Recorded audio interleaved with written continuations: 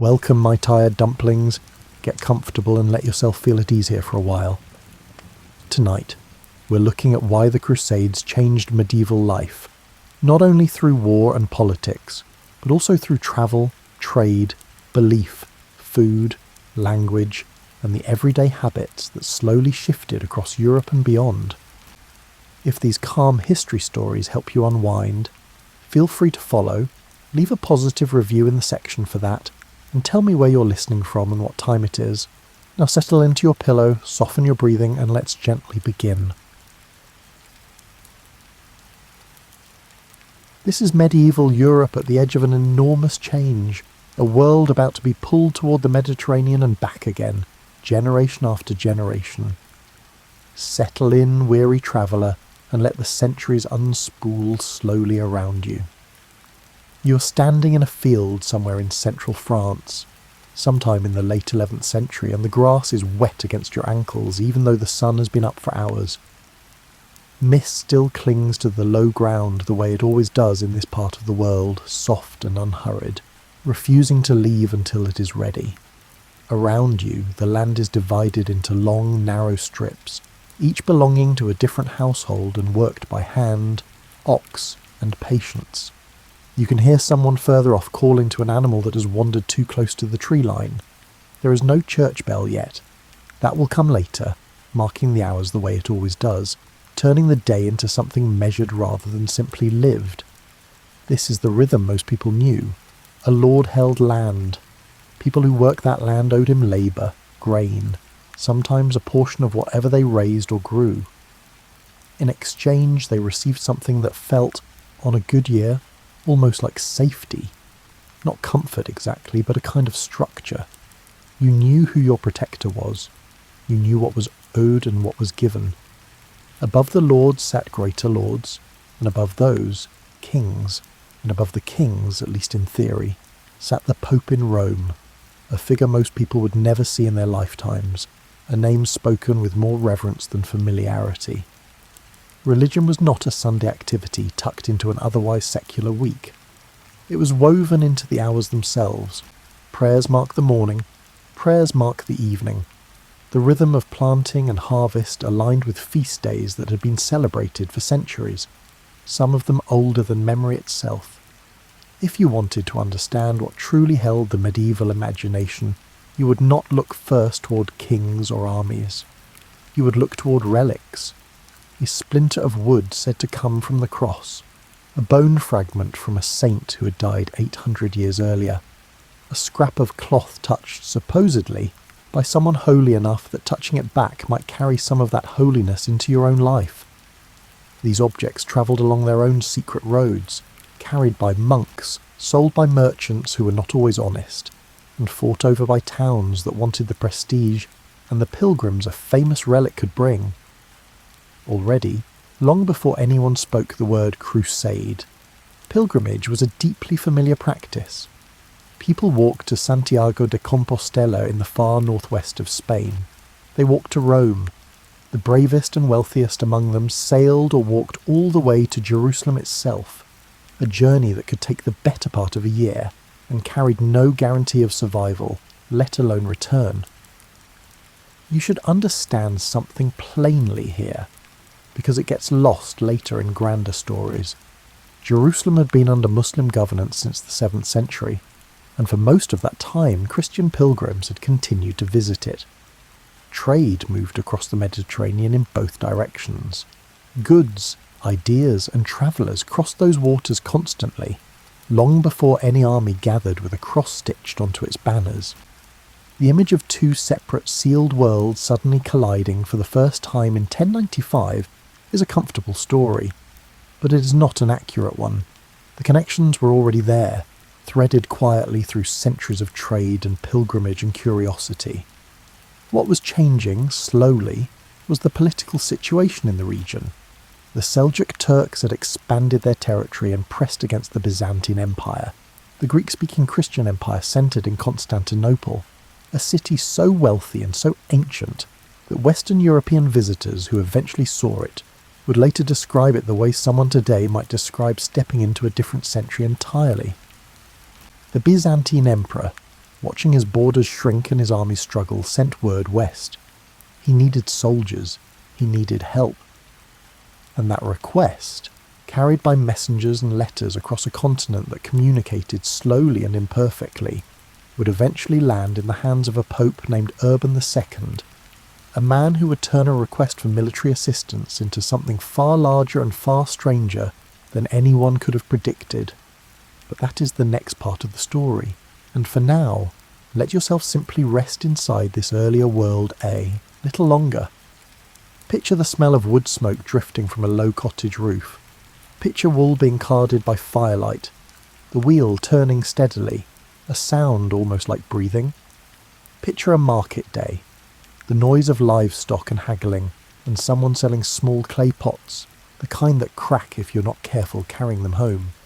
This was a world that already understood travel, already understood trade, already understood the pull of holy places far from home. It simply did not yet understand what it would mean when an entire continent decided, almost all at once, to march toward one of them. There were monasteries scattered like quiet islands across the landscape, places where books were copied by hand, where Latin learning survived in fragments, where monks rose in the dark to pray before the rest of the world had stirred. Some of these monasteries held libraries that, by later medieval standards, would seem modest, perhaps a few dozen volumes, each one worth more than most households would see in gold across a lifetime. Outside the monastery walls, most people could not read at all and had no particular need to. Knowledge was passed mouth to ear, season to season, parent to child. A farmer did not need a book to know when to plant barley. A blacksmith did not need a book to know how hot a forge needed to be before iron would yield to the hammer. It is worth sitting with this picture for a moment, because everything that follows, the vows, the journeys, the cities built and rebuilt, the knowledge carried home in saddlebags, all of it grew out of this slower, quieter world. Nothing about the coming centuries erased this foundation.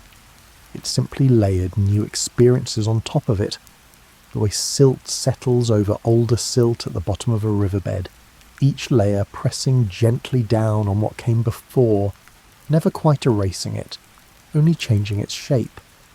Think, too, about how slowly news travelled in this world, and how that slowness shaped the way people understood distant events. A piece of information might take weeks to cross a single kingdom, carried by a merchant who happened to be heading in the right direction, or by a pilgrim returning home with stories gathered along the way. By the time news reached a small village tucked into a river valley, it had often passed through a dozen mouths, each one shading the story slightly, adding a detail here, losing one there, until the version that finally settled into local memory bore only a loose resemblance to whatever had actually happened. This mattered enormously for how people understood the wider Mediterranean world. Most villagers had never seen a map and had no particular need for one. Their sense of geography came instead from stories, from sermons describing far-off holy places, from the occasional traveller passing through who could describe, with more enthusiasm than accuracy, what lay beyond the next range of hills, let alone beyond the sea. Jerusalem existed, in the imagination of most people, less as a real city with streets and markets and ordinary daily life, and more as a kind of sacred idea, a place where heaven and earth were thought to sit unusually close together. Yet for those who had actually made the pilgrimage, and there were more of them than you might expect, the gap between imagined holy city and lived experience could be striking.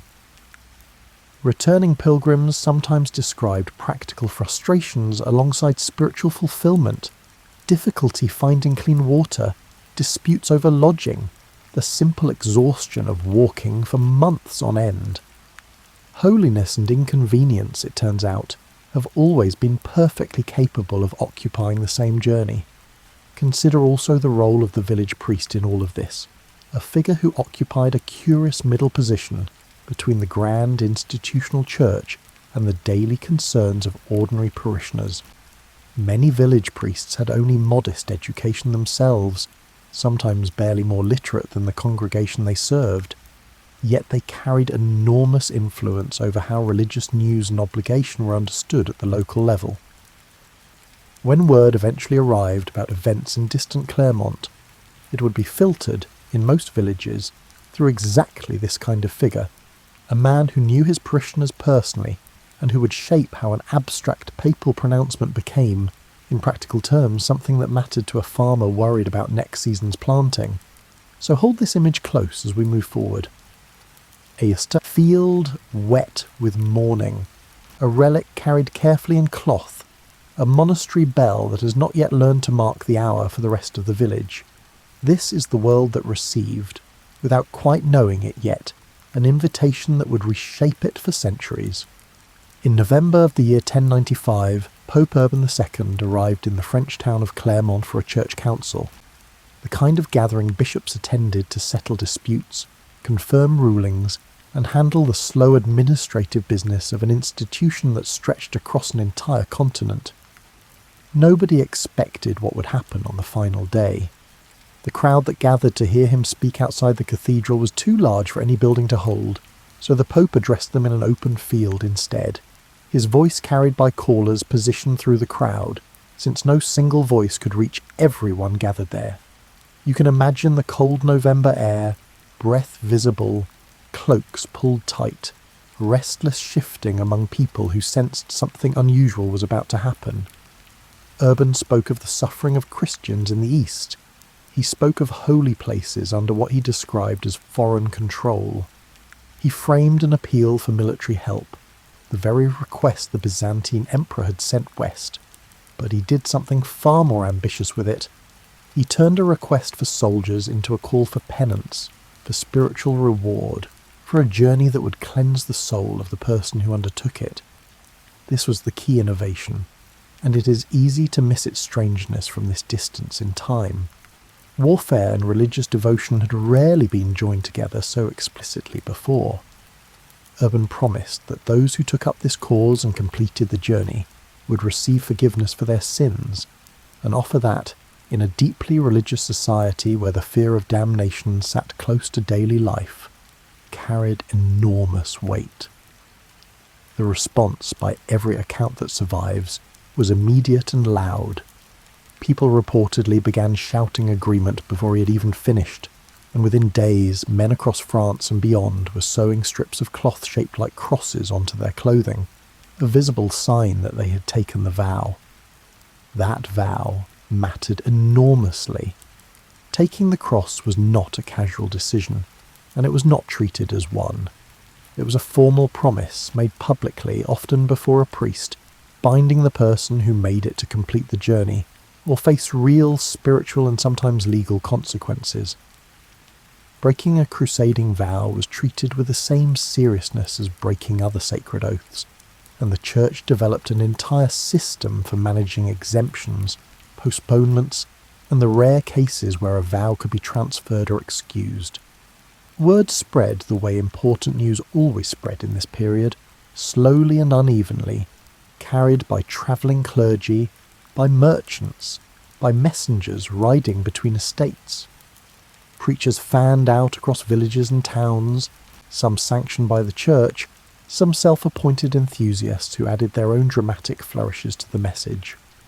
One such figure, a wandering preacher whose passionate sermons drew enormous crowds of ordinary people, rather than knights and nobles, helped gather a large, poorly organised group that set out ahead of the main armies, with consequences that would prove difficult for everyone involved. For the people who took the vow, the decision rarely came from religious conviction alone, though that conviction was almost always present and almost always genuine by the standards of the time. Other motivations tangled together with it. A younger son with no land to inherit might see an opportunity to win territory abroad. A knight burdened by guilt over violence committed closer to home might see the journey as a way to balance the scales of his own conscience. A lord eager for prestige might see participation as a way to elevate his family's standing among his peers. And practically speaking, the journey ahead required an enormous amount of preparation, more than most people undertaking it had ever organised in their lives. Consider what taking the cross actually meant for a household. The person leaving was very often the one who managed the estate, settled disputes among tenants, led any defence the land might require, and represented the family in matters of law and obligation to a higher lord. Stepping away from that role for what could easily stretch into 2 or 3 years, with no guarantee of return at all, required arrangements that touched every part of domestic and economic life. There was the matter of money, which we will look at closely in a moment, because the financial burden of crusading reshaped entire estates and, in some cases, entire regional economies. There was the matter of who would manage daily affairs in the absence of the person leaving, a question that fell, more often than popular memory tends to acknowledge, on the women left behind. There was the matter of legal protection, since the Church recognised that crusaders needed some guarantee that their property would not be seized or contested while they were away, and developed specific protections, however imperfectly enforced, to address this. And there was simply the human matter of preparing to say goodbye to a place and a life that might never be seen again in the same form. Armour needed to be commissioned or repaired, and a full suit of mail took a skilled smith considerable time to produce, representing a substantial cost on its own. Horses needed to be selected, and ideally several brought along, since a single mount could not be expected to survive an entire campaign without injury or loss. Provisions needed to be gathered for a journey whose length nobody could predict with any accuracy, since travel by land through unfamiliar and sometimes hostile territory moved at the pace of the slowest cart in the column. The scale of the response that followed Urban's sermon surprised contemporaries almost as much as it surprises us now looking back. Multiple armies, organised loosely around different regional lords, began moving east through different routes, converging gradually toward Constantinople, where the Byzantine emperor who had originally asked for help found himself facing a force considerably larger and considerably less controllable than anything he had requested. Let yourself imagine the roads during this period, clogged in places with wagons and walkers, livestock driven alongside columns of armed men, the dust of high summer settling over everyone equally, regardless of rank. Local villages along these routes experienced something between a windfall and a disaster, since large travelling groups needed to buy food and shelter, driving prices upward in ways that benefited some local merchants enormously, while straining the resources of others who had little surplus to sell in the first place. There is something worth noticing in just how quickly an abstract papal pronouncement turned into a deeply personal decision for thousands of individual people. A sermon, however moving, only becomes history when it changes what ordinary people actually do with their lives, and in this case the change was almost immediate. Within weeks the news had reached well beyond France. Carried along the same trade and pilgrimage routes that had connected Europe to the wider Mediterranean for generations, the very routes discussed in the previous chapter, now suddenly carrying a different kind of traffic entirely. Local lords found themselves fielding requests from tenants and lesser knights eager to join, some of whom had never previously expressed much interest in matters of distant religious politics. Bishops in regions far from Claremont organised their own gatherings, repeating and adapting Urban's message for local audiences who would never have had the chance to hear the Pope speak in person. Songs and stories about the cause began circulating as well, shaped and reshaped as they passed from town to town, each retelling adding its own local flavour to what had begun as a single sermon, delivered in a cold November field. It would be a mistake to imagine this enthusiasm as universal or uncomplicated. Plenty of clergy expressed genuine concern about the practical wisdom of the enterprise, worried about what would happen to estates and families left without their usual protectors, worried about the fate of poorly equipped peasants who joined the movement with more enthusiasm than preparation. These concerns proved well-founded, particularly for the loosely organised groups of common people who set out ahead of the main noble armies, many of whom faced considerable hardship and tragedy long before reaching anywhere near their intended destination. This was the beginning.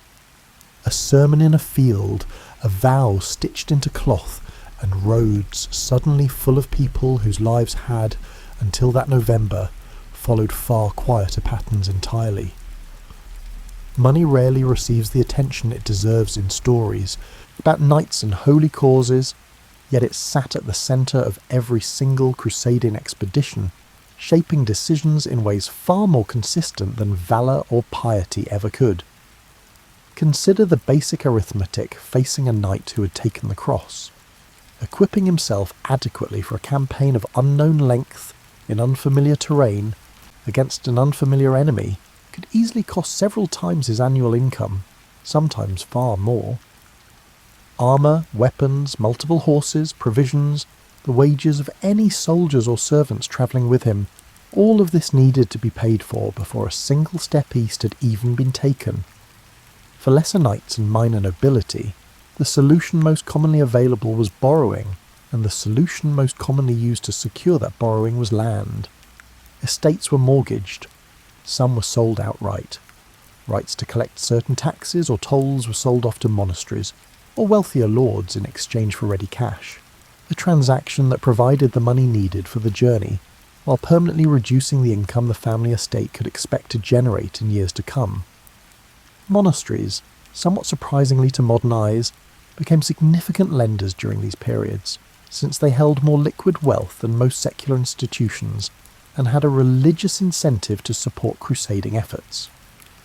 A knight might grant a monastery permanent rights over a mill, a stretch of forest, or a portion of harvest dues, in exchange for the funds needed to outfit himself properly. These arrangements, recorded carefully in charters that survive in considerable numbers, reveal just how deeply financial necessity shaped the practical reality of crusading, regardless of how the cause itself was framed in sermons and songs. Kings and the church, recognizing the enormous cost involved, developed new mechanisms for raising money on a larger scale.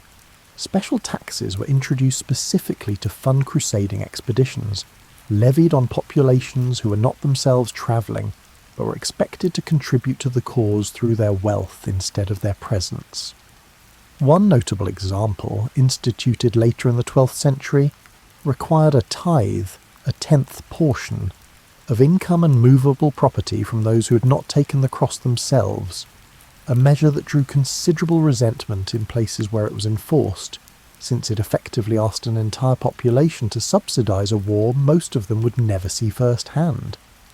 This taxation represented something genuinely new in medieval governance, a step toward the idea that a ruler could levy extraordinary taxes for a specific cause, justified by appeal to collective religious duty, rather than the more familiar feudal obligations tied to land tenure. Historians studying the development of royal taxation across medieval Europe often point to crusade taxes as an early, significant precedent, one that later kings would draw upon when justifying other forms of extraordinary taxation for entirely different purposes. Towns, too, found themselves squeezed for contributions, sometimes willingly, sometimes less so. Wealthy merchants in cities along major trade routes were approached for loans or donations, occasionally in exchange for trading privileges or charters that granted their towns additional rights and freedoms, a bargain some town councils found quite appealing despite the upfront cost involved. Meanwhile, back on the estates themselves, the absence of the lord created its own quiet financial strain. Harvests still needed managing, disputes among tenants still needed resolving, rent still needed collecting, and debts, including the new debts taken on to fund the journey itself, still needed servicing, often for years before the lord returned, if he returned at all. It is worth pausing here to think about what return actually meant, financially speaking.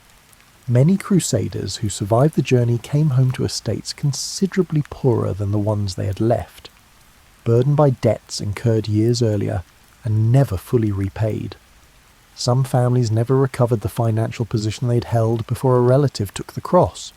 Land that had been sold or mortgaged sometimes never returned to the family, particularly when the original holder did not survive to reclaim it, leaving widows and children to negotiate with creditors who had little sympathy and considerable legal standing. Other families, by contrast, found the experience financially advantageous, particularly those whose relatives gained land, titles or plunder in the territories the Crusaders eventually controlled in the Eastern Mediterranean. The financial outcomes of crusading varied enormously from household to household, shaped as much by luck and timing as by the careful planning any family might attempt beforehand. There is a particular kind of quiet drama in these old financial records that rarely makes it into popular retellings of this period. A charter recording the sale of a mill carries within it an entire unspoken story, a family weighing an uncertain spiritual reward against a certain and permanent loss of income, deciding in the end that the journey mattered enough to justify the sacrifice. Reading these documents centuries later, you can sense the careful negotiation behind each clause, the lawyers and clerks working out terms that would bind families for generations. The clerks who drafted these documents deserve a small note of their own appreciation, since their careful, unglamorous work made the entire crusading enterprise financially possible.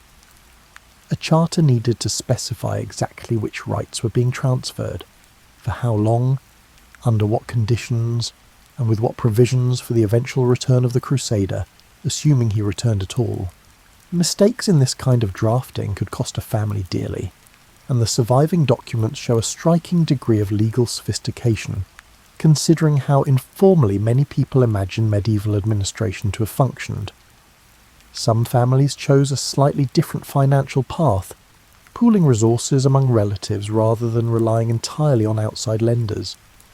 A wealthy uncle might fund a nephew's journey in exchange for a share of any land or plunder gained, or a family might collectively decide that sending one son east, fully equipped, made more practical sense than each relative attempting to fund a separate, lesser-equipped journey of their own.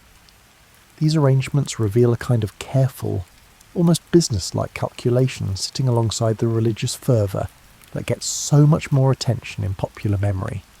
The papacy itself benefited considerably from this financial infrastructure, since the church controlled much of the administrative machinery used to collect crusade taxes and managed considerable wealth that flowed through monastic lending networks. Critics at the time, and there were always critics, pointed to this financial dimension as evidence that the crusading movement served institutional interests as much as spiritual ones, an accusation the church largely deflected by pointing to the genuine sacrifices made by individual crusaders themselves. What emerges from this financial picture is a more complicated portrait than the simple image of knights riding off for glory and faith alone. Behind every departing column of soldiers sat a web of loans, mortgaged land, special taxes, and careful calculations made by stewards and clerks who rarely appear in the grander narratives, but whose work made the entire enterprise possible in the first place. And all of this financial strain, all of this borrowing and selling and taxing, happened against the backdrop of households left behind to manage daily life without the person who, in most cases, had carried the primary responsibility for running things. Which brings us to a part of this story too often left in shadow, the people who stayed. For every knight who rode east, someone remained behind to keep an estate functioning, and in a striking number of cases that someone was his wife. This is worth sitting with for a moment, because it complicates a picture many people carry of medieval women as passive figures waiting quietly at home for news. The reality, drawn from court records, charters, and surviving correspondence, paints a far more active picture. Noble women left in charge of estates during their husband's absence frequently took on responsibilities that, in ordinary circumstances, would have belonged entirely to the lord himself. This meant managing finances, collecting rents and dues from tenants, settling disputes that arose among them, and maintaining the delicate web of obligations that connected an estate to the lords above it and the people below it. It often meant overseeing the defence of the estate as well, particularly in regions where local conflicts continued regardless of who happened to be away on a distant religious campaign.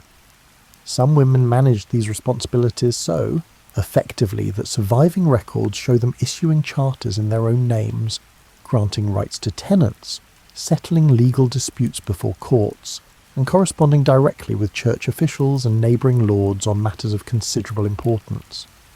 A woman acting in this capacity was not necessarily breaking any social expectation. Medieval society generally recognised that someone needed to manage these affairs, and a capable wife was considered a perfectly appropriate person to do so, provided she acted, at least nominally, on behalf of her absent husband. The household itself, beyond the formal business of estate management, also fell more heavily on the shoulders of those who remained. Children needed raising and educating according to their station. Servants needed direction. Religious observances, woven so tightly into daily life, continued without pause, and the lady of the house often took on a more visible role in leading household prayer and charitable giving during her husband's absence, partly out of practical necessity, and partly as a way of demonstrating the family's continued piety, while its most visible representative was away pursuing exactly that.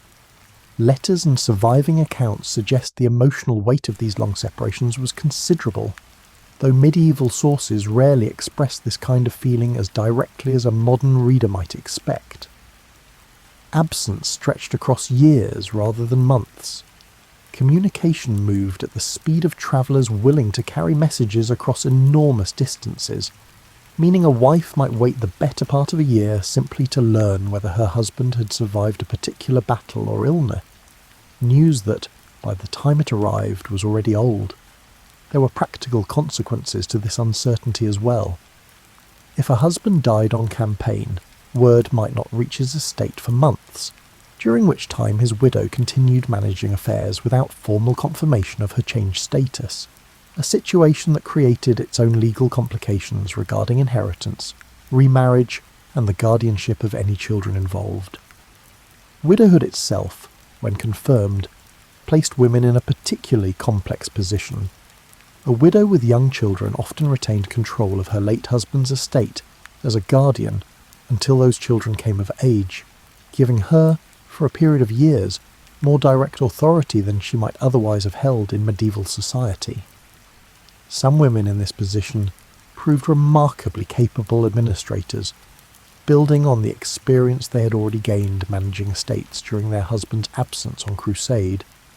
Not every woman left behind belonged to the nobility, of course, and the experience of absence touched households at every level of society, though the documentary record naturally favours the wealthy and titled, whose affairs generated the paperwork historians rely upon centuries later. A peasant woman whose husband took the cross faced her own version of these challenges, managing a smaller holding, negotiating with the same lord her husband had answered to, raising children with less of a buffer against hardship than wealthier households enjoyed. Villages themselves felt these absences collectively.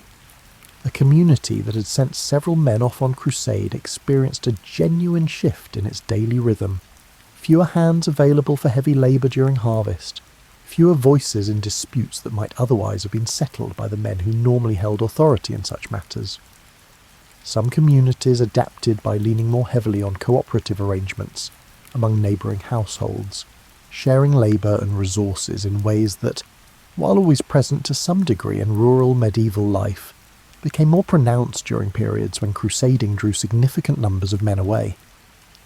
There is a particular kind of resilience visible in these records, a quiet, unglamorous competence exercised by people whose names rarely appear in the grander chronicles written about crusading itself, chronicles that focus almost entirely on battles, sieges, and the deeds of prominent lords. The women and communities who kept estates and villages functioning during these long absences received far less attention, yet their work was every bit as essential to the success or failure of any given crusading expedition as the soldiers themselves.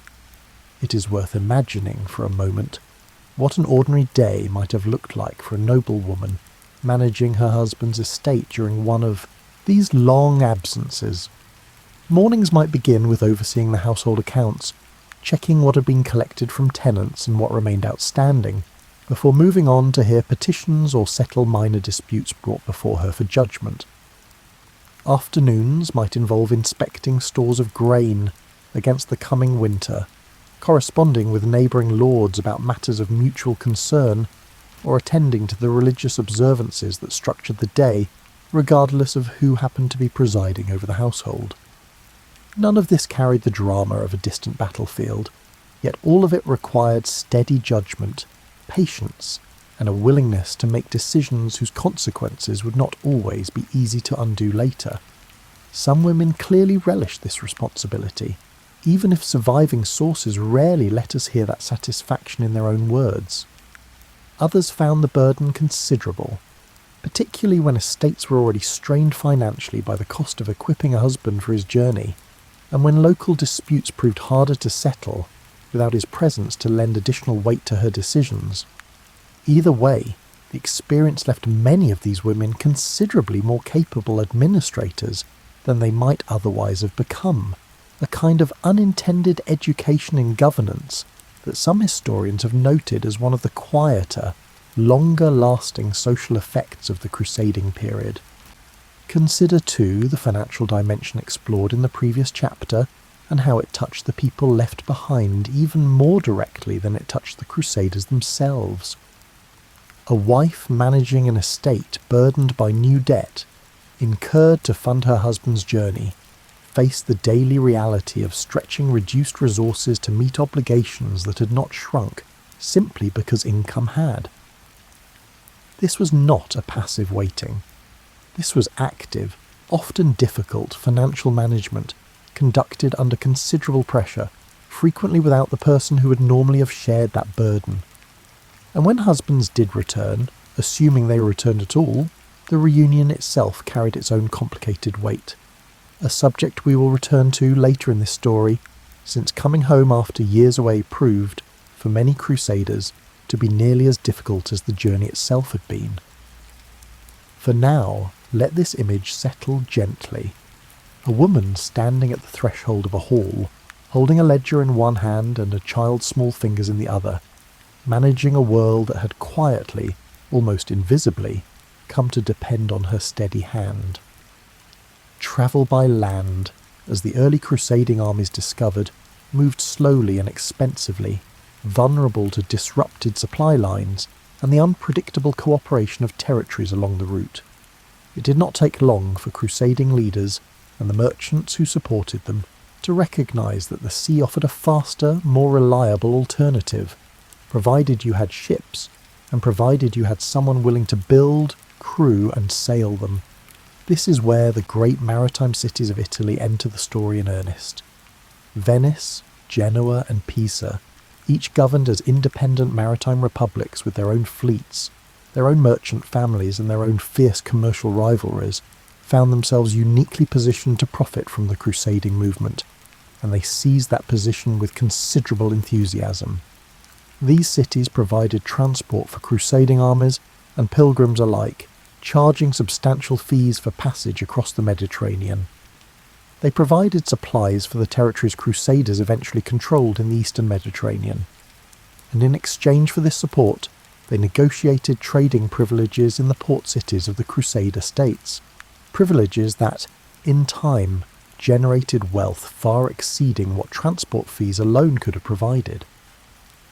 Picture the harbour at Venice during this period, lined with ships of varying sizes, some built specifically for hauling cargo, others built for speed, the air thick with the smell of tar used to seal hulls and salt, carried in on every breath of wind off the water. Merchants moved through the crowded docks calling out prices, negotiating contracts, watching the horizon for ships overdue, and increasingly worried about. Shipbuilding itself became something of a specialised industry in these cities, with particular families and workshops developing reputations for certain types of vessels.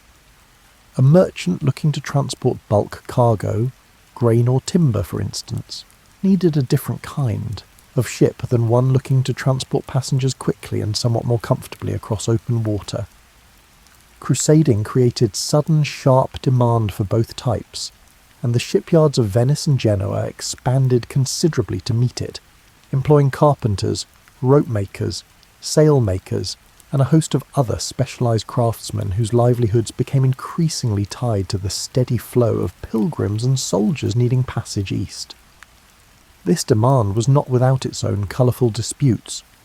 Contracts for transport sometimes specified precise terms regarding food and water allowances for passengers, the conditions under which a ship's captain could deviate from an agreed route, and what compensation might be owed if a voyage took considerably longer than expected, which, given the unpredictability of Mediterranean weather, happened with some regularity. More than one surviving document records bitter complaints from crusaders who felt they had been overcharged or underserved by the merchant fleets they depended upon, complaints that occasionally escalated into formal legal disputes heard before town councils back in the maritime republics themselves. The goods that flowed back from the eastern Mediterranean through these Italian ports transformed what was available in European markets, though again, it is worth remembering that trade along these routes long predated the crusading movement itself.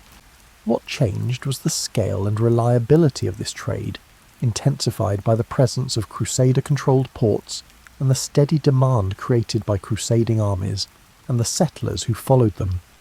Spices arrived in greater quantity than before, pepper and cinnamon and ginger, transforming European cooking for those wealthy enough to afford them, and creating an entire merchant infrastructure dedicated to importing, taxing and distributing these goods across the continent. Silk arrived as well, prized for its texture and its rarity, though silk production itself had origins far to the east, in China, with the routes carrying it westward, passing through numerous hands long before reaching Mediterranean shores. Sugar, still a luxury item rather than a household staple during this period, arrived in greater quantities, sweetening foods and medicines for those who could afford it. Dyes arrived too, particular shades of red and blue that European producers struggled to match using local materials, making imported dyestuffs valuable commodities in their own right. Glassware, particularly from regions with established traditions of fine glassmaking, made its way west as well, admired for a clarity and colour that European glassmakers had not yet learned to replicate consistently, though they would, in time, study and adapt these techniques themselves. This commercial relationship was never simple or one-directional. European merchants brought their own goods east, woolen cloth, metal tools, timber from European forests increasingly scarce in some eastern Mediterranean regions, and a variety of manufactured items that found ready buyers among the settled populations of the Crusader states and the broader trading networks those states connected to. The maritime republics grew extraordinarily wealthy from this arrangement, and that wealth reshaped the cities themselves. Venice in particular, already a significant trading power before the crusading movement began, used the privileges and profits gained through Crusader-era trade to expand its commercial reach dramatically, building a trading empire that would dominate eastern Mediterranean commerce for centuries afterward. It is important here to push back gently against a tempting but misleading narrative, the idea that the Crusades single-handedly opened trade between Europe and the wider world, as though no meaningful commercial contact existed before 1095. This simply was not the case. Byzantine merchants, Islamic trading networks stretching from Spain to India, and Italian merchants themselves had been conducting business across the Mediterranean for centuries before any crusading army set sail. What the crusading movement provided was intensification, new ports under friendly control, new demand created by crusader populations, and new political relationships that made certain kinds of trade easier and more profitable than they had been before. This distinction matters enormously for understanding the period accurately. The crusading era did not create Mediterranean trade. It accelerated and reshaped trade networks that already existed, much the way a new highway might intensify traffic along a route that already connected two cities, rather than inventing the relationship between those cities from nothing. There is a darker thread woven through this story of expanding trade and travel as well, one that deserves honest attention rather than quiet omission. The intense religious fervour surrounding the crusading movement, combined with rising suspicion and resentment in many European communities, contributed to periods of severe persecution against Jewish communities living throughout Europe, communities that had, in many cases, lived peacefully among their Christian neighbours for generations. As crusading armies gathered and moved through certain regions, particularly during the early waves of crusading enthusiasm, some of these communities suffered devastating violence, their members killed or forced to convert under threat of death, their property seized, their long-established positions within local towns destroyed in a matter of days. This violence was not universally sanctioned by church authorities, and some bishops and local officials made genuine efforts to protect Jewish communities under their jurisdiction. But those efforts often proved insufficient against the scale and intensity of the violence that erupted in certain towns along the routes crusading armies travelled. This history deserves to be told honestly, without softening, because it represents one of the genuine and lasting harms caused by the religious fervour the crusading movement unleashed. A harm that fell on people who had no part whatsoever in the conflict being waged in the Eastern Mediterranean, and whose only connection to it was living, often for generations, in towns that crusading armies happened to pass through on their way east. Some of these communities had lived in the same towns for so long that local Christian residents had no living memory of a time before their presence, sharing markets, sharing streets, sometimes even sharing the ordinary, unremarkable friendliness that develops between neighbours who simply happen to live near one another. The speed with which that ordinary coexistence could collapse, under the pressure of gathered armies inflamed by religious enthusiasm and, in some cases, simple opportunism toward vulnerable communities with property worth seizing, stands as one of the more sobering lessons this period of history has to offer. We will return to questions of persecution and violence again later in this story, when we reach the events surrounding the Fourth Crusade and its consequences for Constantinople itself. For now, let the image of those harbour cities settle alongside this harder truth. Wealth and devastation moving along many of the same roads, sometimes only weeks apart from one another. Among the quieter consequences of the crusading movement, one of the most significant involved knowledge itself, the slow, uneven transfer of ideas, texts, and practical techniques between the Eastern Mediterranean world and Western Europe. Here again, a careful distinction matters. The crusading movement did not introduce Western Europe to classical learning or advanced medicine from nothing, as though Europeans had previously possessed no access to such knowledge whatsoever.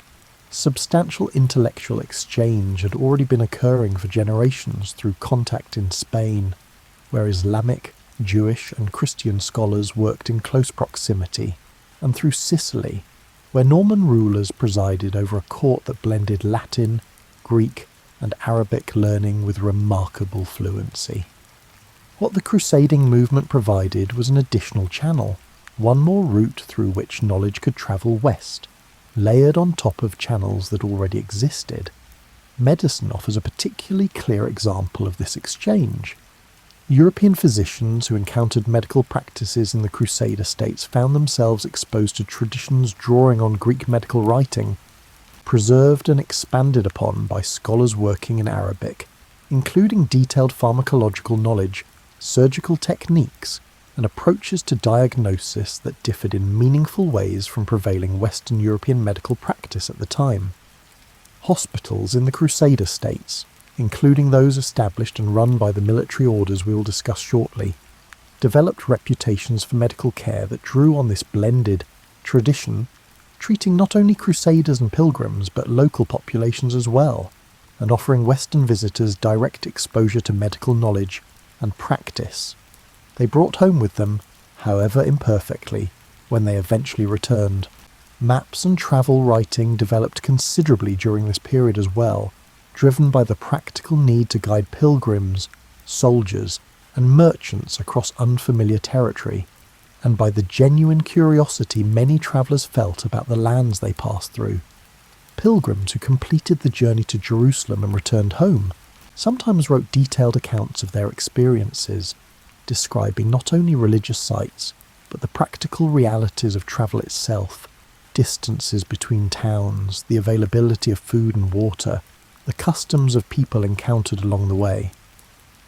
These travel accounts, copied and shared among monasteries and later among a wider literate audience, provided a genuine, if imperfect, window onto a wider world for readers who would never themselves leave the regions where they were born. They described landscapes that bore little resemblance to anything in northern Europe, the heat of the Levant in summer, the particular quality of light over the Mediterranean, markets selling goods that readers back home had perhaps only heard of in passing, if at all. Maps themselves grew gradually more sophisticated, though it would be a mistake to imagine medieval map-making transformed overnight into anything resembling modern cartography.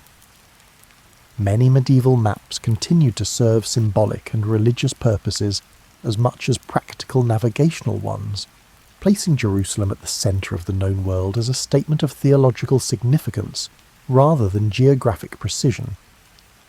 But alongside these symbolic representations, more practical navigational charts developed as well, particularly among the maritime trading cities whose ships needed reliable guidance across genuinely dangerous waters.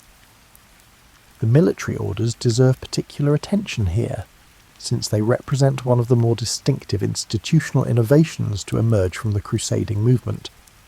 Organisations such as the Knights Templar and the Knights Hospitaller combine the structure and discipline of monastic life with active military service, an arrangement that struck many contemporaries as a fascinating, even slightly puzzling combination of vocations that had previously seemed entirely separate. Members of these orders took vows similar to those taken by monks, including vows of poverty and obedience. Yet they also trained as soldiers and fought, when necessary, in defence of the Crusader states and the pilgrims travelling through them. The Hospitallers in particular developed an extensive network of hospitals true to their name, providing medical care along pilgrimage routes and within the Crusader states themselves, drawing on exactly the blended medical knowledge described earlier in this chapter. These orders accumulated considerable wealth and property across Europe, not only in the Crusader states themselves, but through donations of land and money from supporters back home eager to fund their work. This wealth, combined with their relative independence from local secular and religious authorities, eventually made them powerful institutions in their own right, a development that would have significant and, in the case of the Templars, ultimately dramatic consequences in the centuries that followed. It is worth pausing on just how unusual this combination of monk and soldier must have seemed to people encountering it for the first time. A member of one of these orders rose for prayers at the same fixed hours observed in any monastery, ate simply, owned little or nothing in his own name, and answered to a superior within his order rather than to any secular lord. Yet this same man might spend his afternoon training with sword and lance, or riding out to escort a column of pilgrims through territory where bandits or hostile forces posed a genuine threat. Contemporaries occasionally struggled to categorise these men neatly, and that struggle itself tells you something about how genuinely novel the arrangement felt at the time, regardless of how familiar it has since become through centuries of retelling. The discipline these orders maintained, drawn directly from monastic tradition, also made them unusually effective as fighting forces by the standards of the period, since they answered to a clear chain of command and operated under rules that discouraged the kind of independent, glory-seeking behaviour that sometimes undermined coordination among feudal armies, assembled from dozens of separate noble households, each with its own priorities and its own sense of precedence. Castle design represents another area of genuine technical exchange during this period, though once again, the story is one of adaptation and refinement, rather than wholesale invention from nothing. European builders who encountered Byzantine and regional fortification techniques in the eastern Mediterranean observed approaches to defensive architecture, including more sophisticated use of concentric walls, layered defences and carefully positioned towers, that differed in important ways from earlier European castle-building traditions. Crusader fortresses built in the eastern Mediterranean designed to hold relatively small garrisons against potentially large besieging forces, often incorporated these more sophisticated defensive principles, and some of the builders and soldiers who spent years living within and around these fortresses carried lessons home with them, lessons that gradually influenced castle design back in Europe over the following decades, contributing to a broader ongoing evolution in fortification techniques that was already underway for other reasons as well. Artistic exchange moved more quietly but no less significantly through these same channels. Decorative motifs, certain techniques in metalwork and textile production, and stylistic elements observed in churches and palaces throughout the Eastern Mediterranean found their way, gradually and unevenly, into European artistic production, absorbed and reinterpreted by craftsmen who had encountered them either directly, through travel, or indirectly, through objects that made their way west through trade. It would be a significant overstatement to suggest this artistic and intellectual exchange single-handedly produced the great flowering of learning and art that would eventually emerge in later medieval and early modern Europe. That later flowering drew on many sources, including the continued steady transmission of classical knowledge through Islamic Spain and Byzantine Constantinople, the growth of universities across Europe developing their own independent intellectual traditions, and a wide range of social and economic changes unfolding across the continent for reasons that had little directly to do with crusading at all. Universities in cities such as Bologna and Paris, for example, developed largely through their own internal momentum, driven by growing demand for trained lawyers, clergy and administrators needed to manage an increasingly complex society, a demand only loosely connected to events unfolding in the Eastern Mediterranean. Scholars in these institutions certainly drew on translated texts that had reached them through various routes, including some that passed through Crusader-controlled territory, but they drew just as heavily, if not more heavily, on translations produced in Spain and Sicily, places where Christian, Jewish and Islamic scholars had been collaborating, sometimes uneasily, and sometimes with genuine mutual respect, for generations before the First Crusade ever began. What the crusading movement provided was one significant channel among several, intensifying contact that, in many cases, already existed, and adding new specific experiences, particularly around medicine, fortification, and direct exposure to the wealth and sophistication of cities like Constantinople, that left a genuine, if more modest than popular legend suggests, mark on European intellectual and artistic life in the generations that followed. Daily life within the Crusader states themselves, meanwhile, developed its own distinctive character, blending European settlers, local Christian populations, and Muslim and Jewish communities who continued living within these territories under Crusader rule, a subject that deserves its own careful attention as we move toward the final chapters of this story. The Crusader states established in the Eastern Mediterranean following the First Crusade were never simply outposts of European culture transplanted wholesale onto foreign soil. They developed their own distinctive character, shaped by necessity, by proximity to established local populations, and by the practical demands of governing territory far from the support networks crusading lords had relied upon back home.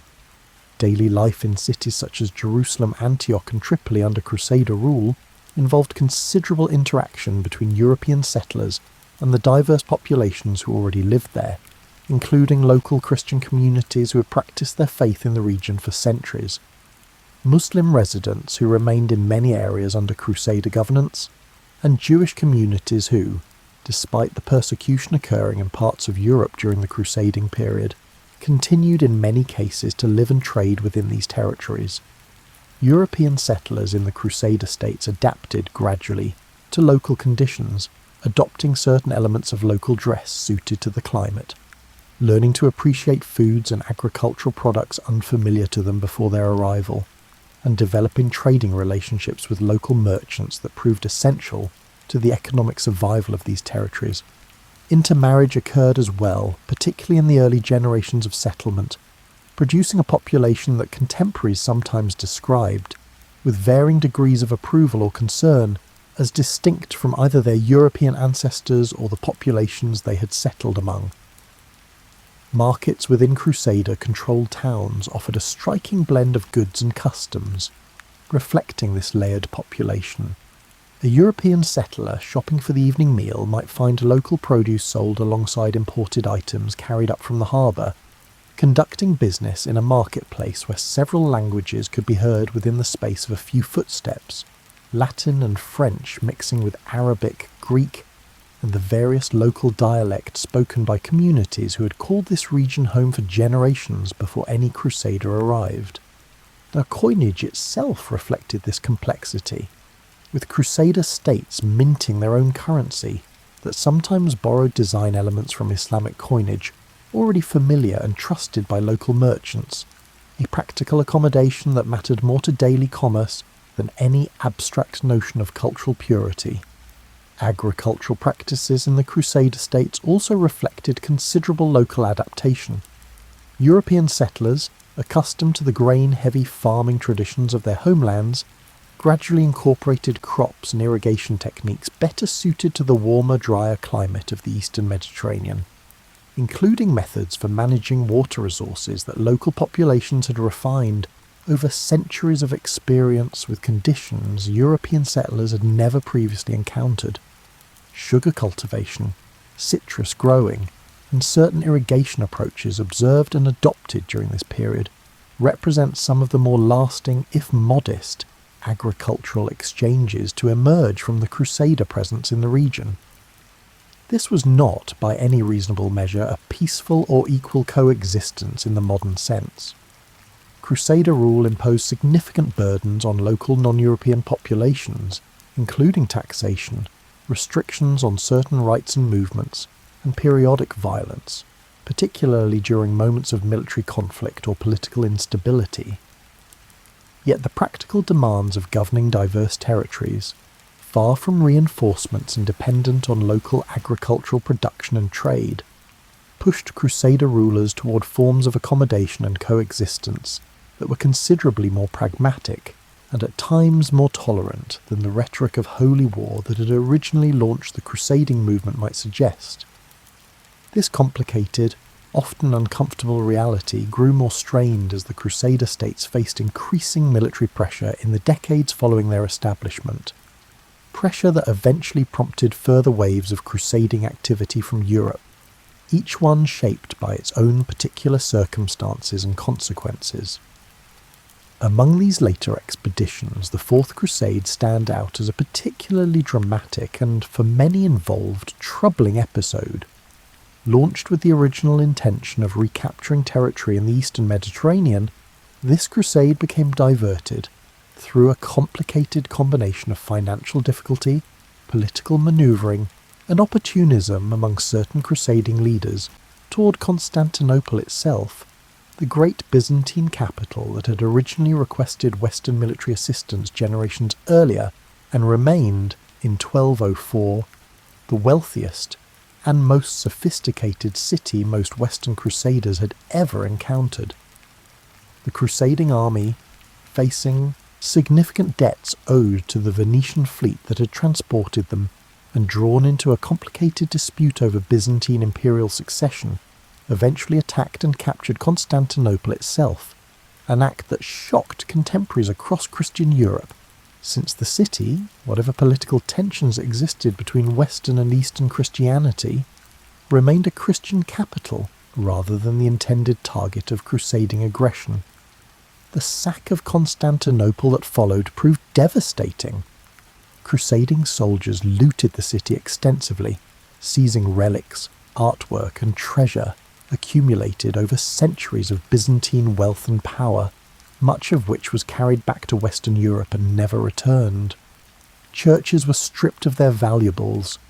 The administrative and economic structures that had sustained Byzantine power for centuries were severely damaged, weakening an empire that would never fully recover its former strength, leaving it considerably more vulnerable to the military pressures it would continue facing in the centuries that followed. This episode complicates any simple narrative of crusading as a unified, consistently noble enterprise, and contemporaries at the time recognise this complication clearly. Even supporters of crusading in principle expressed discomfort and criticism over the diversion against Constantinople, recognising it as a betrayal of the movement's original stated purpose. Redirected toward plunder and political advantage, rather than the recovery of Jerusalem the entire enterprise had originally been organised to achieve. The relics and artwork carried west from Constantinople following this sack did contribute, in a genuine if uncomfortable sense, to the artistic and devotional landscape of Western Europe in the following centuries, with numerous churches across the continent claiming relics whose origins trace directly back to this episode. This represents perhaps one of the more uncomfortable threads running through the broader story of artistic and cultural exchange discussed in the previous chapter, exchange that sometimes occurred through trade and curiosity, and sometimes occurred through outright theft and violence. Setting aside the particular drama of Constantinople, the experience of returning home from crusading, for those who survived and eventually did return, proved difficult in ways that deserve careful attention, since popular memory tends to focus almost entirely on the journey east and the campaigns fought there, leaving the return journey and its aftermath largely unexamined. Crusaders who returned home, often after years away, found themselves navigating estates that had changed considerably in their absence, managed by wives, stewards, or other relatives who had developed their own systems and habits of governance during the long separation. Reintegrating into a household and a community that had adapted to functioning without you required adjustment, and surviving records, though they rarely describe emotional experience directly, hint at tensions arising from these readjustments, disputes over decisions made during the absence, questions about authority and precedence that needed careful renegotiation. Imagine for a moment the particular strangeness of that first evening home, after years of unfamiliar roads and unfamiliar dangers. The hall might look almost exactly as it had when you left. The same hearth, the same worn places in the floor, yet something in the rhythm of the household would feel subtly different. The staff arranged, according to habits formed in your absence, your own children grown enough that they might not immediately recognise the man standing in the doorway. Neighbours who had managed their own affairs without consulting you for years might not immediately resume the old deference, and disputes that had been settled, more or less satisfactorily, by your wife during your absence might need to be quietly reopened, or, just as often, simply left as they were, since reopening a settled matter could cause more disruption than it resolved. Physical and psychological effects of the journey itself also shaped this return. Crusaders frequently came home with injuries, chronic illness contracted during the journey, and almost certainly, though medieval sources lack the vocabulary to describe it in terms a modern reader would recognise, the kind of lasting psychological strain that sustained exposure to violence, deprivation, and loss tends to produce in anyone who experiences it, regardless of the historical period in which they live. Some returning crusaders found a kind of restlessness settling over them once the initial relief of homecoming faded, a sense that ordinary domestic life, however welcome after years of hardship, felt somehow smaller than it once had. A handful chose to take the cross again in later years, drawn back toward an experience that had clearly cost them dearly the first time, a pattern some historians have noted with quiet curiosity, wondering whether the pull was genuine continued devotion, a restless temperament unsuited to settled life, or perhaps some combination the sources simply do not allow us to untangle with any real confidence at this distance in time. Some returning crusaders brought home genuine wealth and enhanced status, land or titles gained through service in the crusader states, relationships formed with powerful figures during the campaign, or simply the prestige that came with having completed such a demanding religious obligation successfully. Others returned considerably poorer than they had left, burdened by debts that, as discussed earlier, sometimes took years or even generations for their families to fully resolve, and many, of course, did not return at all. Death from disease during the journey proved, across the crusading period as a whole, considerably more common than death in battle, a sobering statistic that rarely receives the attention given to dramatic accounts of sieges and combat. Families left behind sometimes waited years for confirmation of a relative's fate, managing states and raising children under a prolonged uncertainty that, in its own quiet way, represents one of the more difficult and underappreciated human costs of the entire crusading era. The effects of all this on ordinary towns and villages across Europe, beyond the noble households whose records survive most abundantly, were considerable as well, though harder to trace in precise detail given the more limited documentary evidence available for non-noble populations. Villages that sent men away experienced labour shortages during crucial agricultural seasons. Towns along major routes experienced economic disruption and, sometimes, opportunity, as discussed earlier, profiting from supplying passing armies while simultaneously facing the social strain large transient populations inevitably brought with them. And communities everywhere absorbed, gradually, the steady trickle of returning crusaders carrying with them new goods, new stories, and new, if often fragmentary and imperfectly understood, knowledge of a wider world most of their neighbours would never see firsthand. Picture a small market town along one of the routes leading toward an Italian port, the kind of place that might ordinarily see little traffic beyond local farmers and the occasional travelling merchant. During the height of crusading enthusiasm, such a town might suddenly find itself hosting groups of pilgrims and soldiers passing through in numbers far exceeding anything its usual economy was built to handle. Innkeepers raised prices, sometimes to the point of local resentment, while blacksmiths and farriers found themselves working long hours repairing equipment and shoeing horses for travellers eager to continue their journey without delay. A town like this might prosper considerably during the peak years of crusading traffic, only to find that prosperity fading once the major waves of departures had passed, leaving behind a community that had briefly glimpsed a much larger world before settling back into its earlier, quieter rhythms. Local fairs and markets, too, sometimes grew around this traffic, offering goods specifically aimed at travellers heading toward the coast, sturdy footwear, preserved food suitable for a long journey, small devotional items that pilgrims might carry with them as a tangible expression of their purpose. Some of these markets developed a degree of permanence, becoming regular fixtures on the local calendar long after the original crusading traffic that had inspired them began to taper off. A quiet, practical legacy embedded into the rhythm of regional commerce for generations to come.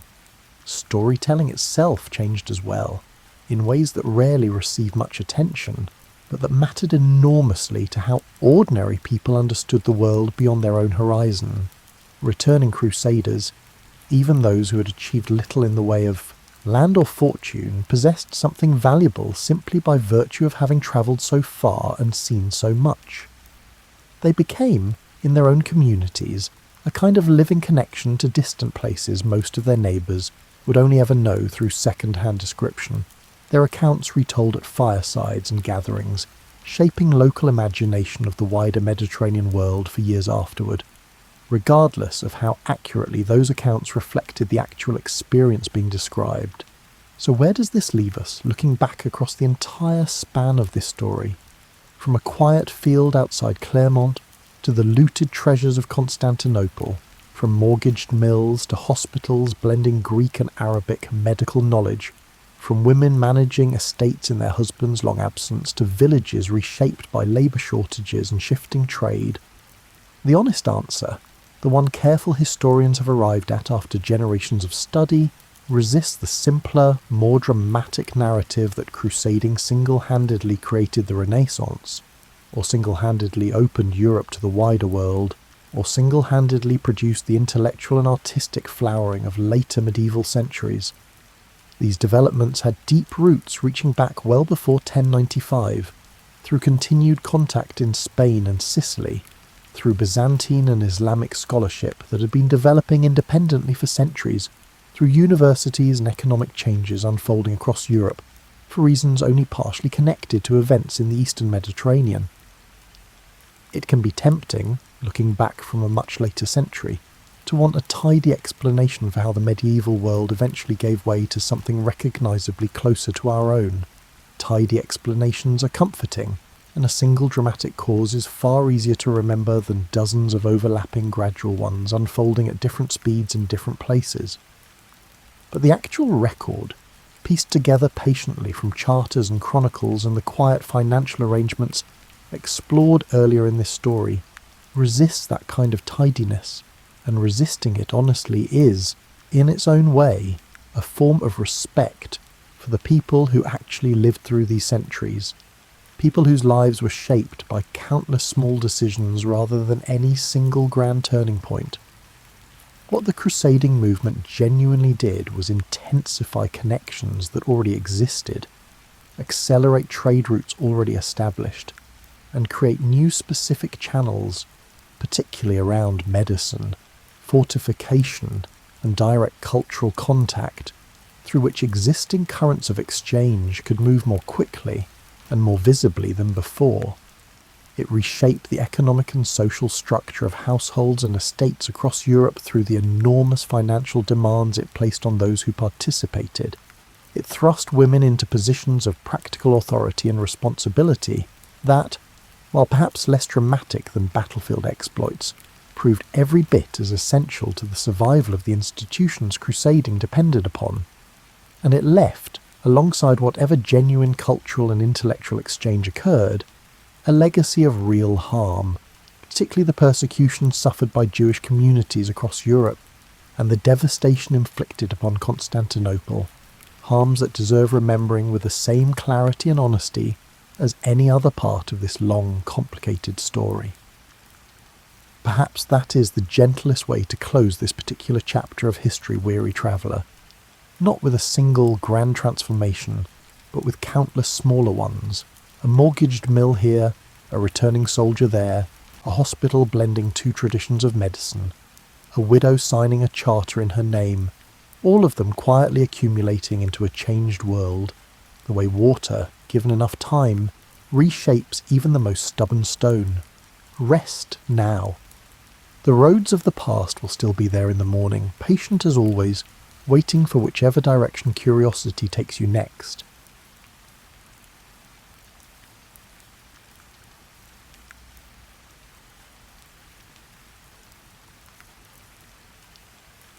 Okay, check this out. You're stepping into the year 1066, and you've just witnessed the most successful hostile takeover in English history, though they didn't call it that back then. William the Conqueror, who probably would have made an excellent corporate CEO, has just defeated Harold at Hastings, and suddenly everyone who matters is speaking French. The Norman court wasn't like the chaotic Saxon halls of old, where warriors might burst into song between courses and dogs wandered freely among the rushes.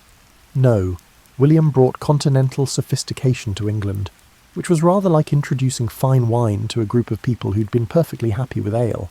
You can imagine the culture shock. One day you're an Anglo-Saxon noble, comfortable in your familiar world of mead halls and familiar customs, and the next day there's a French-speaking king issuing orders in a language that sounds like someone gargling honey.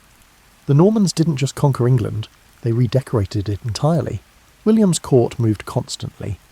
A medieval roadshow that would have given modern event planners nightmares.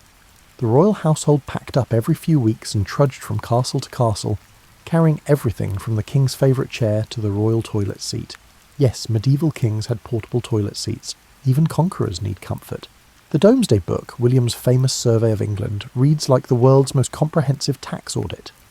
Imagine teams of Norman clerks descending on English villages like medieval accountants, counting every pig, chicken and patch of turnips. The locals must have watched these proceedings with the same enthusiasm modern people show for tax season. What made the Norman court fascinating was that it was essentially a start-up that achieved success beyond anyone's expectations. William took a relatively small group of French nobles and convinced them to cross the Channel and reinvent an entire kingdom. They brought new architecture, new laws, new fashions, and most importantly new ideas about how royal courts should function. The Normans turned the English court into Europe's most efficient government machine. They created a bureaucracy so organised that historians still marvel at it today. Every penny was accounted for, every legal decision recorded, and every royal progress planned with military precision. If the Saxons had been jazz musicians, improvising freely and following their instincts, the Normans were a full orchestra, playing from carefully written sheet music. What's remarkable is how quickly the two cultures began to blend. Within a generation, Norman knights were marrying English heiresses, and their children grew up bilingual. The court became a place where French efficiency met English practicality, creating something entirely new. You might say it was the medieval equivalent of fusion cuisine, except instead of mixing Thai and Mexican flavours, they were blending governmental systems. The castle became the symbol of this new order. These weren't just fortresses, they were corporate headquarters, law courts, tax offices, and luxury hotels all rolled into massive stone packages. You were entering the nerve centre of a kingdom that was systematically reorganising from the ground up when you stepped into a Norman castle's great hall. Fast forward to the Plantagenets, and you'll find yourself in what amounts to the world's longest-running family drama. If the Normans were efficient administrators, the Plantagenets were passionate performers who happened to run a kingdom on the side. Henry II, the first Plantagenet king, inherited an empire that stretched from the Scottish borders to the Pyrenees. Managing this required him to be part politician, part general, part diplomat, and part travelling salesman. He was constantly on the move, governing his vast territories with the energy of someone who'd had far too much medieval coffee, if such a thing had existed. The Plantagenet court was where politics became personal in the most spectacular ways. Take Henry's marriage to Eleanor of Aquitaine, a woman who was essentially the power broker of her age. Eleanor had already been Queen of France before marrying Henry, bringing with her the sophisticated culture of southern France. She turned the English court into a place where troubadours sang love songs, poets competed for royal favour, and courtly romance flourished like exotic flowers in a hothouse. But Eleanor and Henry's marriage was less romance novel and more psychological thriller. They spent years alternately partnering in ambitious political schemes and plotting each other's downfall. Their 4 sons, Henry the young king, Richard the Lionheart, Geoffrey and John, grew up watching their parents' complex relationship and apparently decided that family harmony was overrated. The result was a royal family that treated succession planning like a contact sport. The princes rebelled against their father, formed alliances with foreign kings, and generally behaved like teenagers with armies. When Henry the young king died in 1183, he was technically still in rebellion against his father. Family dinners must have been extraordinarily awkward. Richard I, the Lionheart, spent most of his reign away from England, crusading in the Holy Land.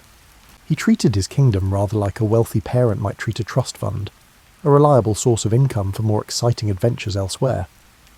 Richard spoke little English and visited England perhaps twice during his 10-year reign. However, he continues to be one of England's most renowned monarchs, demonstrating that time apart can truly deepen one's affection. Then came John, and if you've seen any movie about Robin Hood, you know John as the villain. The real John was more complex than Hollywood suggests, less cartoonishly evil, more disastrously incompetent.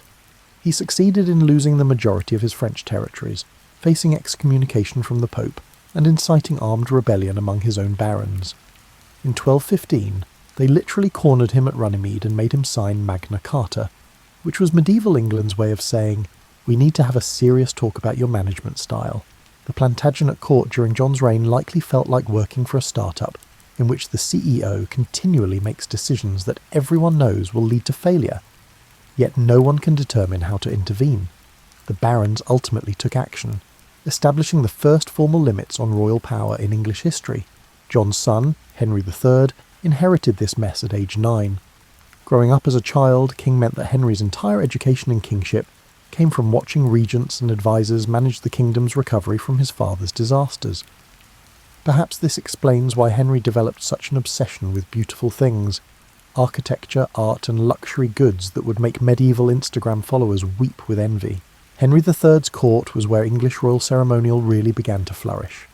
He reconstructed Westminster Abbey in the Gothic style, setting the stage for the crowning of English monarchs for the ensuing 8 centuries. He collected art, patronised scholars, and turned the royal court into a cultural centre that attracted talent from across Europe. The Plantagenets established patterns that would echo through English royal history. the tension between the king's personal desires and his public duties, the constant need to balance English interests against continental ambitions, and the recurring discovery that even kings must occasionally listen to their subjects' opinions about governance. Edward I arrived on the throne like someone finally reading the instruction manual after generations of improvisation. Where his predecessors had stumbled through the complexities of medieval kingship, Edward approached the job with the systematic thoroughness of a master craftsman. You can picture Edward's court as a place where everything finally ran on time. This was a king who conquered Wales not through dramatic cavalry charges, but through methodical strategic planning and superior logistics. He built a ring of castles that looked like they'd been designed by someone who'd studied every military engineering textbook ever written, which, in a sense, Edward had. The court of Edward I buzzed with legal innovations that would have impressed modern constitutional lawyers. Edward didn't just rule, he legislated. He created new laws, reformed old ones, and established legal procedures that lasted for centuries. His statutes read like the work of someone who genuinely enjoyed the technical challenges of governance. While other kings saw lawmaking as a tedious necessity, Edward treated it as creative problem-solving. But Edward's greatest innovation was turning royal ceremony into political theatre. His conquest of Wales culminated in one of history's most effective publicity stunts, presenting his infant son Edward, later Edward II, to the Welsh as their Prince of Wales. A native-born ruler who happened to speak no Welsh, but whose birth in Caernarfon Castle made him technically Welsh enough to satisfy the political requirements. The court during Edward's reign felt like the headquarters of a successful consulting firm, organised, purposeful, and slightly intimidating to outsiders. Foreign ambassadors arrived expecting medieval chaos, and instead found clerks who could produce any document within minutes, treasury officials who knew exactly how much money was available for any proposed venture, and a king who actually read the briefing papers. Edward's relationship with Parliament illustrates his practical approach to politics. He didn't summon Parliament because he believed in democratic principles. Such ideas were still centuries in the future. He called Parliament because he needed money for his military campaigns, and he discovered that representatives were more likely to approve taxes if they felt consulted about how those taxes would be spent. It was medieval crowdfunding with a constitutional twist. The court's daily routine reflected Edward's systematic nature.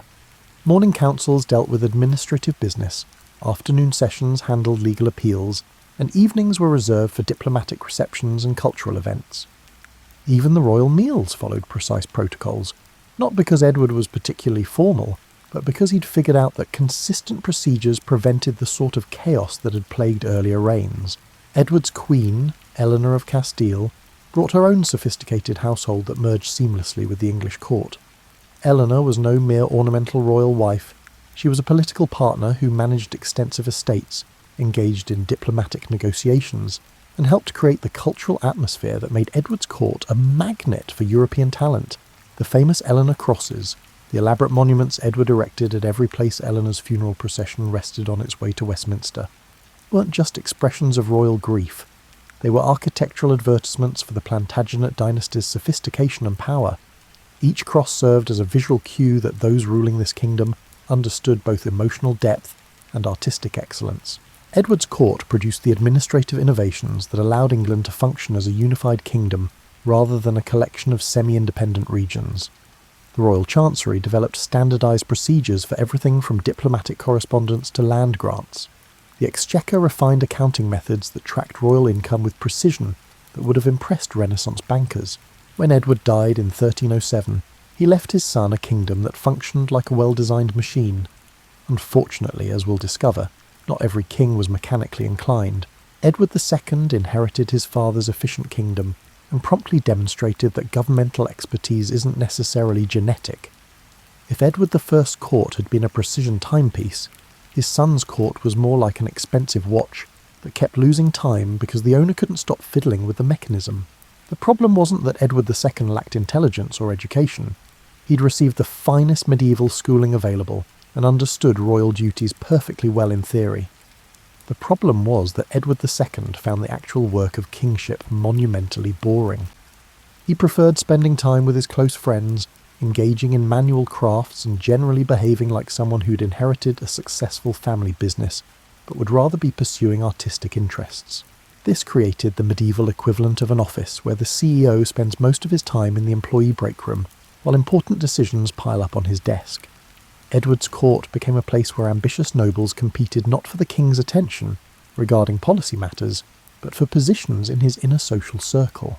The situation became complicated when Edward developed an intensely close relationship with Piers Gaveston, a young nobleman who possessed the medieval equivalent of magnetic charisma.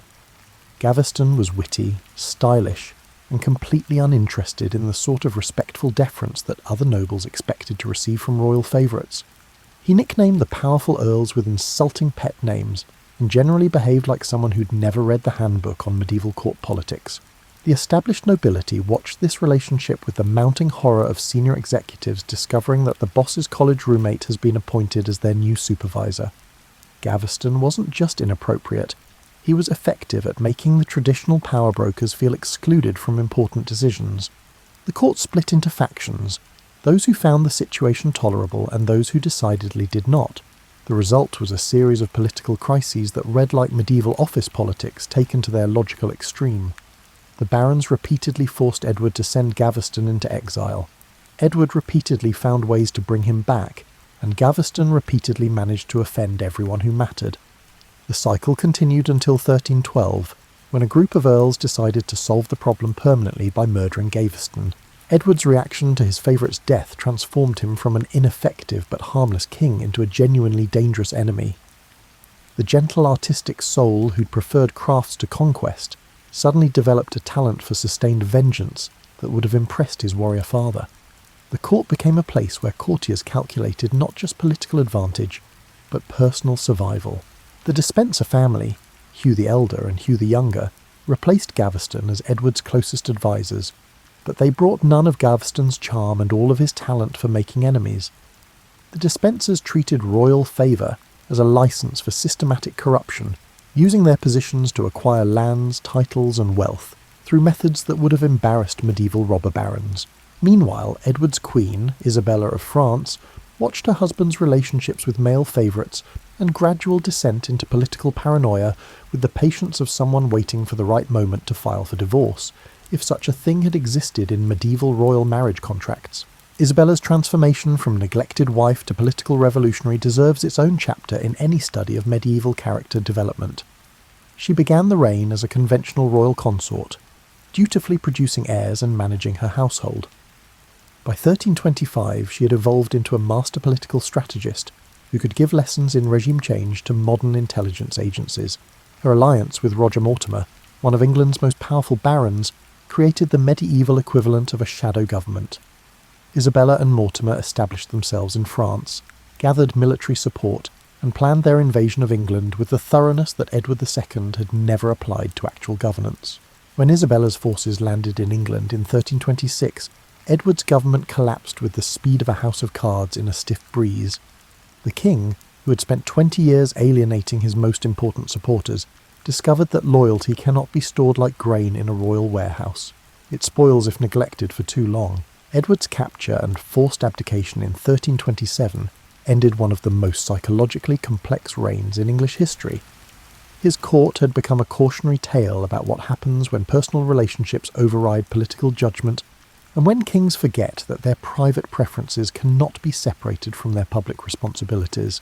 Edward III inherited a kingdom that desperately needed someone who actually wanted to be king. Fortunately, that's exactly what they got.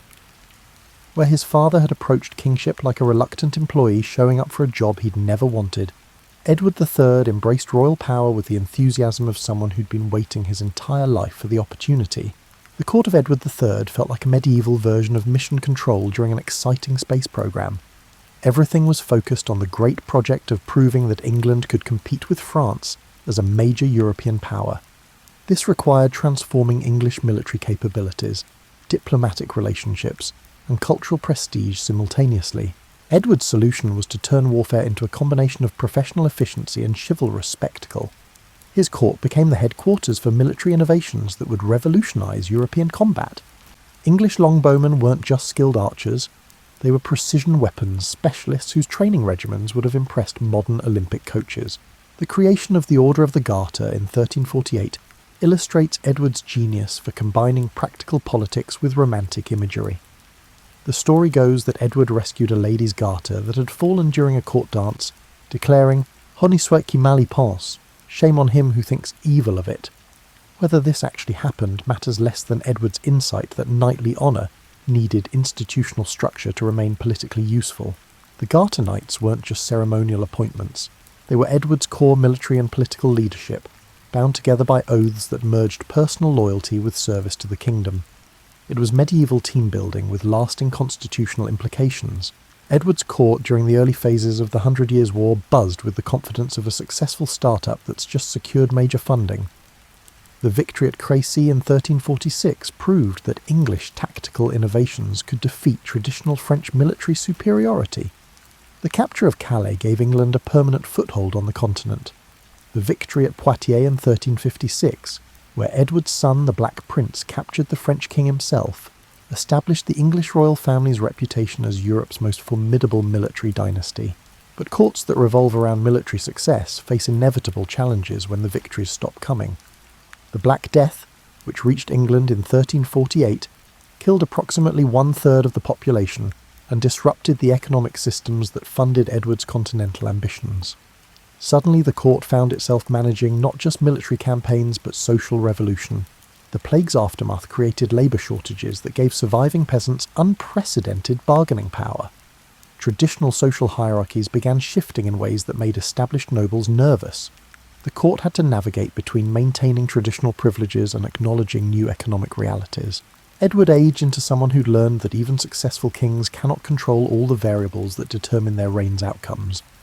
The energetic warrior who'd launched England's bid for continental empire became a somewhat melancholy figure presiding over a kingdom that was simultaneously more powerful and more troubled than it had been at his accession.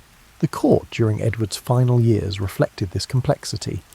Royal ceremonies maintained their magnificence, diplomatic negotiations continued across Europe, and military campaigns proceeded according to established strategies. But underneath the familiar routines, everyone could sense that the assumptions underlying Edward's early successes were becoming increasingly questionable.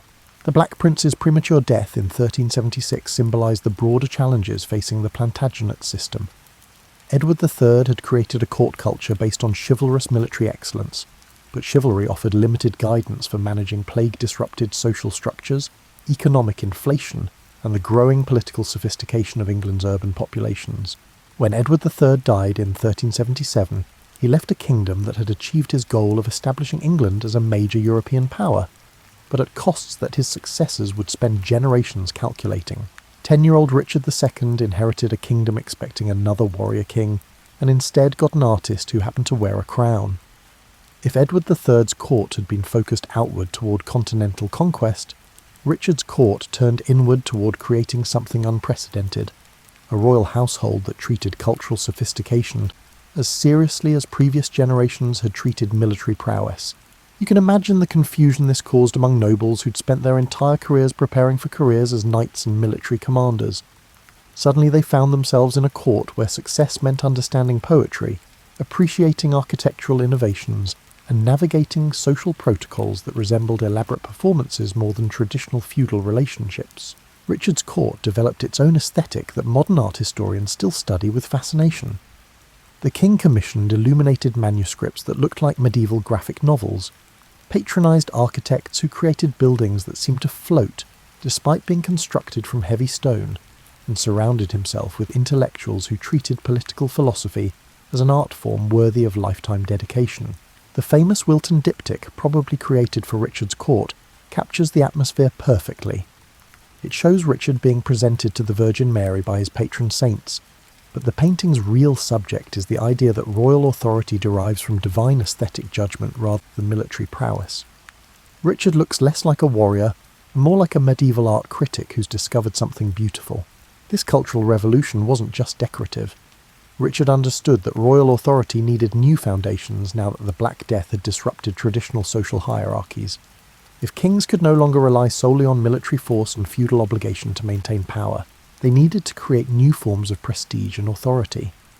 Richard's solution was to make the royal court so culturally magnificent that association with it became irresistible to ambitious nobles. The result was a court where political negotiations felt like elaborate theatrical performances. Richard developed ceremonies that turned routine administrative tasks into rituals that demonstrated royal authority through aesthetic excellence rather than raw power. Foreign ambassadors arrived expecting traditional medieval formality, and instead encountered governmental procedures that seemed designed by choreographers. Richard's personal style reflected this approach. He dressed with an attention to detail that would have impressed Renaissance fashion designers, spoke with the precision of someone who'd studied rhetoric as a fine art, and carried himself with the conscious grace of a performer who understood that every public appearance was a political statement. The king's relationship with literature produced some of the most important cultural developments in English history. Richard's court patronised Geoffrey Chaucer, whose Canterbury Tales captures the social complexity of late medieval England with psychological insight that still amazes modern readers. Chaucer's position as a royal customs official allowed him to observe English society from both aristocratic and commercial perspectives, giving his writing a breadth that purely academic poets couldn't match. But Richard's aesthetic approach to kingship created its own political challenges. Nobles who'd expected to advance their careers through military service found themselves competing in cultural arenas where they felt disadvantaged.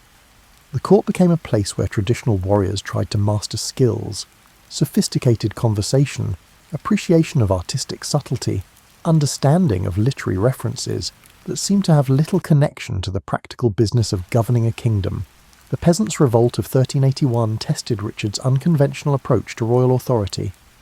When Wat Tyler led thousands of rebellious peasants to London, demanding social and economic reforms that would have dismantled the feudal system, the 14-year-old king faced his first major political crisis.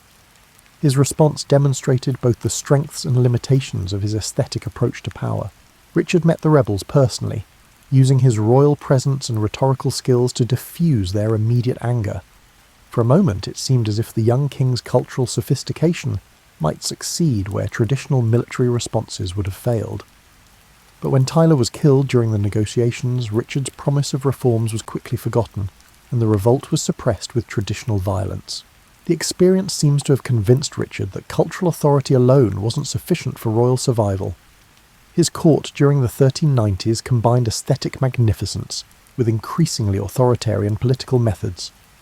Richard began demanding new forms of royal reverence, creating ceremonies that elevated the king above traditional feudal relationships. The famous scene where Richard required nobles to approach his throne on their knees and address him only when spoken to wasn't just royal vanity. It was a systematic attempt to reconstruct royal authority along different lines than his predecessors had used. Richard understood that if cultural prestige was going to replace military dominance as the foundation of royal power, then royal dignity needed unprecedented protection. By the late 1390s, Richard's court had become a place where aesthetic excellence coexisted with political paranoia.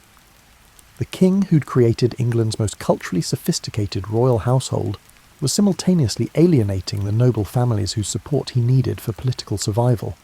The beautiful ceremonies and magnificent art were real achievements, but they couldn't substitute for the practical political skills that successful medieval kingship required. When Henry Bolingbroke deposed Richard II in 1399, he faced a challenge that no previous English king had confronted. How do you establish legitimacy when you've just proven that royal authority isn't actually sacred? Henry IV's court had to function simultaneously as a functioning government and as a constant argument for why the Lancastrian dynasty deserved to rule England. The solution was to create a court culture that emphasised practical competence over aesthetic magnificence.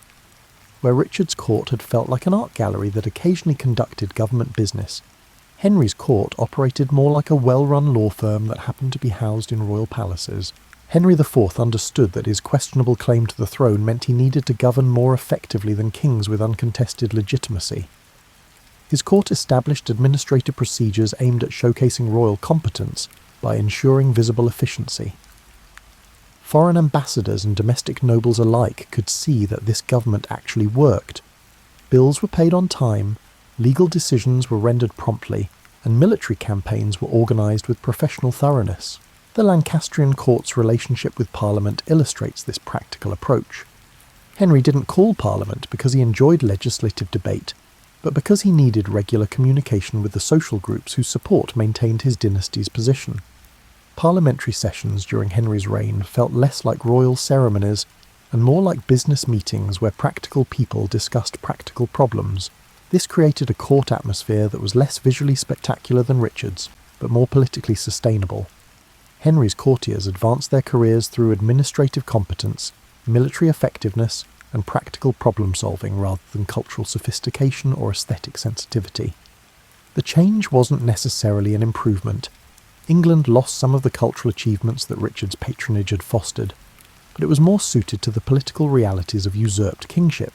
Henry V inherited this practical court culture and applied it to the grandest possible project, proving that the Lancastrian dynasty could achieve military successes that would justify its questionable origins. His court became the planning headquarters for the most successful military campaign in English history. The preparation for Henry's French campaigns reveals how the Lancastrian court had evolved into something resembling a modern general staff. Every aspect of the Agincourt campaign — logistics, intelligence gathering, diplomatic preparation, financial planning — was organised with systematic attention to detail that previous generations of English kings had rarely achieved. Henry's court during the French campaigns must have felt like mission control during a successful space programme. Maps covered the walls, dispatches arrived daily from agents throughout France, and treasury officials calculated the costs of maintaining English armies on foreign soil with accounting precision that would have impressed Renaissance bankers. The victory at Agincourt in 1415 provided exactly the legitimacy boost that Lancastrian kingship needed. Henry had proven that his dynasty could achieve military successes that rivaled the greatest accomplishments of the Plantagenets. The court's practical approach to governance had produced practical results that no one could question, but Henry's early death in 1422 left his infant son, Henry VI, to inherit both the French conquests and the systematic court culture that had achieved them. This created a fascinating problem. What happens when a court designed around practical competence is headed by someone who's more interested in scholarly pursuits than administrative efficiency? Henry VI's court represents one of the most intriguing experiments in English royal history. The king was genuinely pious, intellectually gifted, and temperamentally unsuited for the aggressive political leadership that his father's legacy required. His courtiers found themselves managing a kingdom on behalf of someone who was more interested in founding educational institutions than maintaining military conquests. The result was a court where practical administrators gradually took over the functions that previous kings had performed personally. This might have worked if Henry's nobles had been content with administrative kingship, but many of them had their own ideas about how royal authority should function. Henry VI's court was too well organised for its own good, which contributed to the start of the Wars of the Roses. The efficient administrative systems that Henry IV and Henry V had created continued to function even when the king himself provided minimal leadership. This allowed ambitious nobles to use royal administrative machinery for their purposes, turning the crown's own governmental effectiveness against Lancastrian authority. By the 1450s, the Lancastrian court had become a place where formal governmental procedures continued, while actual political power shifted toward noble factions that were preparing for civil war. The courtiers who'd created England's most efficient medieval government found themselves managing the systematic destruction of the dynasty they'd served so effectively. Edward IV's court after 1461 faced the peculiar challenge of governing a kingdom where everyone had just learned that kings could be overthrown by subjects with sufficient military support and political determination. The Yorkist solution was to create a royal. The court was so magnificently impressive that people would forget how recently the dynasty had come to power. Edward understood that successful usurpers need to establish legitimacy through demonstration rather than argument. His court became a showcase designed to prove that Yorkist kingship represented not just political change but cultural advancement.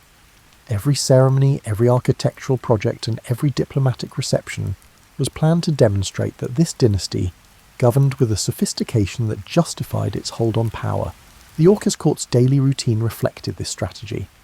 Morning administrative sessions handled governmental business with efficiency that maintained continuity from Lancastrian practices, but afternoon and evening events showcased royal magnificence that surpassed anything England had seen since Richard II's aesthetic experiments. Edward's personal style contributed significantly to this atmosphere. The king was exceptionally tall, strikingly handsome, and possessed the sort of natural charisma that made people want to be associated with his court. Foreign visitors consistently reported that Edward looked like what they expected a king to look like. which provided exactly the sort of visual legitimacy that usurped dynasties particularly needed. But the Yorkist court's real innovation was its approach to economic policy.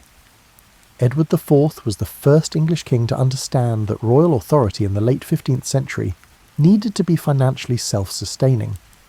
His court developed trading relationships, investment strategies, and revenue-generating systems that made the crown less dependent on parliamentary grants than any previous medieval dynasty. This economic independence allowed Edward to create a court culture that combined political effectiveness with cultural sophistication. Royal patronage during his reign supported architectural projects, manuscript illumination, and musical innovations that demonstrated England's growing cultural confidence. The court became a place where practical governance and aesthetic achievement reinforced each other rather than competing for royal attention. Edward's marriage to Elizabeth Woodville in 1464 illustrates both the strengths and the complications of this approach. Elizabeth wasn't a foreign princess whose marriage would cement diplomatic alliances. She was an English widow whose family connections could strengthen domestic political networks. The decision was politically practical but socially controversial, creating court factions that would influence English politics for decades. The Woodville family's rapid advancement through royal favour created the medieval equivalent of nepotism concerns, but their actual administrative competence was generally impressive.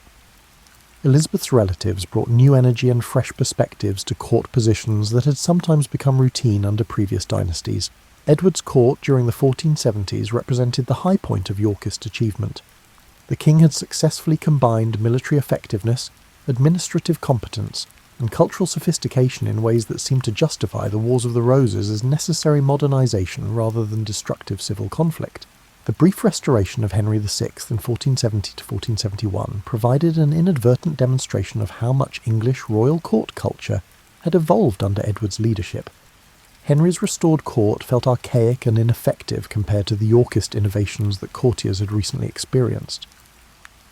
When Edward returned from exile to reclaim his throne, he found that many previously neutral nobles had decided that Yorkist kingship was simply more impressive than Lancastrian alternatives. Edward's sudden death in 1483 at age 40 ended this experiment in systematic royal magnificence before its long-term effectiveness could be fully evaluated. His brother Richard III inherited a kingdom where court culture had become central to political legitimacy, but where the specific elements of that culture were closely associated with Edward's personal charisma and leadership style. Richard III's court represents one of history's most fascinating studies in the relationship between political effectiveness and public perception. By most objective measures, Richard was a competent administrator who governed England efficiently during his brief reign. His court maintained the organisational systems that Edward had established, continued the cultural patronage that had made Yorkist kingship impressive, and handled domestic and foreign policy with reasonable skill. But Richard's court could never escape the circumstances of his accession to power. The disappearance of his nephews, Edward V and Richard, Duke of York, created suspicions that no amount of governmental competence could overcome. Richard found himself managing a court where formal procedures continued normally, while underlying political support steadily eroded. The irony of Richard's reign was that he'd inherited the most sophisticated royal court in English history, at precisely the moment when court sophistication ceased to matter. The Yorkist innovations in governmental efficiency, cultural patronage, and economic independence were genuine achievements, but they couldn't compensate for fundamental questions about dynastic legitimacy.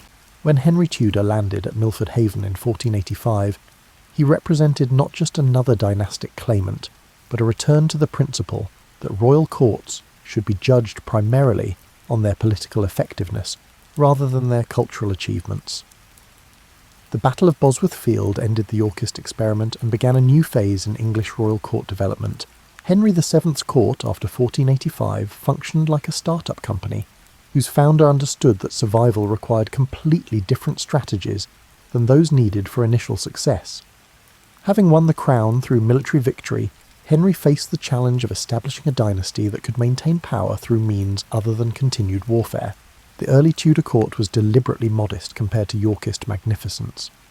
Henry understood that impressive ceremonies and cultural patronage were luxuries that usurped dynasties could afford only after establishing unquestioned legitimacy.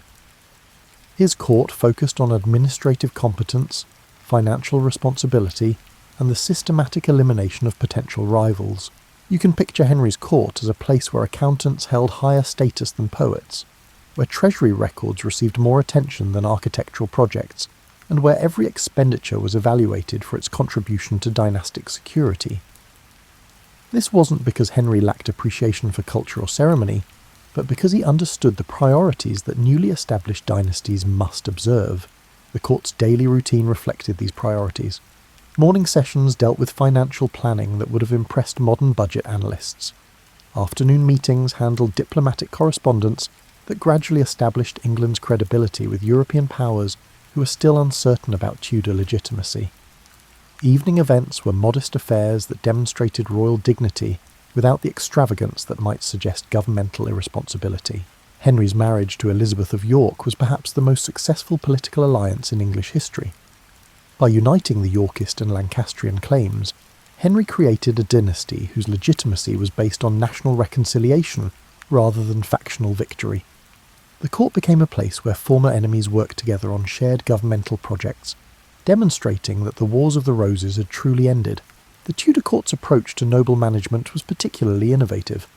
Rather than trying to eliminate powerful aristocratic families, Henry created systems that channeled noble ambition towards service to the crown. Court positions became opportunities for career advancement that required demonstrated loyalty and competence, rather than hereditary privilege alone. This created a court atmosphere that combined traditional medieval hierarchy with meritocratic elements that anticipated later governmental developments.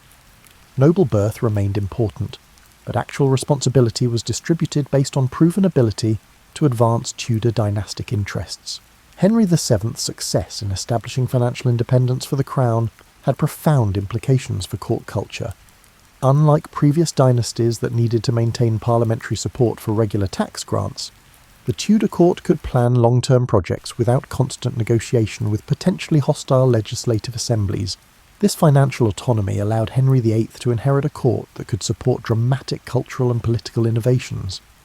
Where his father had necessarily focused on consolidation and survival, Henry VIII could pursue grander ambitions that would transform English royal authority in fundamental ways. Henry VIII's court represents the moment when medieval kingship evolved into something recognisably modern. The young king inherited his father's financial resources and administrative competence, but applied them to projects that would have seemed impossible to previous generations of English monarchs. Henry VIII achieved a dramatic change in royal court culture, as illustrated in the Field of the Cloth of Gold in 1520. This meeting with Francis I of France was essentially a 3-week festival that demonstrated English wealth, cultural sophistication, and technological capability on a scale that amazed contemporary observers.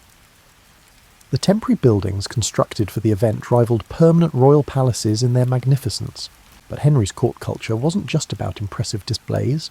The king assembled intellectual and artistic talent that transformed England's cultural landscape. Thomas More, Hans Holbein, Thomas Cranmer, and Thomas Cromwell all contributed to creating a court that combined Renaissance learning, artistic innovation, and administrative efficiency in unprecedented ways. The King's break with Rome in the 1530s transformed the English court into something unprecedented. A royal household that functioned simultaneously as a government headquarters, a centre of religious reform, and a cultural laboratory, experimenting with new forms of royal authority. Henry's court during the Reformation years buzzed with the energy of people who understood they were participating in historical changes that would reshape European civilization. Courtiers found themselves managing not just traditional governmental business, but also the systematic reorganisation of English religious life, the redistribution of monastic wealth, and the creation of new legal frameworks for royal supremacy.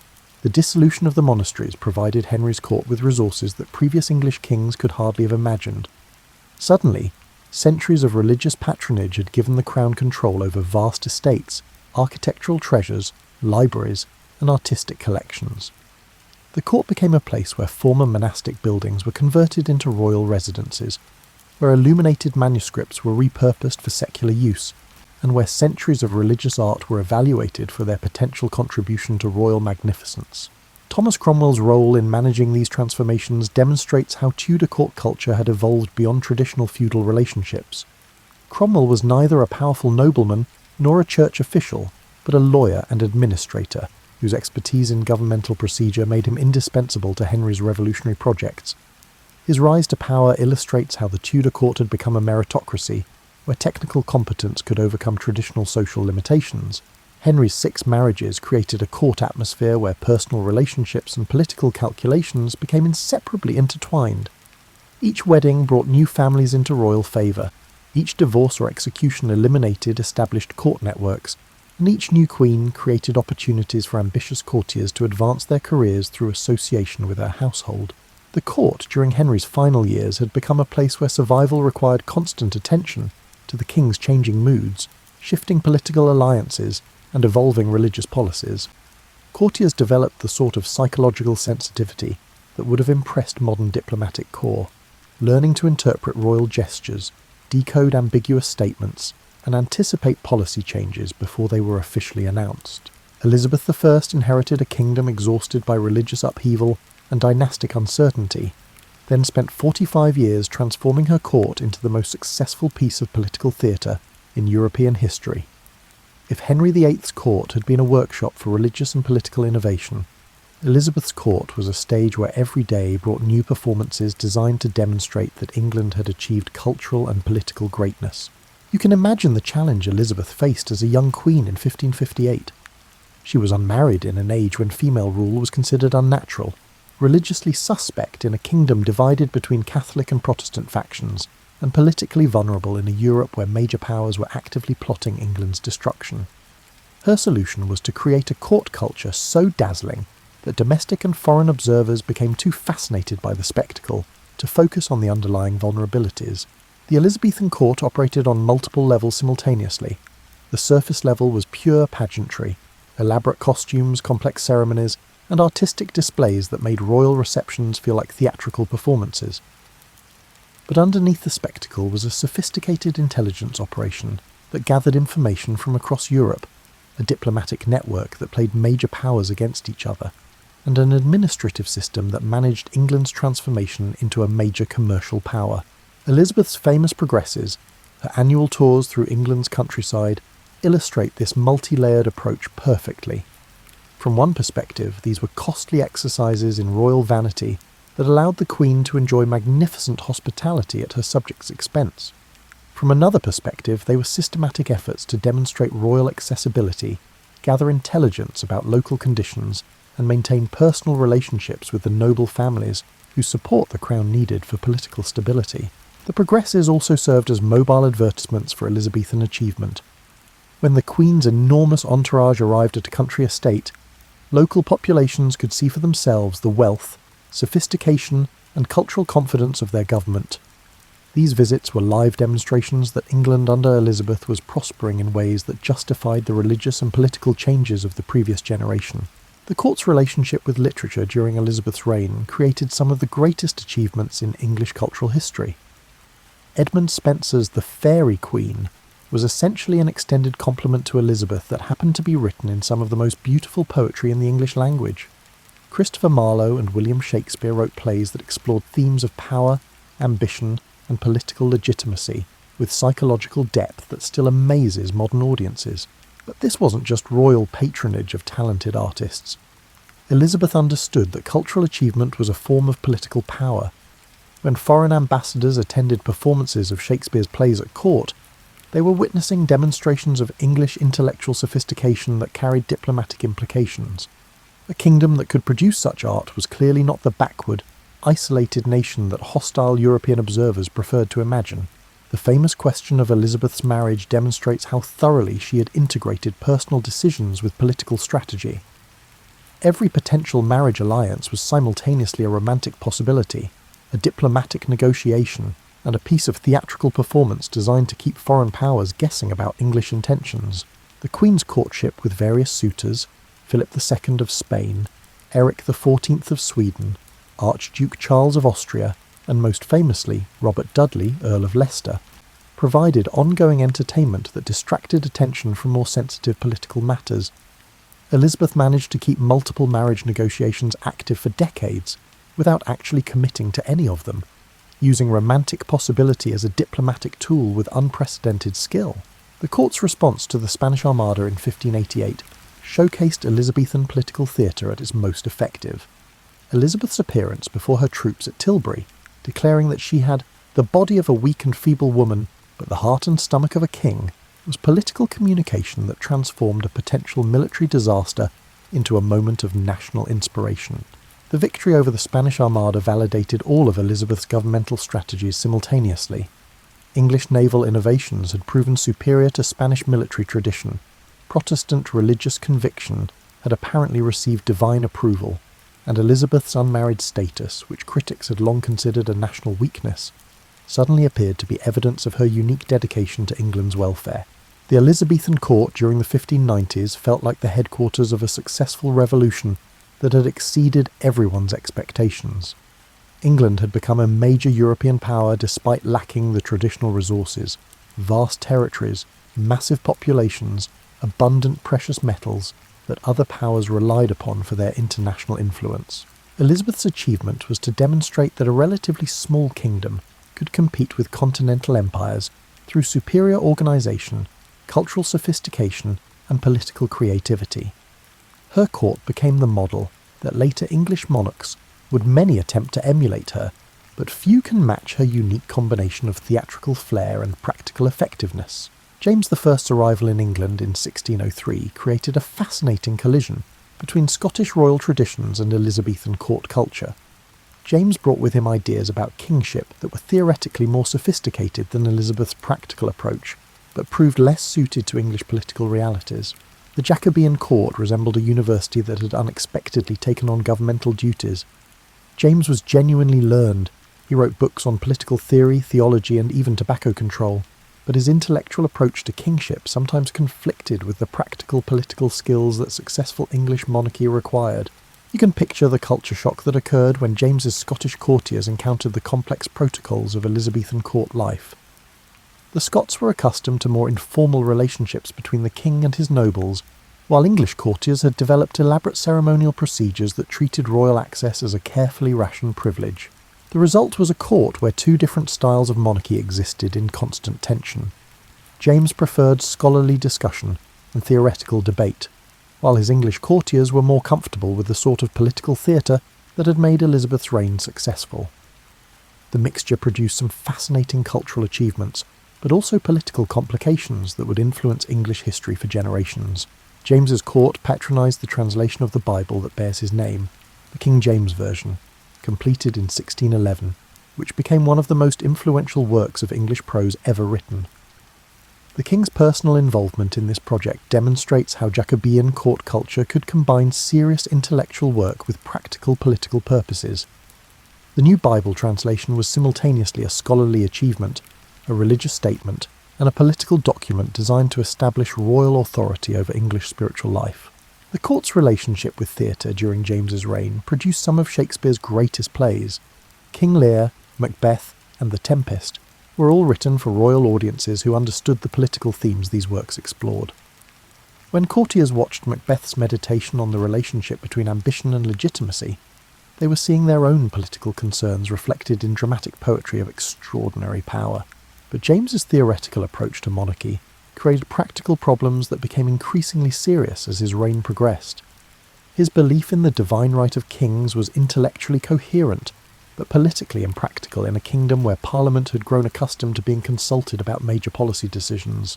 The Gunpowder Plot of 1605 provided James with an opportunity to demonstrate that his scholarly approach to kingship could handle serious political crises. His investigation of the conspiracy showed genuine detective skills, and his management of the aftermath demonstrated both mercy toward the innocent and decisive action against genuine threats. However, James's financial management created ongoing tensions that his son Charles I would inherit along with the crown.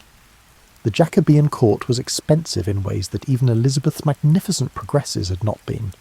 James distributed titles, lands, and pensions with generosity that reflected his theoretical belief that royal magnificence was essential to monarchical dignity, but his practical accounting skills were less impressive than his theoretical knowledge.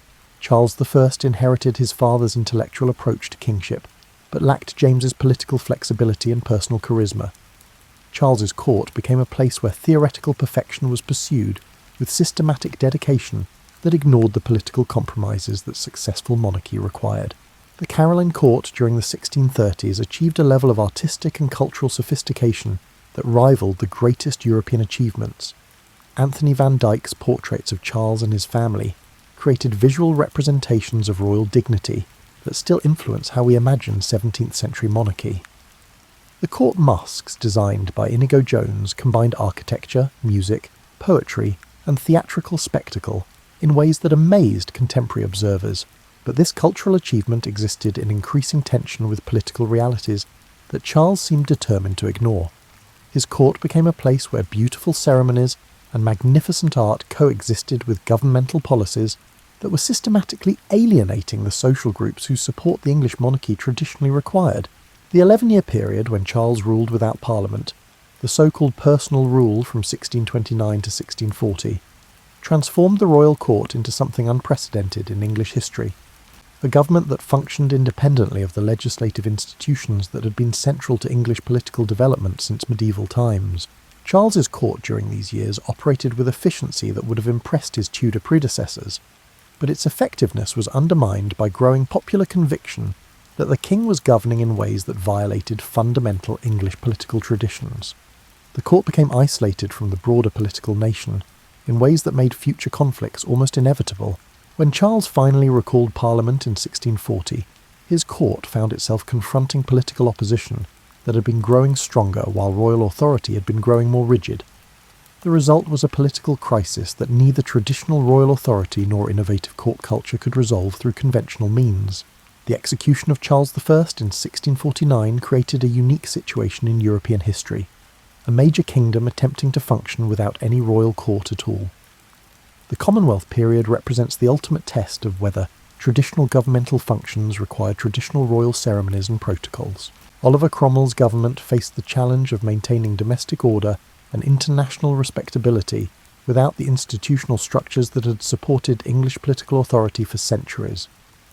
The result was a series of improvised solutions that were sometimes successful but never entirely convincing to domestic or foreign observers.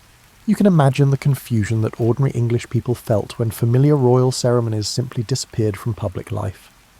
No more royal progresses through the countryside, no more elaborate court celebrations to mark important occasions, and no more visible demonstrations of governmental continuity that had reassured previous generations about political stability. The Cromwellian court, though it was never officially called a court, developed its own protocols that attempted to combine republican simplicity with the ceremonial dignity that governmental authority seemed to require. Foreign ambassadors still needed to be received with appropriate formality, important state occasions still required public ceremonies, and political authority still needed visible demonstrations of its legitimacy. Cromwell's personal style reflected this challenge. He rejected royal titles and traditional monarchical ceremonies, but he lived in royal palaces, used royal ceremonial objects, and gradually adopted many of the protocols that had previously been associated with crowned kings. The line between republican leadership and monarchical authority proved more difficult to maintain than theoretical political philosophy had suggested. The Commonwealth period's cultural achievements were real, but different from traditional royal patronage. John Milton's political writings, including The Tenure of Kings and Magistrates, and later Paradise Lost, explored themes of authority, rebellion, and political legitimacy with intellectual depth that surpassed most court-sponsored literature. But these works were produced despite governmental policy rather than because of royal encouragement. The absence of a royal court also affected English international relations in ways that became increasingly problematic as the Commonwealth period continued. European monarchs were reluctant to treat Cromwell's government as a legitimate equal, partly because it lacked the ceremonial structures that traditional diplomacy required for normal international relationships. When Cromwell died in 1658, his son Richard briefly attempted to continue the Commonwealth system, but the experiment quickly demonstrated that republican government required personal authority that couldn't be inherited through family succession. The irony was that effective republican leadership seemed to require many of the same qualities that successful monarchy demanded. Charles II's return to England in 1660 created one of the most remarkable transformations in English court history. The king had spent his exile in French and Dutch courts that had continued developing while England experimented with republicanism. When Charles established his restored court, he brought continental innovations that revolutionised English royal culture.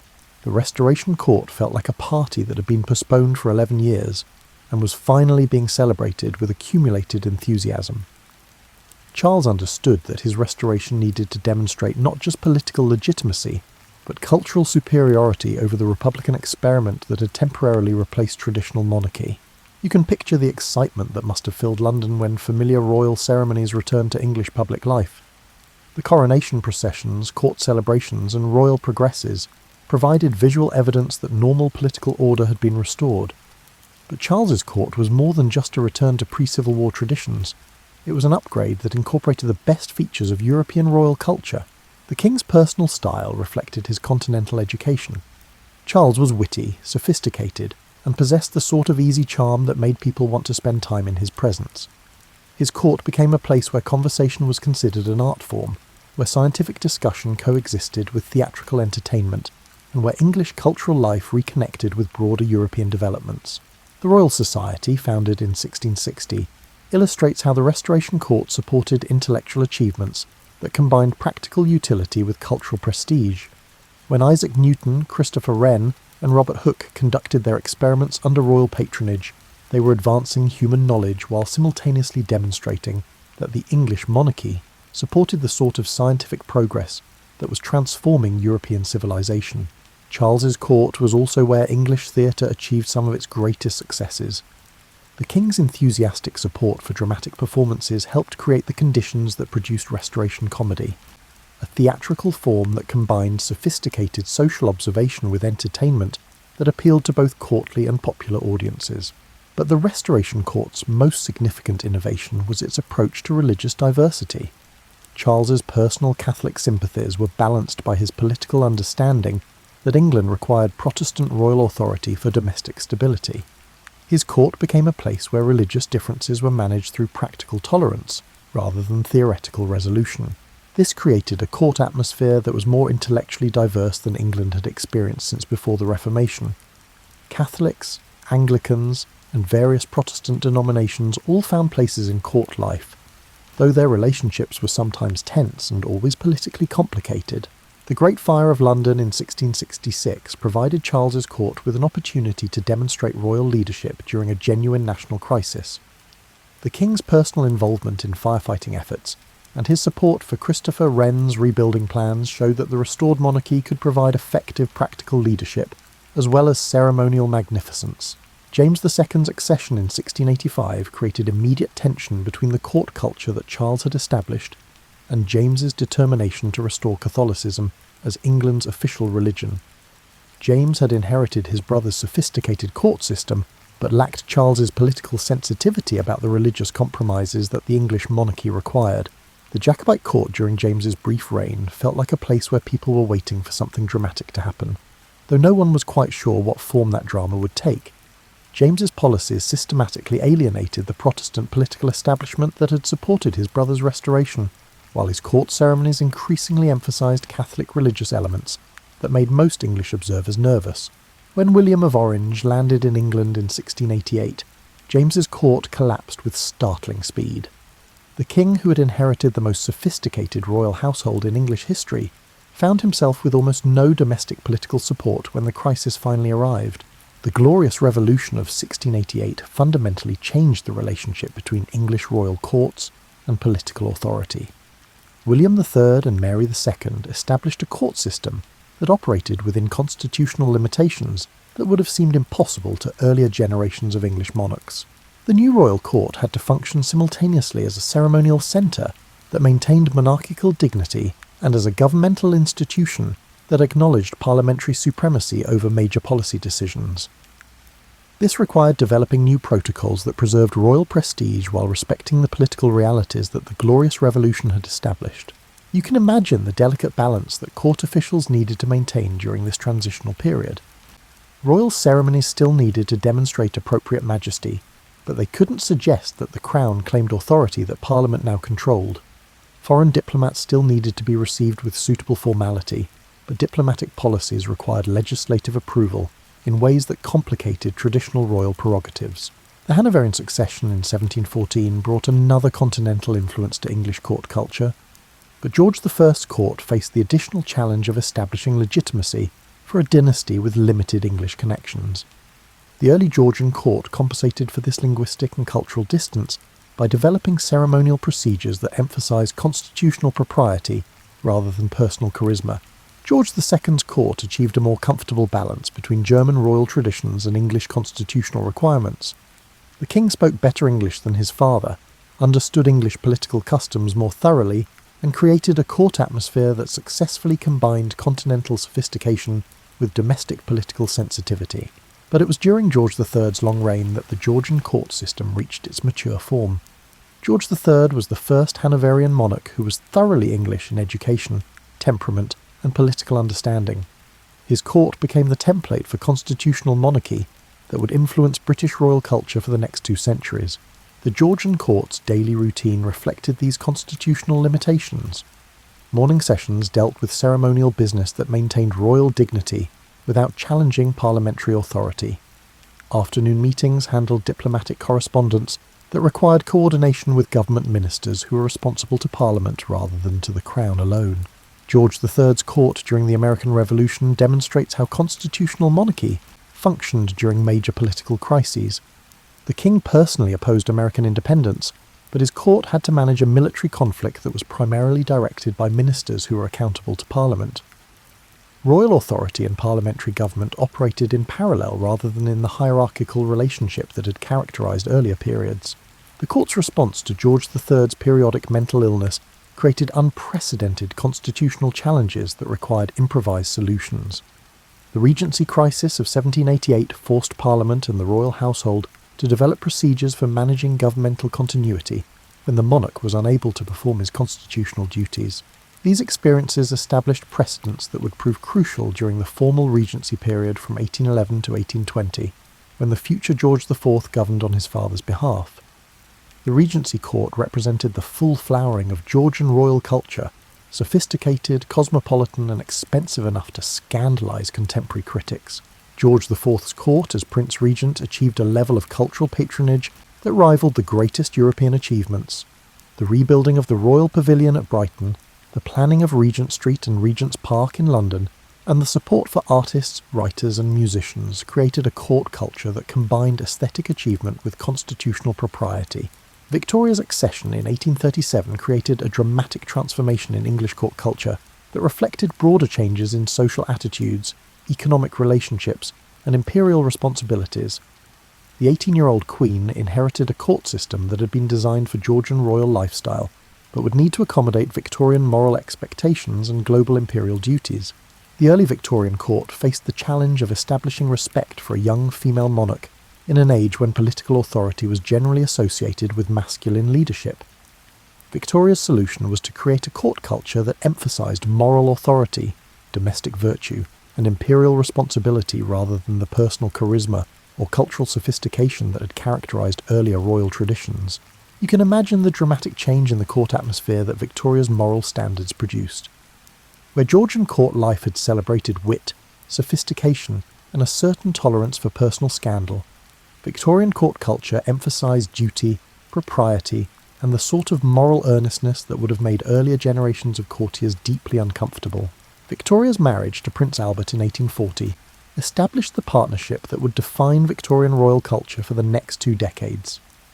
Albert brought German thoroughness and intellectual seriousness to English court life, creating an atmosphere where governmental efficiency, cultural patronage, and moral improvement were pursued with systematic dedication.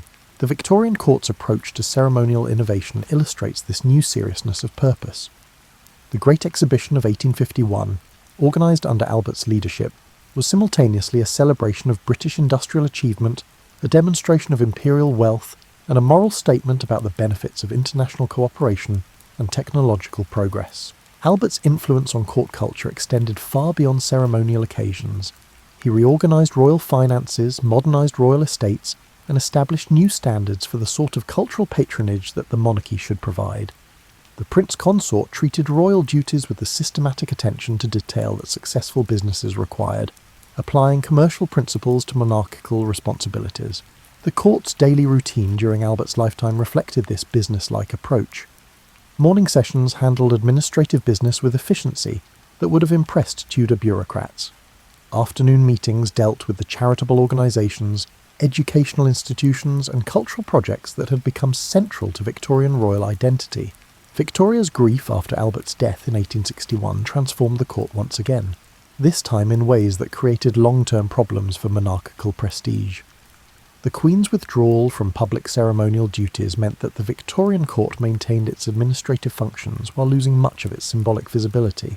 The court, during Victoria's widowhood, operated like a governmental department whose chief executive had chosen to work from home. While royal business proceeded efficiently, the ceremonial aspects of monarchy, which served as public demonstrations of constitutional continuity, saw a significant reduction. This created opportunities for other members of the royal family, particularly the Prince of Wales, the future Edward VII, to develop alternative approaches to royal public life. Edward's court-in-waiting became a centre for the sort of social activities that Victoria's mourning had eliminated from official royal culture. The tension between Victoria's withdrawn approach and Edward's sociable style created two different models of royal behaviour that coexisted uncomfortably within the same constitutional system. The Queen's moral authority was unquestioned, but her son's understanding of royal ceremonial requirements seemed more suited to practical political needs. Victoria's Golden Jubilee in 1887 and Diamond Jubilee in 1897 demonstrated that the Queen's moral authority had created a new form of monarchical prestige. These celebrations weren't just British occasions, they were imperial festivals that demonstrated how Victorian royal culture had expanded to encompass global responsibilities. The Victorian court's final achievement was establishing the constitutional framework that would allow the British monarchy to survive the democratic transformations of the 20th century.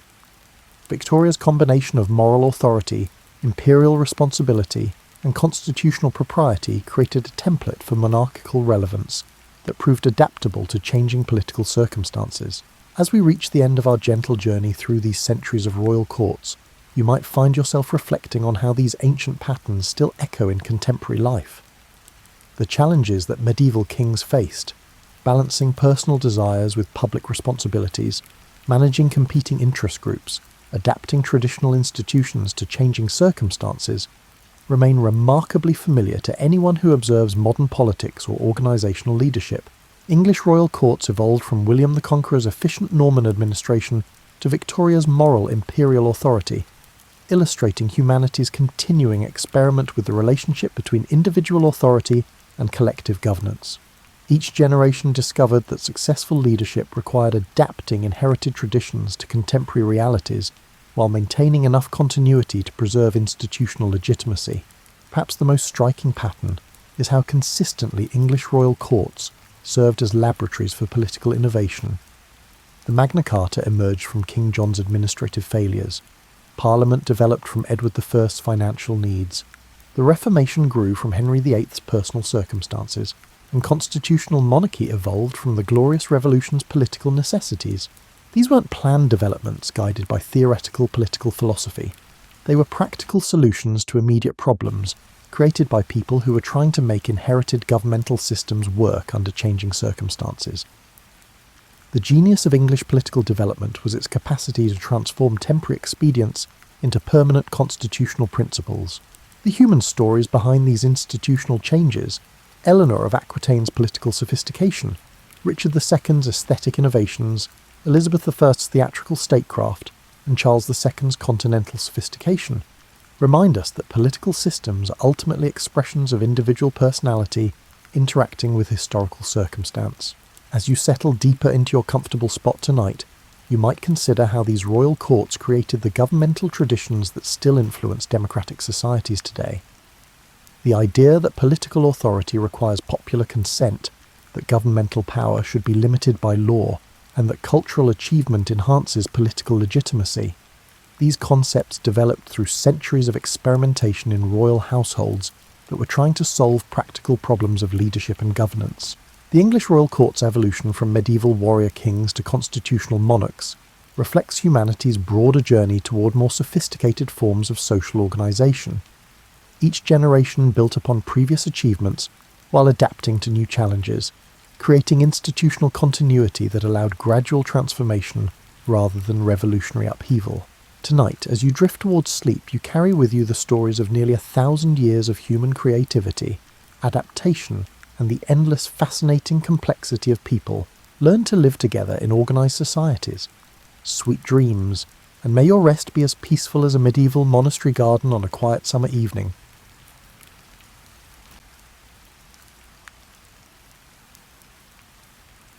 Imagine living in a world where nobody really agreed on how to figure out what was true. Not just disagreeing about the facts, that happens all the time, but fundamentally disagreeing about the process itself. Should you trust your senses, or are they lying to you? Should you rely on logic and mathematics, or should you look at the actual world around you? Can you even trust that the world around you is real? This was Greece in the 5th century BCE, and it was having something like an intellectual identity crisis. For most of human history, people had explained the world through stories about gods and heroes. Thunder wasn't a meteorological phenomenon, it was Zeus having a bad day.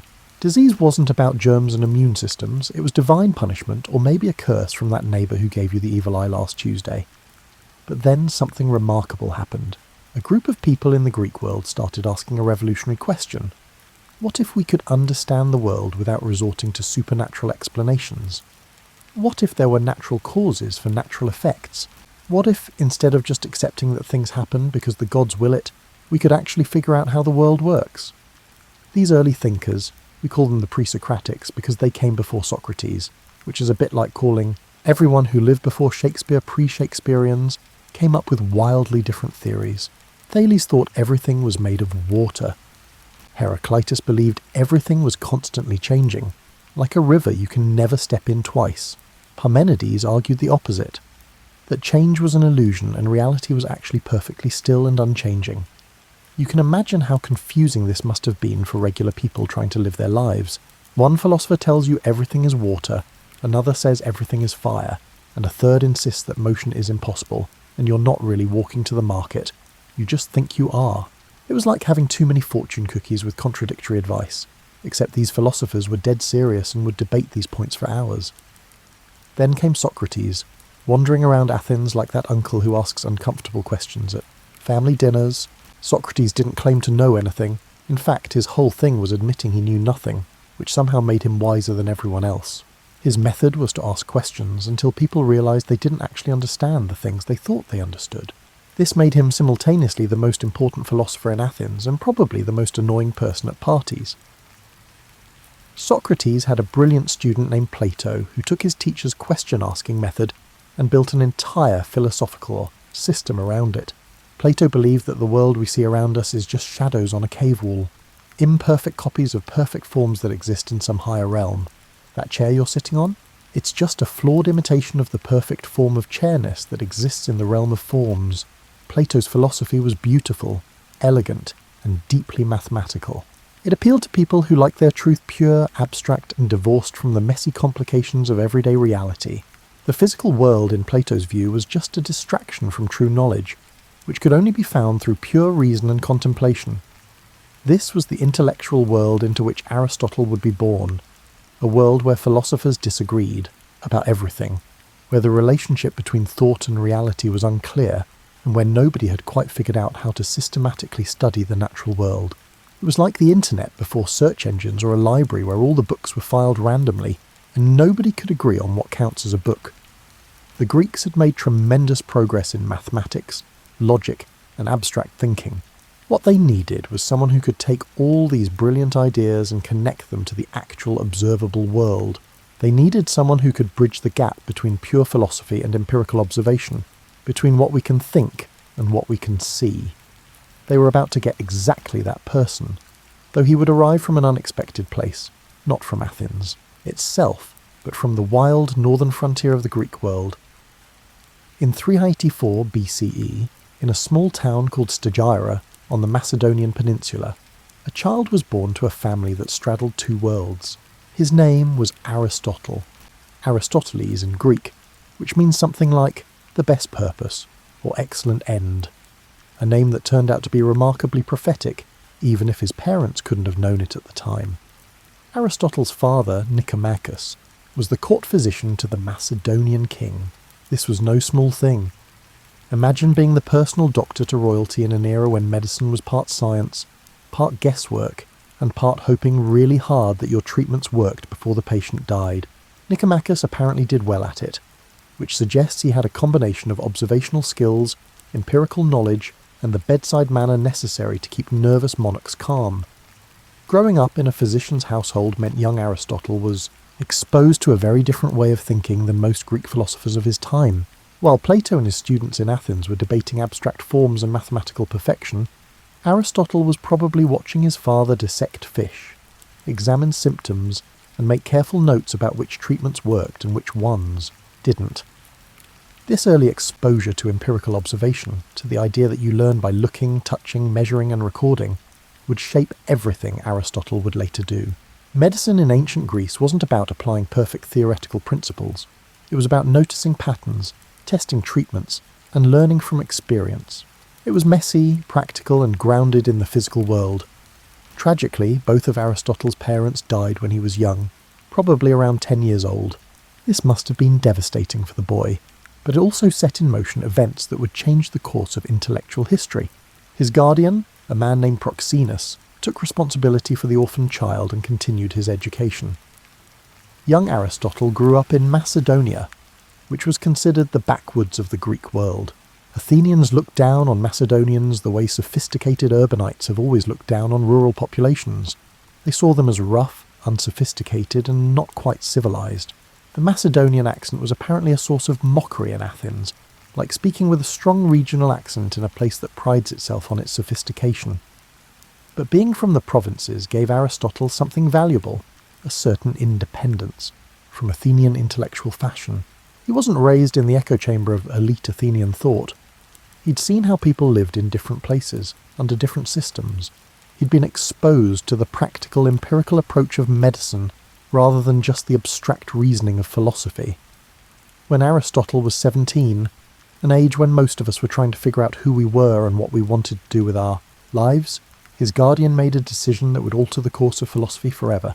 He sent the young man to Athens to study at Plato's Academy, the most prestigious philosophical school in the Greek world. Imagine being a teenager from a small provincial town, arriving in Athens, the intellectual and cultural capital of Greece. It would be like moving from a rural town to the most exciting city you can think of, except instead of worrying about where the good coffee shops are, you're suddenly surrounded by the greatest minds of the ancient world debating questions about the nature of reality. Athens in the 360s BCE was extraordinary. It was recovering from the devastating Peloponnesian War, but still retained its status as the centre of Greek intellectual life. The agora, the marketplace, wasn't just where people bought vegetables and sandals. It was where philosophers held forth, where politicians debated, and where ideas collided and combined in fascinating ways. Plato's Academy sat just outside the city, walls, in a grove sacred to the hero Academus, which is where we get the word academy. It wasn't a school in the way we think of schools today, with classrooms and curricula and final exams. It was more like an advanced research institute crossed with a philosophical monastery, where brilliant people gathered to think, debate, and pursue knowledge for its own sake. Young Aristotle, arriving from Macedonia with his provincial accent and his physician father's emphasis on observation, must have seemed a bit odd to the other students. But he had something they lacked, a mind that could absorb and synthesize information like a sponge absorbing water. Within a short time, it became clear that this young man from the provinces was something special. You know how in university some students just coast through, doing the minimum required to get by, while others become completely absorbed in their studies to the point where they forget to eat or sleep? Aristotle was definitely the second type, except more so. He didn't just study at Plato's Academy. He became its most brilliant and ultimately most independent-minded student. Plato apparently called him the mind of the school, which is high praise from someone who didn't hand out compliments lightly. But Plato also called him the foal or the reader, nicknames that suggest Aristotle was always reading, always learning, always consuming knowledge with an appetite that probably worried the Academy's librarians about the survival of their scrolls. Aristotle spent 20 years at the Academy from age 17 to 37. That's longer than many people spend in their entire educational career today. But ancient philosophical education wasn't like modern university, where you take classes, write papers, and graduate after 4 years. It was more like a lifelong apprenticeship in thinking itself. During these years, Aristotle absorbed everything Plato had to teach. He learned about the forms, about the immortality of the soul, and about mathematics as the key to understanding reality. He learned Socrates' method of questioning, Plato's theory of knowledge, and the elaborate philosophical system that Plato had built over his lifetime. But something interesting was happening as Aristotle learned. He was also beginning to disagree, not in small ways, but fundamentally. While Plato looked at a tree and saw an imperfect copy of the form of treeness existing in some perfect realm, Aristotle looked at a tree and thought, this tree right here is real and worth studying for itself. This might not sound like a revolutionary insight, but it was. Plato's philosophy essentially said that the physical world was less real, less important, and less worthy of study than the abstract realm of forms. Aristotle was starting to think the opposite, that you couldn't understand anything without careful study of actual physical things. Imagine being a student whose growing convictions directly contradict your revered teacher's fundamental beliefs. It must have created considerable tension. Plato had built his entire philosophical system on the idea that true knowledge comes from reason alone, that the senses deceive us, and that the physical world is just shadows on a cave wall. And here was his best student, increasingly convinced that observation and empirical study were essential to understanding anything. Aristotle began writing during this period, though most of his early works are lost. What we do know is that he was developing his own philosophical positions, often in direct contradiction to Plato's teachings. There's a famous saying attributed to Aristotle, "Plato is dear to me, but dearer still is truth." Whether he actually said this or not, it captures his attitude. Loyalty to his teacher, yes, but greater loyalty to following arguments wherever they led. The academy during these years was like an intellectual pressure cooker.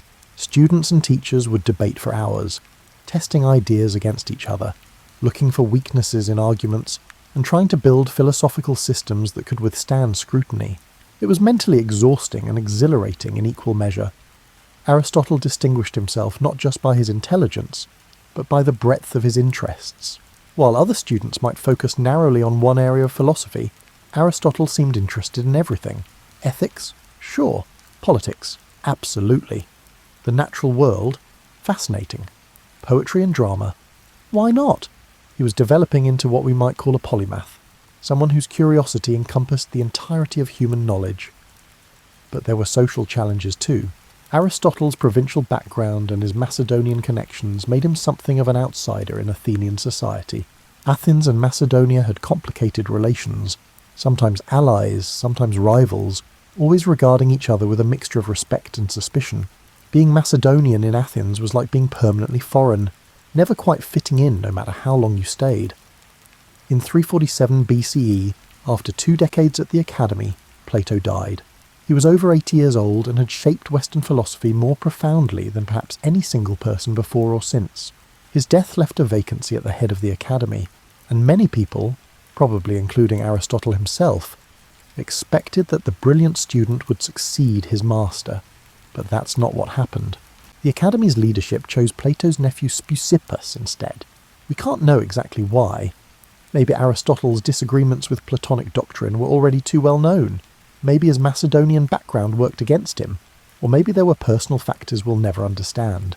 Whatever the reason, Aristotle found himself passed over for the position he'd spent 20 years preparing for. So Aristotle did what any reasonable person would do when faced with professional disappointment. He left Athens entirely and began an entirely new chapter of his life. He was 37 years old, intellectually mature and ready to chart his own course. What he didn't know was that his best work still lay ahead of him. Leaving Athens after 20 years must have felt like leaving home, even if that home had never quite accepted you as family. Aristotle travelled to Assos, a small city on the coast of what's now Turkey, where a former fellow student named Hermias ruled as a local tyrant. Though tyrant in Greek didn't necessarily mean bad ruler, just sole ruler, which shows you how differently ancient Greeks thought about political terminology. Assos gave Aristotle something he'd never really had before, freedom to pursue his own philosophical vision without being in Plato's shadow. He established a small philosophical school, gathered students, and began to seriously work out his own ideas.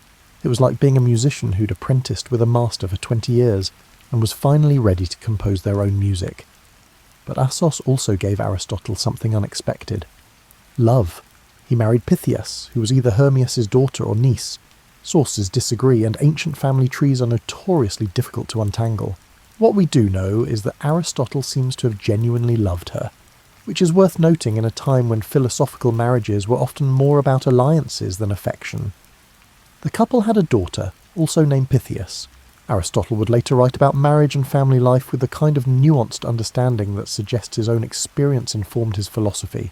He understood that human flourishing wasn't just about abstract contemplation, it was also about relationships, love, and the texture of daily life. During his time in Assos and later on the nearby island of Lesbos, Aristotle began the biological, research that would occupy him for much of his life. The Aegean coast was perfect for this. Tide pools full of sea creatures, forests with diverse plant life, and marine environments that changed with the seasons. It was a living laboratory, and Aristotle approached it with the systematic curiosity he'd inherited from his physician father. He would wade into tide pools, examining starfish and sea urchins with the focus of a modern marine biologist. He dissected squid, studied dolphins, and observed how different fish species spawned. He collected plants, noted their characteristics, and tried to understand the patterns that connected different forms of life. It was hands-on, empirical work that would have made Plato deeply uncomfortable. All this focus on the physical world, this belief that truth could be found by getting your feet wet and your hands dirty. Aristotle was developing a method that combined observation with logical analysis. He would look at many examples of something, say different types of fish, notice their similarities and differences, and then try to work out the principles that explain these patterns. It was the beginning of what we now call the scientific method, though Aristotle would have just called it investigating nature. His biological observations were remarkably accurate.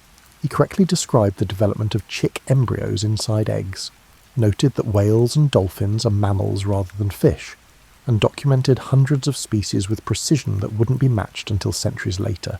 Some of his observations were so detailed that modern biologists who've gone back to check have found them essentially correct.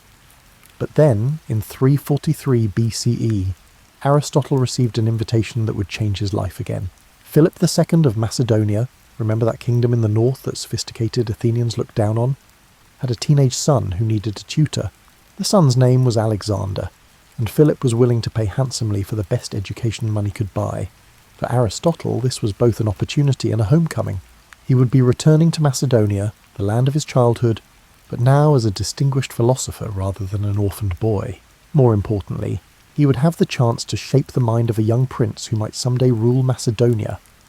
Neither Philip nor Aristotle could have imagined that this teenage student would become Alexander the Great, conqueror of the Persian Empire and creator of an empire stretching from Greece to India. But for 3 years, in a quiet grove in Macedonia, one of history's greatest minds taught one of history's greatest conquerors. Picture this.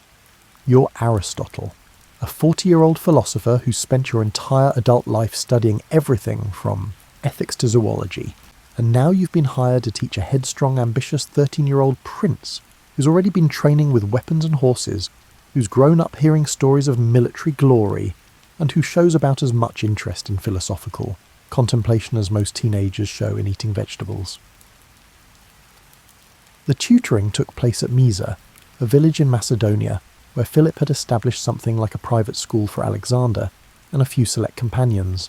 It was quieter than the royal court, which was probably essential for any serious studying, and it had the kind of natural surroundings that Aristotle loved for observing and collecting specimens. What did Aristotle teach a future world conqueror? We know he introduced Alexander to Homer's Iliad, which became the prince's favourite book. Alexander reportedly slept with a copy under his pillow, along with a dagger, which tells you something about his priorities. The Iliad wasn't just entertainment, it was a manual on honour, glory, and what it meant to be a hero in the Greek tradition. But Aristotle taught more than literature. He introduced Alexander to philosophy, science, medicine, and the Greek ideal of education as forming the complete person, body, mind, and character all developed in harmony. He encouraged the young prince's curiosity about the natural world, his interest in different cultures, and his appreciation for knowledge of all kinds.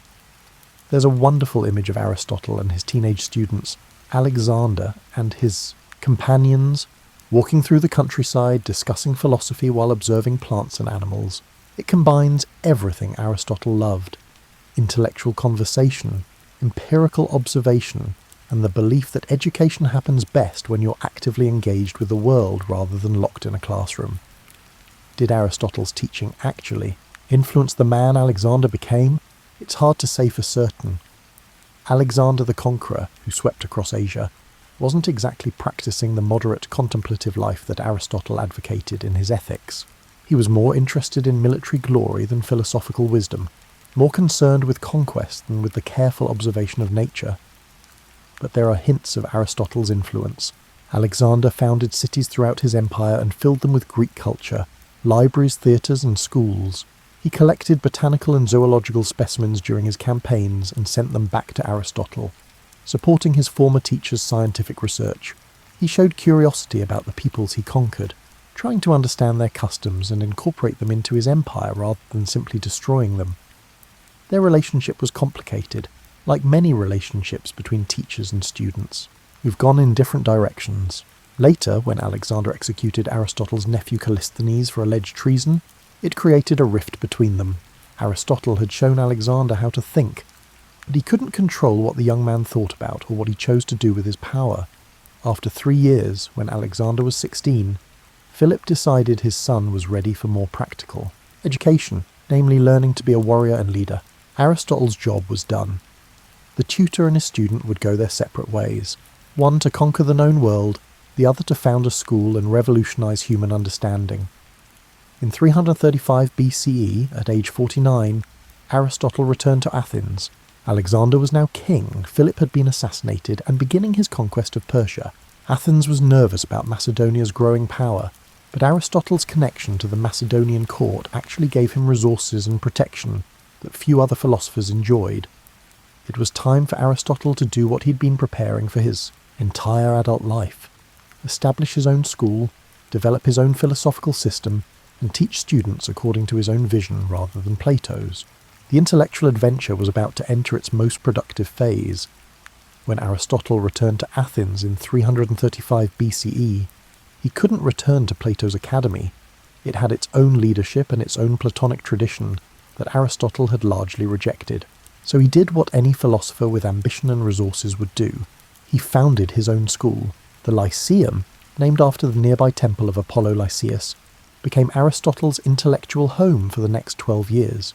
Located in a grove just outside Athens, it was similar to the academy in being a place where philosophers gathered to study, debate, and pursue knowledge.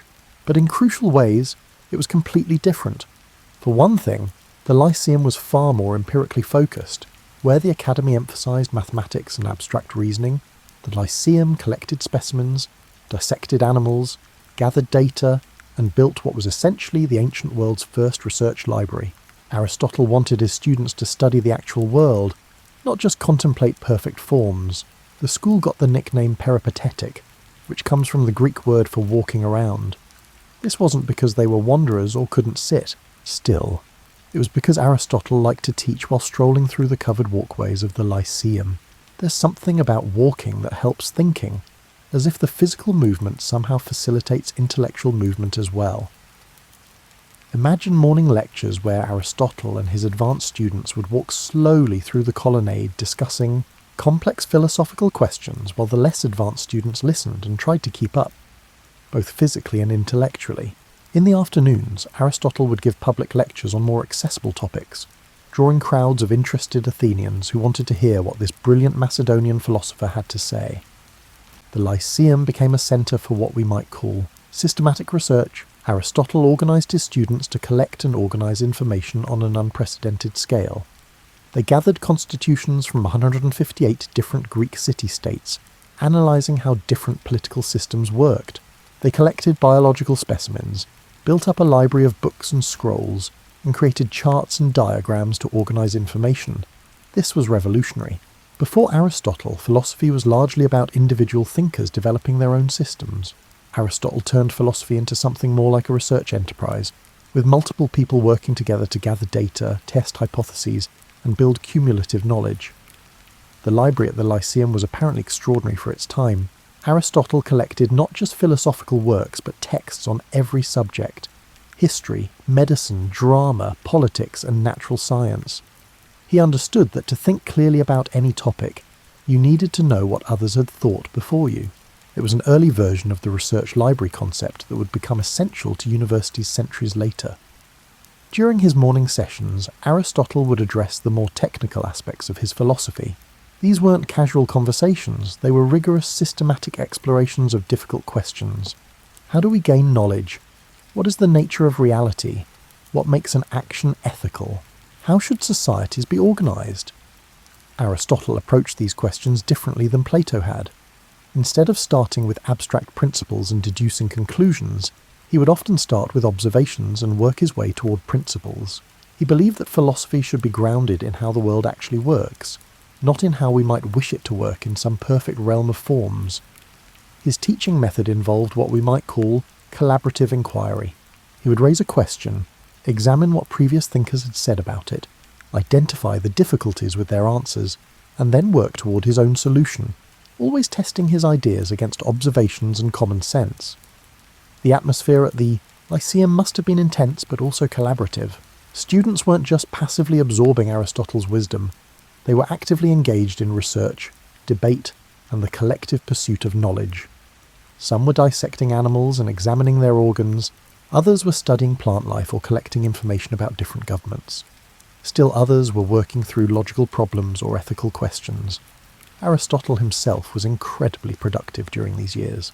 He wrote on an astonishing range of topics: physics, metaphysics, ethics, politics, poetics, rhetoric, biology, and psychology.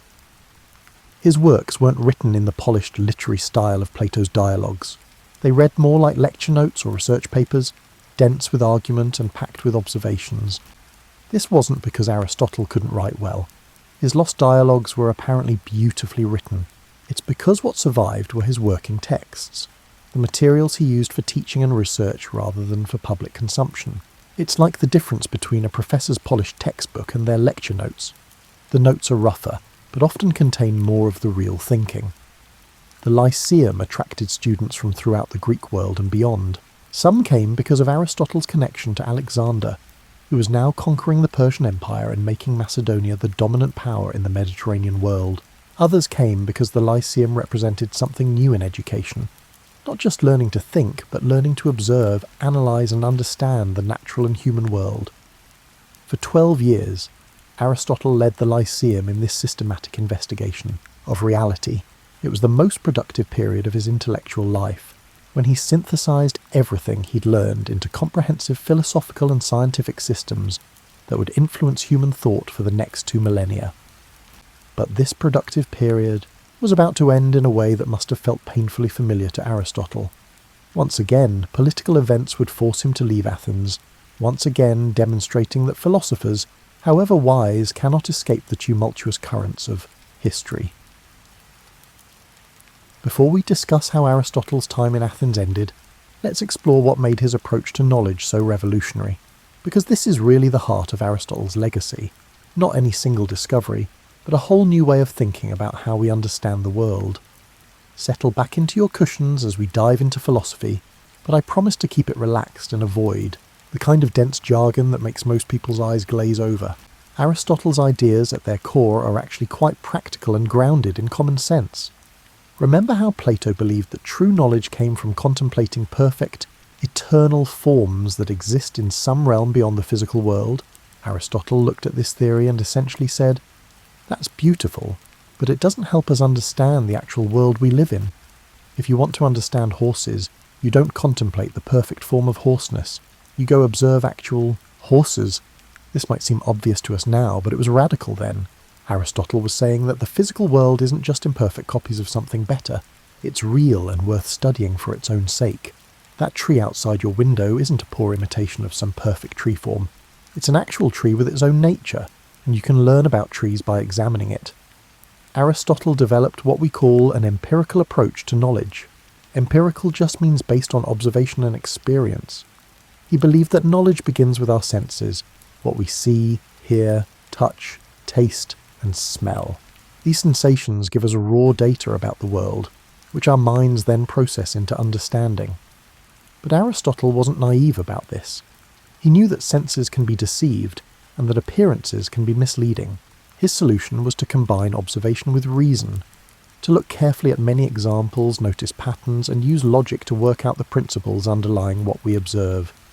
His biological work shows this method perfectly. He didn't just look at one dolphin and declare he understood all dolphins. He examined many dolphins, dissected them, observed their behaviour, talked to fishermen about what they'd seen, and gradually built up a comprehensive understanding. It was painstaking, systematic work that required patience and attention to detail. Aristotle organised knowledge in ways that still influence how we think. He created the first system for classifying living things, grouping organisms by their shared characteristics. His categories weren't always perfect by modern standards, but the underlying method, observe similarities and differences, group things accordingly, look for the principles that explain the patterns, is still how biological classification works. Today, he applied the same systematic approach to other areas. In ethics, he observed how people actually live and what seems to make them happy, then worked out principles for good living based on these observations. In politics, he studied 158 different governments, noting what worked and what didn't, building a political science grounded in actual experience rather than abstract ideals. Aristotle's concept of causation was particularly influential. He argued that to truly understand something, you need to understand 4 different types of causes. Take a bronze statue as an example. The material cause is the bronze itself, what it's made of. The formal cause is the shape, the design of the statue. The efficient cause is the sculptor who made it. And the final cause is its purpose, why it was made. This framework might seem complicated at first, but it's actually quite intuitive. When you ask, why is this statue here? You might mean, what is it made of? Or, who made it? Or, what's it for? Aristotle recognized these as different types of questions that all contribute to complete understanding. His emphasis on final causes, on purpose and function, was especially important for biology. Aristotle understood that you can't fully understand an organ or organism without understanding what it's for. The heart makes sense when you understand it's for pumping blood. Eyes make sense when you understand they're for seeing. Everything in nature exists for a reason, serving some purpose in the organism's life. Now, Aristotle sometimes took this teleological thinking too far. He assumed that everything has a purpose assigned by nature, which isn't quite how evolution actually works. But his instinct that function and purpose are essential to understanding was fundamentally sound. Modern biology still asks, what is this for? Even if it answers that question in terms of evolutionary advantage rather than in inherent purpose. In logic, Aristotle literally invented formal logic as a discipline. He developed the syllogism, that method of reasoning where you start with 2 premises and derive a conclusion. All men are mortal. Socrates is a man. Therefore, Socrates is mortal. It sounds simple, but Aristotle systematically worked out all the valid and invalid forms of this kind of reasoning, creating a tool for checking whether arguments actually make sense. For over 2,000 years, Aristotle's logic was essentially all of logic. It wasn't until the 19th century that mathematicians developed forms of logical reasoning that went beyond what Aristotle had created. That's an extraordinary intellectual achievement, creating a system so robust that it remains fundamentally sound for millennia.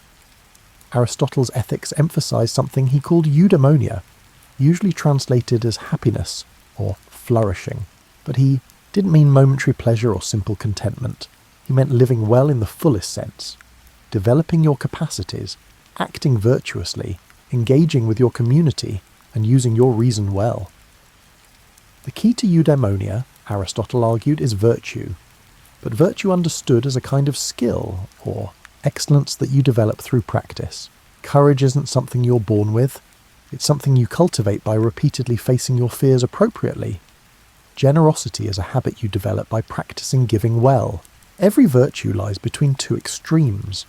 Courage between cowardice and recklessness, generosity between stinginess and wastefulness. This is practical ethics grounded in how people actually become good, rather than abstract theories about moral perfection. Aristotle understood that becoming a good person is like learning to play an instrument. It requires practice, guidance, and the formation of good habits over time. In all these areas, biology, logic, ethics, politics, Aristotle's method was similar. Start with careful observation. Notice patterns, work out underlying principles, test these principles against further observations, and build systematic understanding.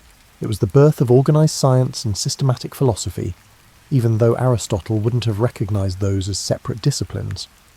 What made Aristotle's approach so revolutionary was this combination of respect for empirical observation, with confidence in human reason. He believed we could understand the world, not through divine revelation, not through pure mathematics divorced from reality, but through the careful, systematic application of our observational and rational faculties. This was optimistic without being naive, empirical without being merely fact-collecting, and systematic without being rigid. It was a vision of human knowledge as something we build gradually, collectively, through careful attention to reality and rigorous thinking about what we observe. And now, with your tea perhaps growing cold and your eyelids perhaps growing heavy, we need to see how Aristotle's story ends, because even the greatest philosophers cannot entirely control the historical currents that sweep them along. In 323 BCE, news reached Athens that would change everything. Alexander the Great had died in Babylon. At the age of 32, the empire he'd built with astonishing speed was already fracturing as his generals fought over the pieces, and in Athens, anti-Macedonian sentiment that had been simmering for years suddenly boiled over. Aristotle found himself in an impossible position. He was Macedonian by birth, had been Alexander's tutor, and maintained close connections to the Macedonian court. For 12 years, Athens had tolerated his presence because Macedonia's power made it necessary. But with Alexander dead and Macedonia temporarily weakened, old resentments surfaced. Someone brought charges of impiety against Aristotle, the same charge that had been used against Socrates a century earlier. The specific accusation was something about honouring a friend in ways reserved for gods, which sounds technical but was really just a pretext. The real issue was politics. Aristotle represented Macedonia, and Athens wanted to strike back at Macedonia however it could. Aristotle, now 61 years old, and having watched Socrates' fate unfold from his prison cell, made a different choice. He decided not to stay and face trial. According to tradition, he said he wouldn't let Athens sin twice against philosophy, a reference to Socrates' execution. So he left Athens, turning over the Lyceum to his student Theophrastus, and retired to Chalcis, his mother's hometown. Think about what this meant. For 12 years, Aristotle had built the Lyceum into the ancient world's premier research institution.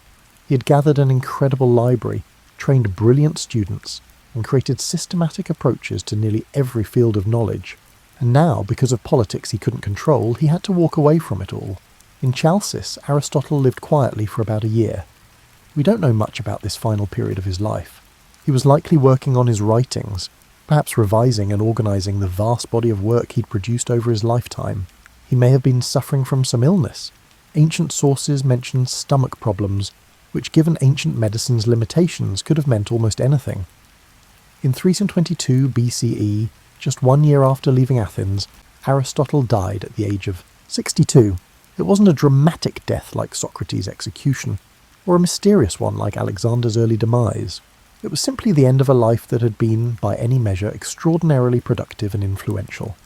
Aristotle left behind his daughter Pythias. His wife of the same name had died years earlier, and he'd later had a relationship with a woman, named Herpyllis, with whom he had a son named Nicomachus. His will, which survived, shows him as a thoughtful, caring person who made provisions for his family, his slaves, whom he freed, and even his concubine's future. It's a touching document that reveals the human side of this towering intellect, but more importantly, he left behind an intellectual legacy that would shape human thought for the next 2,000 years. His works, or rather the lecture notes and research texts that survived, were preserved and eventually edited by scholars in later centuries. They became the foundation for education throughout the Mediterranean world, and eventually throughout medieval Europe. Now comes one of the most fascinating parts of Aristotle's story. Not what he did during his life, but what happened to his ideas after his death. Because unlike many philosophers whose influence fades with time, Aristotle's impact actually grew over the centuries, spreading far beyond the Greek world he knew. After Aristotle's death, his writings were preserved by the Lyceum under Theophrastus's leadership, but they weren't immediately famous throughout the ancient world. For several centuries, Aristotle was known more for his published dialogues, works that haven't survived, than for the dense technical treatises we now have. Then came a strange period where Aristotle's works apparently disappeared from circulation, According to tradition, they were hidden in a cellar in Asia Minor to protect them from being seized, where they suffered damage from moisture and insects. Whether this story is entirely true or partly legend, we do know that Aristotle's major works were relatively unknown for a couple of centuries. In the 1st century BCE, a scholar named Andronicus of Rhodes collected and edited Aristotle's writings, organising them into the form we know today. This wasn't just filing papers, it was an act of reconstruction and interpretation that shaped how we read Aristotle. The arrangement of his works, the way they're grouped and titled, comes largely from Andronicus's editorial decisions. As Rome became the Mediterranean's dominant power, Greek philosophy spread throughout the empire. Aristotle's works became central to higher education. Young Romans who wanted philosophical training studied Aristotle along with Plato and the Stoics. His logic became the standard method for teaching reasoning, and his ethics a framework for thinking about the good life. But Aristotle's most significant journey was yet to come. As the Roman Empire declined and eventually fell in the West, much of Greek learning was lost in Europe. The sophisticated intellectual culture that had produced and preserved Aristotle's works crumbled as cities shrank. Trade declined, and literacy became increasingly rare outside monasteries. However, Aristotle's work survived in the Eastern Roman Empire, what we call the Byzantine Empire, centred on Constantinople. Byzantine scholars continued to read, copy and study Aristotle in Greek. Meanwhile, something extraordinary was happening further east. Islamic scholars in the expanding Arab world encountered Aristotle's works and recognised their value immediately. Beginning in the 8th century CE, a massive translation movement began in Baghdad and other centres of Islamic learning. Aristotle's treatises were translated from Greek into Arabic, often by Christian scholars working in Muslim courts. Islamic philosophers like Al-Farabi, Avicenna and Averroes didn't just translate Aristotle, they engaged with his ideas, wrote extensive commentaries, and integrated his philosophy with Islamic theology and science. Averroes in particular became such an important interpreter of Aristotle that medieval Europeans would later call him simply the commentator, while Aristotle was the philosopher. This Islamic engagement with Aristotle preserved his works and developed his ideas in ways that would prove crucial for European intellectual history. When Europe began to recover economically and culturally in the 11th and 12th centuries, scholars rediscovered Aristotle, but often through Arabic translations and Islamic commentaries, rather than directly from Greek sources. The reintroduction of Aristotle to Western Europe was like injecting intellectual electricity into a system that had been running on minimal power. Suddenly, European scholars had access to systematic treatments of logic, natural science, ethics, and metaphysics that far exceeded anything available in Latin. It was like upgrading from a basic toolset to a fully equipped workshop. But this created a problem. Much of Aristotle's philosophy, particularly his ideas about the eternity of the world and the nature of the soul, seemed to conflict with Christian theology. Church authorities were unsure whether this pagan Greek philosopher from ancient times should be taught in Christian universities. Enter Thomas Aquinas, a 13th century Dominican friar who accomplished one of the great intellectual syntheses in Western history. Aquinas carefully worked through Aristotle's philosophy, showing how it could be reconciled with Christian doctrine. He distinguished between what reason could discover, Aristotle's domain, and what required divine revelation, theology's domain, creating a framework where both could coexist. Aquinas' achievement meant that Aristotle became central to medieval university education. Students learned Aristotelian logic, physics, ethics, and metaphysics as the foundation for their studies. The University of Paris, Oxford, Cambridge, all the great medieval universities made Aristotle the core of their curriculum. For several centuries, Aristotle's authority was so great that Aristotle said so was considered a sufficient argument to settle most questions. This led to some absurdities.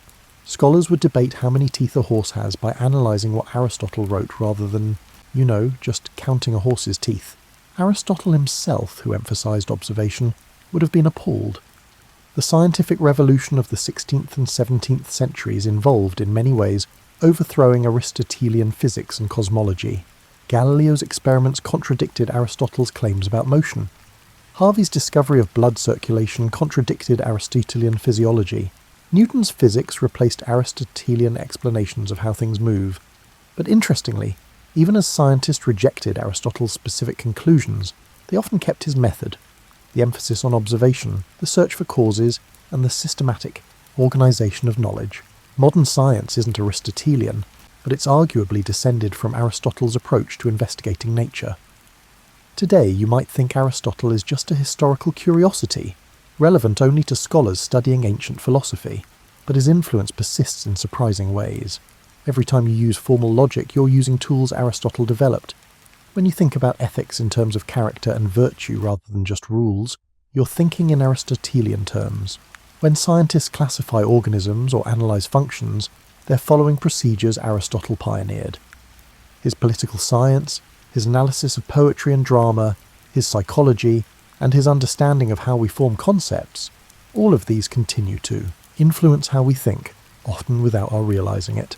Aristotle is like the foundation of a building you live in. You don't usually notice it, but everything rests on it. As your tea grows cold and the hour grows late, let's consider what Aristotle's life and work mean for us today. Because this isn't just ancient history, it's about how we understand the world and our place in it.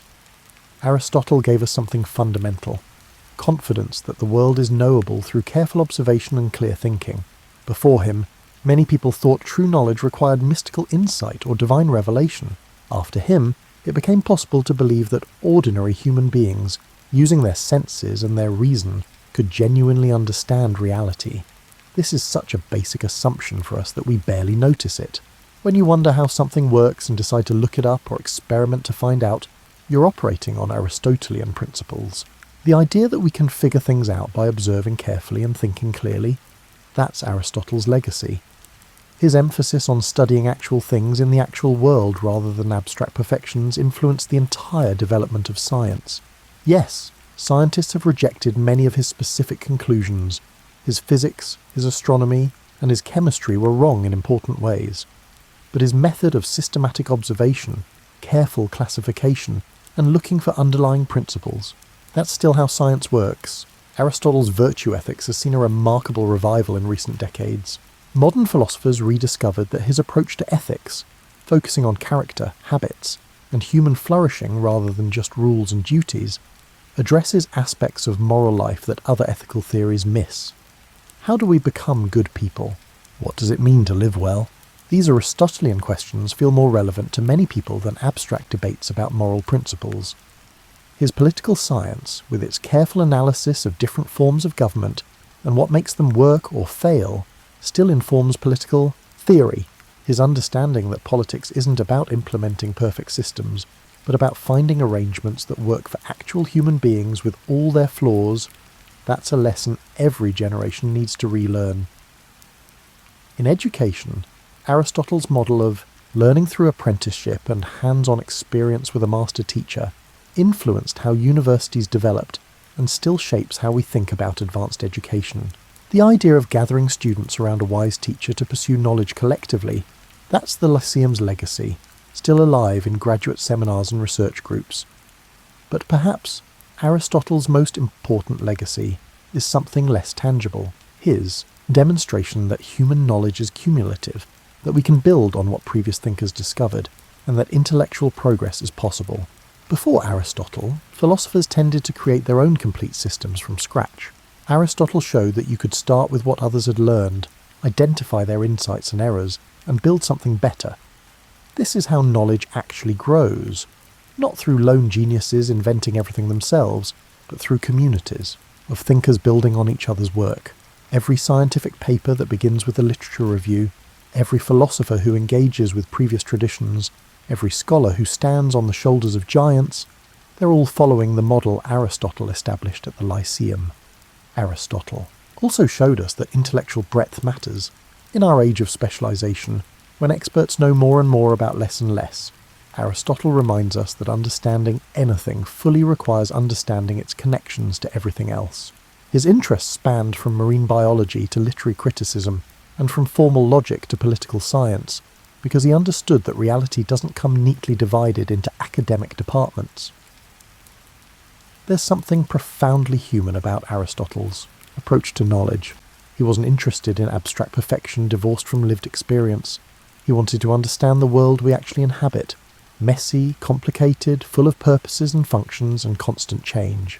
He believed that ordinary things, plants, animals, human relationships, political systems, were worthy of serious systematic study. This might sound obvious now, but it was revolutionary then and remains important today. How often do we dismiss the everyday as uninteresting, searching for something more exotic or dramatic to hold our attention? Aristotle teaches us to look closely at what's right in front of us, because ordinary reality is actually extraordinary when you examine it carefully. His life also reminds us that intellectual work happens in communities. Aristotle didn't develop his ideas in isolation. He learned from Plato, taught Alexander, collaborated with students at the Lyceum, and engaged with other philosophers. Knowledge is social, built through conversation, debate, teaching, and collaborative investigation. And yet Aristotle's story also carries a cautionary note. His systematic approach sometimes became too rigid. His confidence in human reason sometimes led to speculation beyond what observation could support, and his influence eventually became so great that it stifled rather than stimulated inquiry. Aristotle said so became an excuse to stop thinking rather than a starting point for further investigation. This tension between respect for tradition and openness to new discovery is something every field of knowledge must navigate. We need to learn from the past without being imprisoned by it, to respect previous thinkers without treating their words as sacred scripture. Aristotle himself would have understood this. He honoured Plato while departing from Platonic philosophy, and learned from his predecessors while correcting their errors. As we near the end of our journey with Aristotle, imagine him in those final months, and Chalcis looking back on his 62 years. What did he think about when he reflected on his life? We can't know for certain, but we can imagine. Perhaps he thought about his childhood in Macedonia, watching his father practice medicine with careful attention to symptoms and treatments. Those early lessons in observation stayed with him throughout his life, shaping his entire approach to knowledge.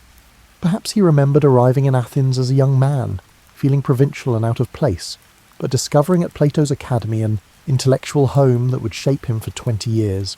Even as he eventually departed from Plato's teachings, he never forgot what he learned there. The importance of rigorous argument, the value of questioning assumptions, and the pursuit of truth wherever it leads. He might have smiled, remembering his time teaching young Alexander, that energetic, ambitious teenager who would grow up to conquer the world. Did Aristotle feel pride at his students' achievements, or dismay at how different Alexander's path was from the contemplative life Aristotle advocated? Probably both. Like any teacher watching a brilliant student make choices they wouldn't have made themselves. Surely he thought about his years at the Lyceum, those productive, satisfying years when he'd finally been able to pursue his own vision of what philosophy and science should be. The morning walks with advanced students discussing complex questions while strolling through shaded colonnades. The afternoon public lectures share knowledge with anyone interested enough to listen. The collaborative research projects have students collecting data on everything from fish to governments. He might have felt regret about leaving Athens, forced out by political circumstances beyond his control. To build something significant and then have to abandon it must have been painful. But perhaps he found some comfort in knowing he'd trained capable students like Theophrastus who could carry on his work.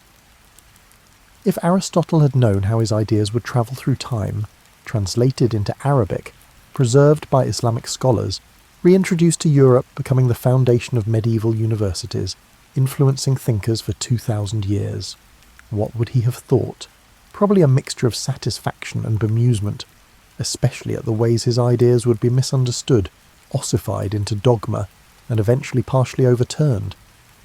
But he would likely have been pleased that his fundamental approach, careful observation, systematic thinking, and the belief that the world is knowable, continued to influence how humans pursue understanding. That was his real contribution, not any specific doctrine, but a whole way of approaching knowledge. Aristotle understood that knowledge is always provisional, always subject to refinement as we learn more. His works constantly engage with previous thinkers, building on their insights and correcting their errors. He would have expected, probably hoped, that future thinkers would do the same with his work. In his final days, perhaps Aristotle found peace in having lived a life devoted to understanding. He'd started with nothing but curiosity and intelligence, and he'd used these to investigate nearly every aspect of reality accessible to human inquiry. He'd been a student, a teacher, a researcher, a founder of institutions, and a systematizer of knowledge. He'd loved his wife, Pythias, his companion, Herpyllis, and his children. He'd formed friendships with students and colleagues. He'd experienced political success and political exile. He'd known the satisfaction of intellectual breakthrough and the frustration of unanswered questions. In short, he'd lived a fully human life while also living a life of the mind. The ancient Greeks had a concept that Aristotle wrote about extensively: eudaimonia, human flourishing, living well. By his own account, this came from developing your capacities, acting virtuously, engaging meaningfully with others, and using your reason well. By these measures, Aristotle had indeed achieved eudaimonia, even if his life ended in exile rather than triumph. When he died in 322 BCE, Aristotle probably had no idea that he was, in a sense, immortal. His body would decay like all physical things. He understood biology too well to imagine otherwise. But his ideas, his methods, and his approach to understanding the world, these would outlast empires and influence civilizations he'd never heard of. That's a legacy worth reflecting on as you drift towards sleep. A single person, through careful thought and systematic inquiry, can influence how millions of future people understand reality. The questions Aristotle asked, the methods he developed, and the knowledge he systematized, these became tools that countless others would use to build their own understanding. As you settle into that space between waking and sleeping, where thoughts become less linear and more dreamlike, consider this. Aristotle's greatest achievement wasn't any single discovery, but showing that the world is comprehensible. Before him, many people thought that true understanding required mystical revelation or abstract mathematics divorced from physical reality. After him, it became possible to believe that ordinary people could understand the world by looking carefully, thinking clearly, and building knowledge systematically. Every time you try to understand something by observing it carefully, you're following Aristotle's path. Every time you classify things by their similarities and differences, you're using Aristotle's method. Every time you ask, "What is this for?" or "How does this work?" you're asking Aristotelian questions. You might never have studied Aristotle in school. You might not be able to name a single one of his books, but his influence is in the very air you breathe intellectually, in how you think about causes, in how you understand living things, in how you reason about ethics, and in your assumption that the world makes sense and can be understood. This is what it means to be a foundational thinker. Not that everything you say is correct. Aristotle was wrong about many things, but that you change how people think about thinking itself. You create tools that others can use, methods that others can follow, and frameworks that others can build upon. Aristotle showed us that knowledge is not something revealed from above, but something built from below, starting with simple observations and building toward comprehensive understanding. He demonstrated that you don't need mystical insights or mathematical perfection to understand reality. You need careful attention, clear thinking, and the patience to work through problems systematically. This optimistic view of human knowledge, that we can figure things out, that the world is knowable, that reason and observation together can lead us toward truth, remains one of civilization's most important assumptions. When we doubt it, science stops, inquiry ends, and we retreat into authority and tradition. Aristotle also reminds us that intellectual work is deeply human. It happens in communities of teachers and students. It requires conversation and debate. It builds on what others have learned. It connects to the practical concerns of living well. Knowledge isn't just abstract information. It's part of how we flourish as human beings. As sleep approaches and this story ends, remember that the quiet philosopher from Stagira, who spent his life observing, thinking, and teaching, changed the world, more profoundly than many conquerors. His student Alexander's empire fell apart within years of his death. But Aristotle's intellectual empire, his methods, his insights, his approach to understanding, has lasted more than 2 millennia and shows no signs of disappearing. Tomorrow, when you wake and observe the world around you, noticing patterns, asking questions, trying to understand how things work, you'll be thinking in ways that Aristotle helped make possible.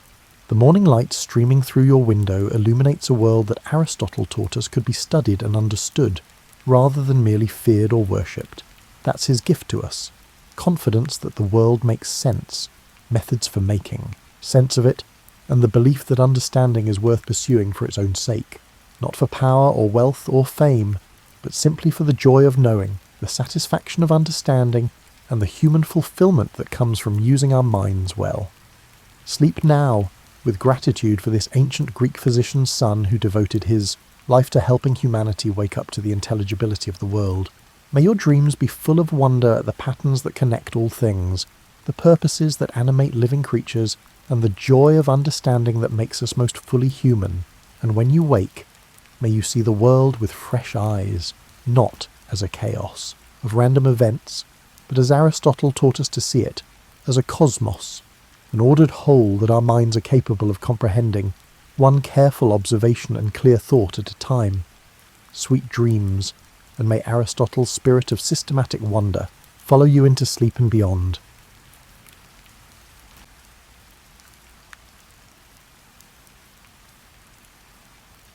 You are standing at one of history's most misunderstood turning points. The Roman Empire did not vanish in a dramatic explosion of chaos and darkness.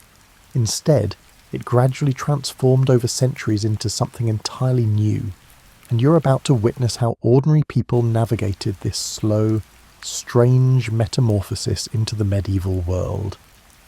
Imagine you're walking through Rome in the year 476. The date means nothing to you yet, because historians far in the future will mark this as the year the Western Roman Empire officially ended. You do not feel any different today than you did yesterday. The streets are quieter than they used to be. Your grandfather told you stories about when this avenue was so crowded you could barely move. Now you can see clear across to the other side. The marble buildings still stand exactly where they always stood. The aqueducts still bring water from the hills. The fountains still run in the forum. But something has changed in ways that are hard to name. The population of Rome has been shrinking for over a century. The city that once held 1 million people now houses maybe 100,000. You can do the math easily enough. Every generation, fewer children are born. Every generation, more families leave for the countryside, where food is easier to grow and life feels more secure. The grand public baths still operate on Tuesdays and Thursdays. You went last week and noticed that only the smaller pools were heated. The massive caldarium that once held hundreds of bathers sat empty and cold. The maintenance staff has dwindled. The man who tends the furnaces told you he used to have 12 assistants. Now he has 2. You walk past the Colosseum. No games have been held there in your lifetime. The building sits quietly like a sleeping giant. Birds nest in the upper arches. Grass grows between the paving stones. Someone has set up a small vegetable garden in one of the former staging areas. Nobody stops them because nobody cares enough to enforce the old rules about public buildings. The funny thing is that the Colosseum looks more peaceful now than it ever did when it was in use. The silence feels appropriate somehow. Nature is slowly reclaiming what humans built.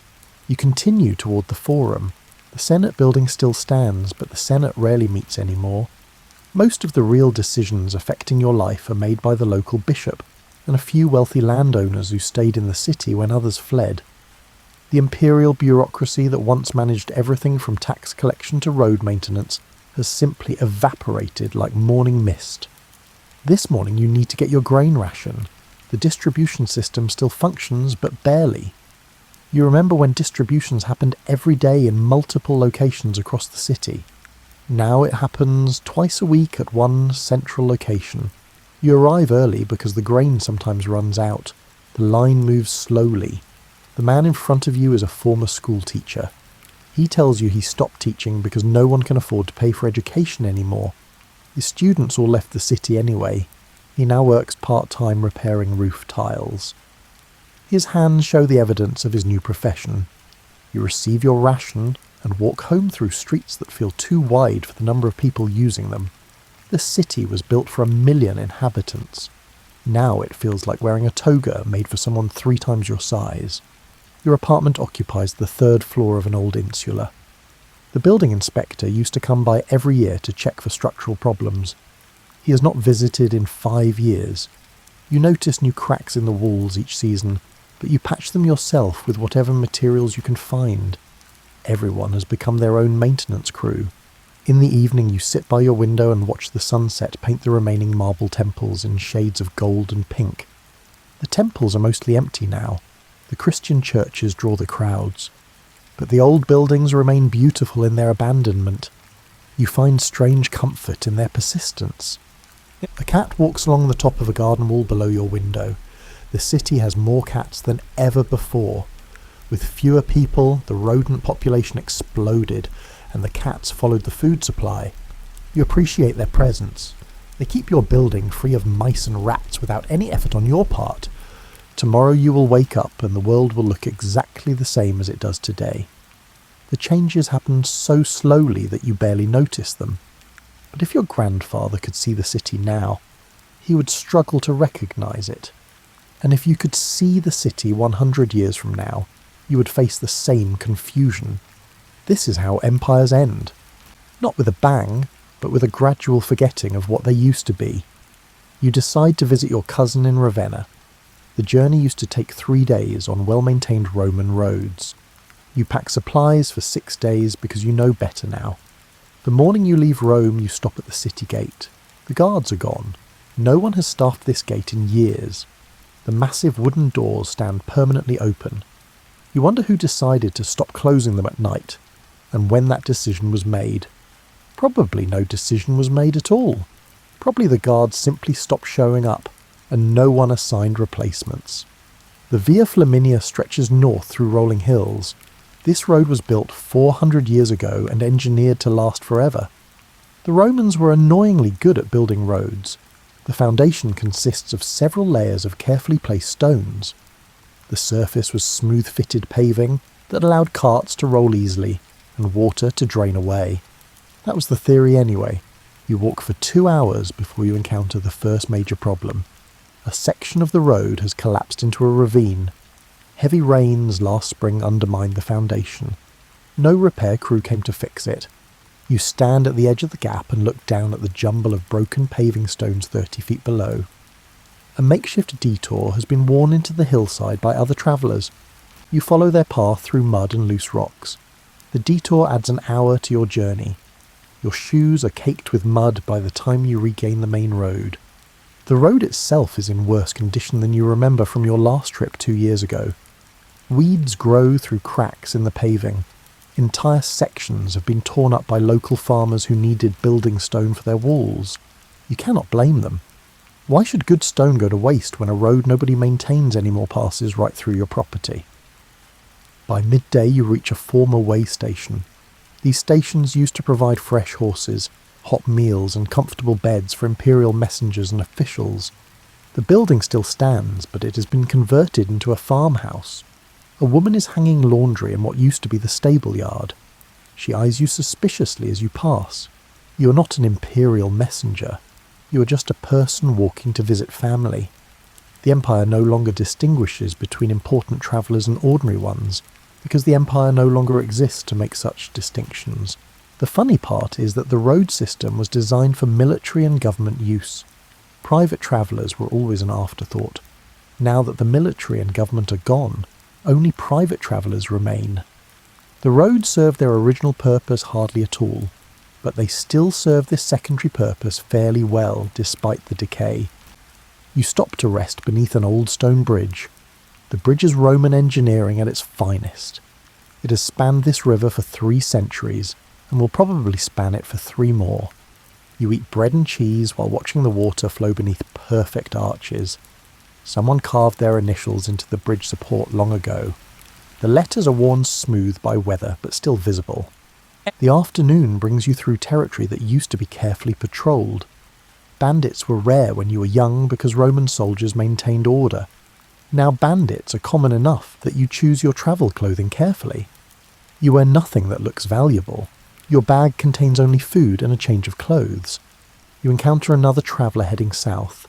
He's a merchant carrying salt. You walk together for mutual safety.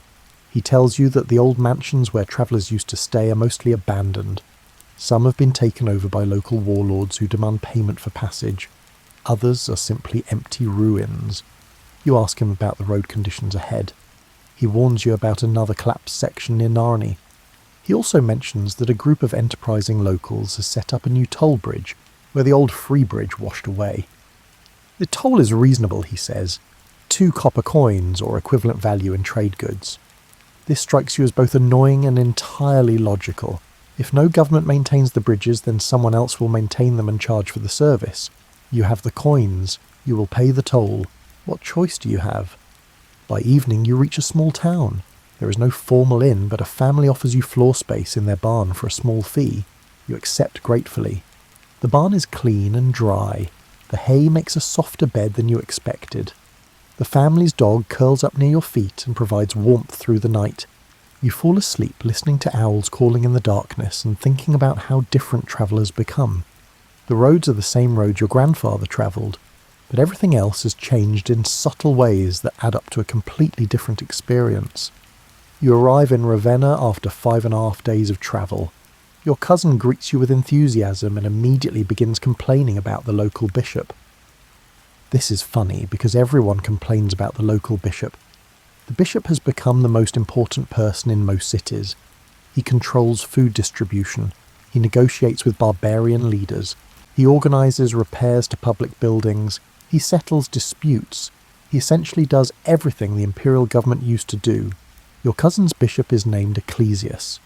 He is 35 years old and phenomenally efficient. He used to be a lawyer before taking holy orders. His legal training shows in everything he does. He keeps meticulous records. He insists on written contracts. He never makes a promise he cannot keep. The people respect him but do not necessarily like him. He's a bit too organised for comfort. He makes them feel disorganised by comparison. You attend Sunday services at Ravenna's main church. The building is relatively new, constructed only 20 years ago. The interior takes your breath away. Mosaics cover every surface in glittering patterns of gold and coloured glass. The images show Christ and the apostles and various saints. Light from high windows makes the gold tesserae sparkle like captured starlight. The craftsmanship is purely Roman. The artists who created these mosaics learned their trade in the old imperial workshops, but the subject matter is entirely Christian. The building represents a perfect fusion of Roman technical skill and Christian religious purpose. Bishop Ecclesius delivers his sermon in clear Latin. He speaks slowly so everyone can understand. His topic is charity toward the poor. He reminds the congregation that they have a duty to share what they have with those who have less. He mentions specific families in need by name. He is not subtle. After the service, people line up to speak with the bishop. He holds these informal audiences every week. You watch as he listens to complaints, mediates arguments, and distributes small amounts of money from the church treasury to people in genuine need. One man complains that his neighbour's sheep keep eating his vegetables. The bishop listens carefully and then suggests building a better fence. He offers to provide materials from church supplies if the man provides labour. The man accepts. Problem solved. A widow asks for help feeding her children. Her husband died last month. The bishop asks her age and how many children she has. He makes notes in a wax tablet he carries. He promises she will receive weekly grain rations starting tomorrow. He also suggests she might find work washing linens for the church. She thanks him repeatedly. You realise that the bishop is basically running a parallel government. He has taken over the social services that the Roman state used to provide. He does this not because he sought power, but because someone had to do it, and he was the person with the resources and organisational ability to make it happen. Your cousin confirms this observation. The official imperial governor still lives in Ravenna. He technically outranks the bishop. But when people have actual problems, they go to the bishop because the bishop can actually help them. The governor mostly sits in his villa and writes reports to Constantinople that may or may not ever get read. The transition of power from imperial officials to church bishops happened gradually over several generations. No one planned it. No one decreed it. It just happened because the church had resources, organisation, and local credibility, while the imperial government had increasingly none of those things. You spend the evening with your cousin's family. They live in a modest house near the port. The house used to belong to a merchant family who left for Constantinople when trade declined. Your cousin rents it for a fraction of what it would have cost in better times. Over dinner, your cousin's wife talks about the changes she has seen. She's 10 years older than you. She remembers when Ravenna was a major imperial centre. The emperor himself lived here for several years when she was a child. The palace employed hundreds of people. Diplomats from across the world visited constantly. Now the palace sits mostly empty. A skeleton staff maintains it. The emperor has not visited in decades. The diplomats stopped coming when they realised no real power resided here anymore. But Ravenna has not died. It has transformed. The city is now a church administrative centre, instead of an imperial administrative centre. The bishops have essentially inherited the infrastructure the emperors left behind. They use the same buildings, employ many of the same people, and perform many of the same functions. The funny thing is that most people barely notice the transition. They still go to the same buildings to get help with their problems. They still fill out forms in Latin. They still navigate a bureaucracy. The paperwork looks almost identical. Only the person sitting behind the desk has changed from an imperial official to a church official. Your cousin pours wine and laughs about the absurdity of it all. The Roman Empire spent centuries building an administrative system. Then the empire collapsed, but the administrative system kept running under new management. It is like watching a ship lose its captain but continue sailing, because the crew knows how to do their jobs. You raise your cup and toast to continuity in the face of chaos. Your cousin drinks to that. The next day your cousin takes you to meet his employer. This requires some explanation because his employer is a Goth. Your cousin works as a scribe in the court of Theodoric, who rules Italy as an Ostrogothic king. This should feel strange, but it does not. The Goths have been part of the Roman world for so long that they feel less like invaders and more like new neighbours who moved in and never left. Theodoric's palace is actually the old imperial palace. He uses the same throne room where Roman emperors once held court. He employs Roman administrators, follows Roman laws, and communicates in Latin. His official documents are written in the chancery style that Roman bureaucrats developed centuries ago. The only obvious difference is that Theodoric and his Gothic warriors are Arian Christians, while most Romans are Nicene Christians. This creates some theological tension, but surprisingly little practical conflict. Theodoric is pragmatic enough to let people worship however they want as long as they pay their taxes and maintain order. You wait in an anteroom while your cousin delivers some documents. The walls display mosaics showing both Gothic and Roman symbols side by side. A Gothic warrior on horseback rides next to a Roman magistrate in a toga. The message is clear. This government represents a blending of both cultures. A Gothic soldier stands guard at the door. His equipment is interesting. He wears Roman-style armour made by Roman craftsmen. He carries a Germanic-style sword that his grandfather probably brought from beyond the Danube. His belt buckle shows Roman decorative motifs. He is a visual representation of cultural fusion. Your cousin emerges and takes you on a tour of the complex. You pass through offices where Roman scribes work alongside Gothic administrators. Everyone speaks Latin in the halls. Documents are filed using the Roman system. The bureaucracy functions exactly as it did under Roman emperors. Theodoric himself appears briefly. He's in his 60s now, heavyset and dignified. He wears purple robes like a Roman emperor but keeps his long Germanic hair and beard. He speaks to his advisors in fluent Latin. His accent marks him as someone who learned Latin as a second language, but his vocabulary and grammar are impeccable. He notices you and your cousin and nods politely. Your cousin bows. You bow. The king continues on his way, surrounded by attendants. The encounter lasts maybe 10 seconds, but it leaves you with a strange feeling. This man is technically a barbarian invader. His people were enemies of Rome within living memory, yet here he is, ruling Italy with Roman methods, employing Roman officials, and maintaining Roman traditions. He's more invested in preserving Roman civilization than many Romans are. Your cousin explains the situation as you walk back toward his house. The Goths number maybe 100,000 people. The Romans in Italy number several million. The Goths cannot rule through force alone. They need Roman cooperation. So Theodoric has made a deal. He provides military protection and maintains order. The Romans provide administrative expertise and keep the economy functioning. It works surprisingly well. Trade continues, cities function, laws are enforced, taxes are collected at lower rates than under the old empire, which makes everyone reasonably happy. The system is not Roman and not Gothic, but something new that borrows from both. Your cousin mentions that many young Romans are learning Gothic now, not because they have to, but because it helps with advancement in the military and some administrative positions. Meanwhile, Gothic children of the elite are learning classical Latin literature and rhetoric. The cultural exchange flows both directions. This blending would have seemed impossible a century ago. Romans viewed Goths as uncivilized barbarians.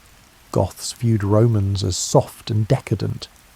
Now their children play together in the streets, and their young adults sometimes marry each other. The old prejudices persist, but they weaken with each generation. The funny part is that the Goths are trying desperately to preserve Roman culture, while many Romans have stopped caring about it. Theodoric commissions public works in the Roman style. He restores aqueducts and maintains roads. He patronizes scholars and collects Roman manuscripts. He seems to understand that Roman civilization is valuable and worth preserving, even if Rome as a political entity is gone. You spend the afternoon in Ravenna's marketplace. The vendors are a mix of Romans and Goths. You hear both Latin and Gothic being spoken. The goods for sale include Roman pottery and Gothic metalwork. A Roman woman sells bread next to a Gothic woman selling cheese. They chat pleasantly about the weather and complain together about how expensive olive oil has become. This is the reality of life after the Empire. The grand political structures have changed, but daily life continues. People adapt, cultures blend. Former enemies become neighbours and then friends. The transformation happens so gradually that no single moment marks the change. You buy some excellent Gothic cheese and some Roman bread.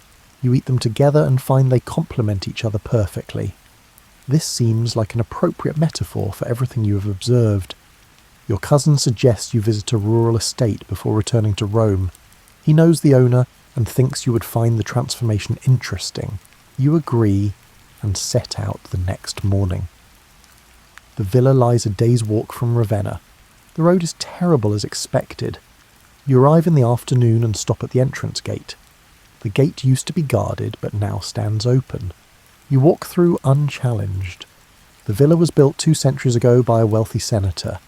The main house is a sprawling complex of rooms arranged around a central courtyard. Mosaics decorate the floors. Frescoes cover the walls.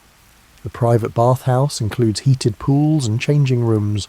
The whole estate screams wealth and sophistication, or at least it used to. The main house is still inhabited, but only barely. The owner's family lives in about 6 rooms. The rest of the house sits empty and increasingly derelict. Water damage has ruined many of the frescoes. Some of the roof tiles are missing. The bathhouse has not been heated in years. But here is the interesting part. Where the ornamental gardens used to be, there are now vegetable plots. Where decorative fountains once played, there are now chicken coops. The olive groves that provided oil for export now provide food for local consumption. The entire villa has been converted from a luxury residence into a working farm. Even more interesting is what happened to the surrounding estate. The land used to be worked by tenant farmers who paid rent to the senator's family. When the economy collapsed and money became scarce, the arrangement changed. The tenant farmers stopped paying rent in coin and started paying in labour and goods. Over time, they built permanent homes on the estate. Their homes cluster around the main villa like chicks around a hen. You are witnessing the birth of a medieval manor. The Roman villa is becoming the centre of a self-sufficient village. The owner's family provides protection and organisation. The farmers provide labour and food. Everyone depends on everyone else in ways that would have seemed strange under the old system, but make perfect sense now. The villa owner is named Marcus. He's about 50 and remarkably cheerful for someone whose family fortune has evaporated. He gives you a tour and explains the changes with obvious pride. The estate is almost entirely self-sufficient now. They grow wheat, barley, vegetables and fruit. They raise chickens, pigs and sheep. They make their own cheese and butter. They weave their own cloth. They repair their own tools. They rely on the outside world for only a few essentials like salt and iron. Marcus admits this is not the life he imagined when he was young. He was educated in Rome. He studied rhetoric and philosophy. He expected to have a career in imperial service. Instead, he spends his days managing crop rotations and mediating disputes between farmers. But he has made peace with the change. He actually finds satisfaction in the work. The estate produces real things that people need. Under the old system, his family's wealth came from rents and investments that felt abstract and distant. Now he can see the direct results of his decisions. The wheat grows or it does not. The sheep thrive or they do not. The feedback is immediate and honest. The farmers who live on the estate treat him with respect but not civility. They need him and he needs them. The relationship has become more balanced than it was under the old tenant system. Marcus cannot simply evict someone who displeases him because he cannot replace them. Labour is too scarce.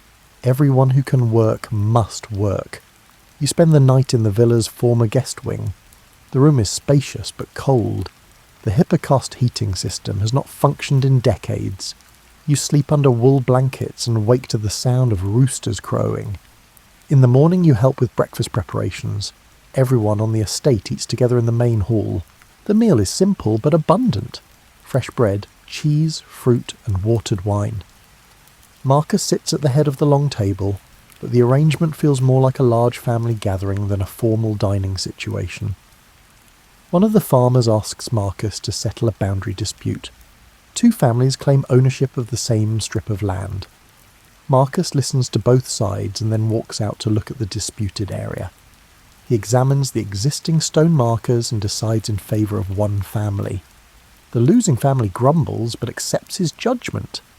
The dispute is settled in 15 minutes. This is Roman law operating at the most local possible level. No courts, no lawyers, no written depositions. Just one man with traditional authority making a decision based on common sense and local knowledge. It is both completely Roman and completely different from how Roman law worked under the Empire. You leave the villa in the afternoon with a bag of fresh apples Marcus insists you take. As you walk back toward Ravenna, you think about what you have witnessed. The Roman villa system is not dying. It is transforming into something new that will eventually be called feudalism. The process will take centuries to complete, but you are seeing the early stages. The structures remain Roman. The legal concepts remain Roman, but the social relationships are changing in fundamental ways. The future is being built from the materials of the past, arranged in new patterns that solve new problems. On your return journey to Rome, you stop at a monastery. Your feet hurt, and the monks have a reputation for hospitality. They welcome you at the gate without asking questions. A novice shows you to the guest quarters and brings you bread and beer. The monastery is only 30 years old but feels ancient. The buildings are simple stone structures arranged around a central church. Everything is clean and well maintained. The monks clearly take pride in their work. You attend evening prayers. The monks sing in Latin.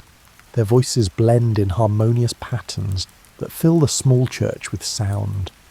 The melodies are based on older Roman musical forms but adapted for Christian worship.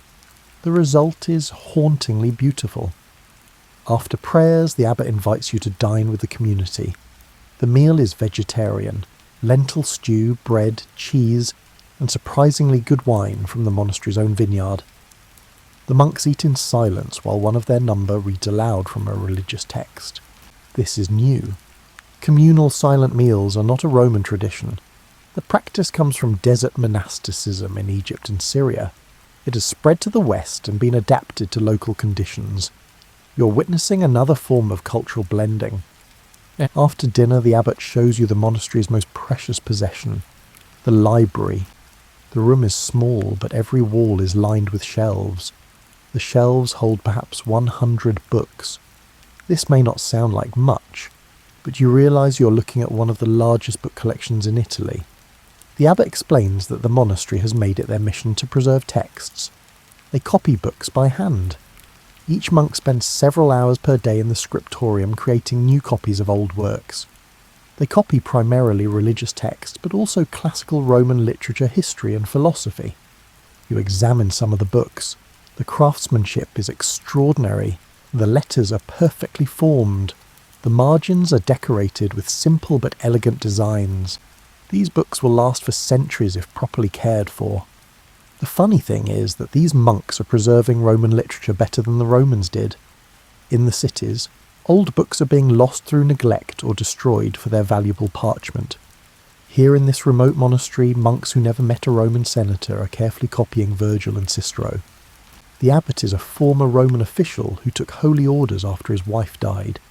He understands the value of what they are saving. He talks about the books the way other men talk about gold. Each volume represents thousands of hours of human thought and creativity. To lose a book is to lose a piece of human knowledge forever. He shows you the scriptorium, a long room with good light from south-facing windows. A dozen monks sit at individual desks copying texts. They work in complete silence except for the scratching of pens on parchment. The concentration is absolute. One young monk is copying a work by Seneca. Another is working on the Gospel of Luke. A third is creating a new copy of a botanical text by Dioscorides. The subjects are wildly diverse, but the monks approach each text with the same careful attention. You watch as a monk mixes ink. He combines oak gall, iron salts, and water in precise proportions. The recipe comes from ancient Rome. The monks have preserved not just books, but the technical knowledge needed to create them. The abbot mentions that monasteries are springing up all over Europe. Each follows similar patterns: prayer, manual labour, study, copying texts. The network is informal but effective. Books travel from monastery to monastery. Knowledge spreads in slow but steady waves. This is how Roman learning will survive the collapse. Not in cities or universities or imperial libraries. In small monastic communities scattered across the countryside, where dedicated men preserve texts for reasons that mix religious devotion with scholarly passion. You spend 2 nights at the monastery. The routine is soothing in its predictability. Prayers at set hours, meals at set times, work in between. The chaos of the outside world feels very far away. On your last evening, the abbot gives you a gift, a small copy of the Psalms, handwritten on good parchment and bound in leather. He says every traveller should have something beautiful to remind them of moments of peace. You accept the gift with gratitude. The book fits easily in your bag. It weighs almost nothing, but it represents everything about this transitional age. Roman craftsmanship preserving Jewish religious texts copied by Christian monks for a traveller whose future is uncertain. All the threads of the ancient world are being woven into something new. You reach the outskirts of Rome after 8 days of travel. You are tired but satisfied. The journey has shown you things you needed to see. As you walk through the city gates, you notice something you never paid attention to before. People speak differently depending on their age and social class. The Latin spoken by the old senator you pass in the street is formal and complex. The Latin spoken by the children playing nearby is simpler and filled with words their grandparents would not recognize. Language is changing. Latin is slowly splitting into the various Romance languages that will eventually become Italian, French, Spanish, and Romanian. But this process will take centuries. Right now you are in the middle of it. The changes are noticeable but not yet extreme. You stop at a bakery. The baker's wife serves you. She speaks a Latin that would make a classical grammarian weep. She drops case endings. She confuses verb tenses. She uses vocabulary borrowed from Gothic and Greek. But you understand her perfectly, and she understands you. This is the real Latin. Not the literary language preserved in books, but the living language spoken by ordinary people. It has always been more flexible and practical than the formal version. Now it is evolving rapidly in response to new circumstances. The baker's young daughter asks you where you travelled from. You tell her, Ravenna. She asks if people there speak differently. You admit that they do. The northern dialects already sound distinct from the speech patterns in Rome. Give it another few generations and they will be different enough to cause comprehension problems. The girl finds this fascinating. She asks if this means Latin is dying. You tell her no. Latin is not dying. It is multiplying. Each region is developing its own version adapted to local needs and influenced by local languages. All these versions are still Latin, but they are becoming differentiated. Her mother laughs and says philosophers always complicate simple things. People talk, however they talk. The girl should not worry about it. You accept this wisdom and buy 2 loaves of bread. As you walk home, you listen more carefully to the conversations around you. A group of merchants arguing about prices, a mother scolding her children, 2 friends discussing the upcoming religious festival. Everyone speaks Latin, but no 2 people speak it exactly the same way. This diversity would have bothered Roman grammarians. They spent centuries trying to standardize Latin and preserve its classical forms, but their efforts only worked for the educated elite. The common people spoke however they wanted. Now that the educational system has largely collapsed, the common version is taking over completely. You reach your apartment building. Your neighbour is sitting outside enjoying the evening air. She's 90 years old and has lived in Rome her entire life. She speaks a Latin that sounds almost archaic to your ears.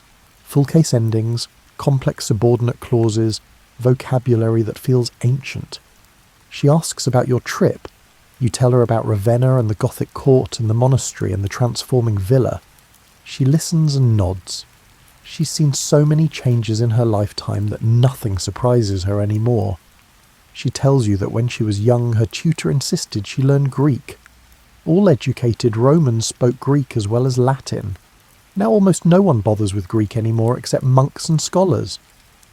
The eastern and western halves of the old empire are drifting apart linguistically as well as politically. You mention the monks preserving books. She approves strongly. She learned to read as a child and still considers literacy one of the greatest gifts anyone can receive. She worries that fewer children are learning these days. Without schools and tutors, literacy is becoming a specialised skill instead of a common accomplishment. This is true. In your grandfather's time, perhaps 30% of urban Romans could read. Now the number is closer to 10% and falling. Writing is becoming a professional specialty practiced mainly by monks and scribes. Your neighbour predicts that in another few generations, most people will not read at all. They will depend entirely on oral transmission of information. Stories will be told instead of written. History will be remembered instead of recorded.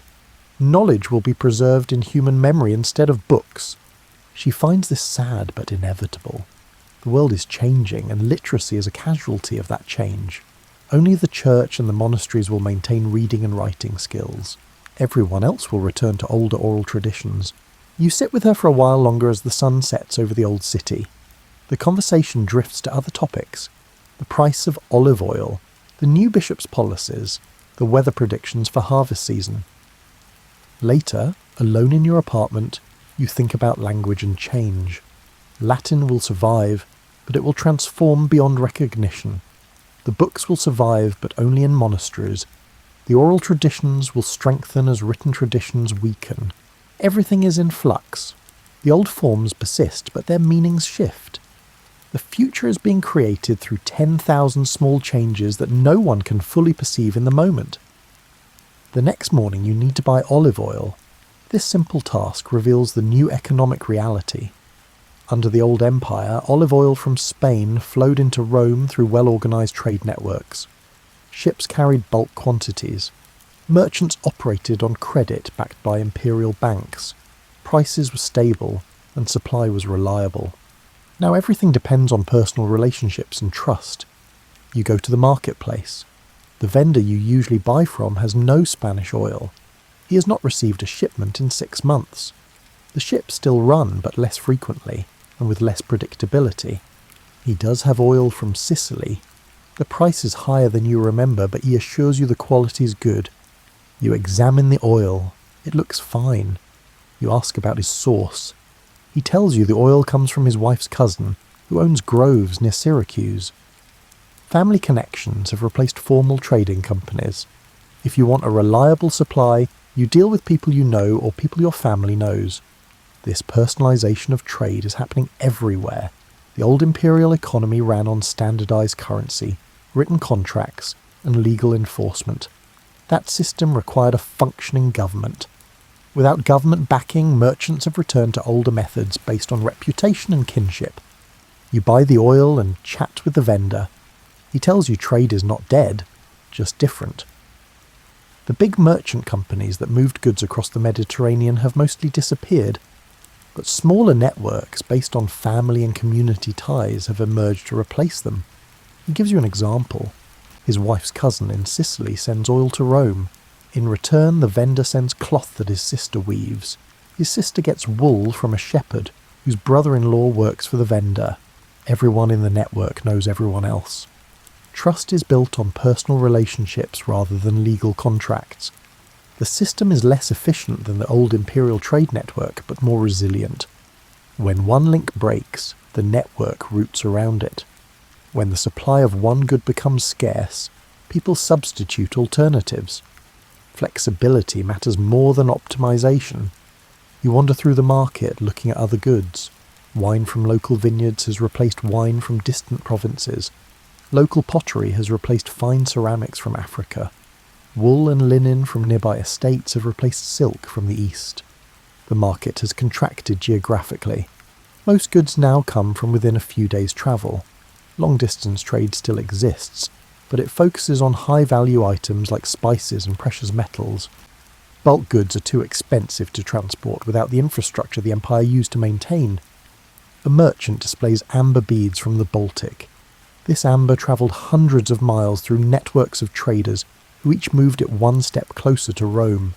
No single person organised the journey. The beads simply passed from hand to hand through existing relationships until they reached their final destination. You ask the merchant how payment works for something that travelled so far. He explains that the amber was exchanged multiple times. The final price in Rome bears little relation to what the original collector in the Baltic received. Each trader along the way added their profit margin. This is inefficient, but it works. The amber reaches customers who want it. The northern collectors get goods they need in return. Value flows in multiple directions through networks that require no central coordination. The funny thing is that this system resembles ancient trade patterns from before Rome built its empire. The world is not moving forward into some new economic model.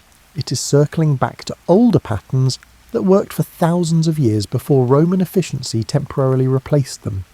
You buy some items you need: salt from the coast, iron nails from a local blacksmith, a clay lamp to replace one that broke.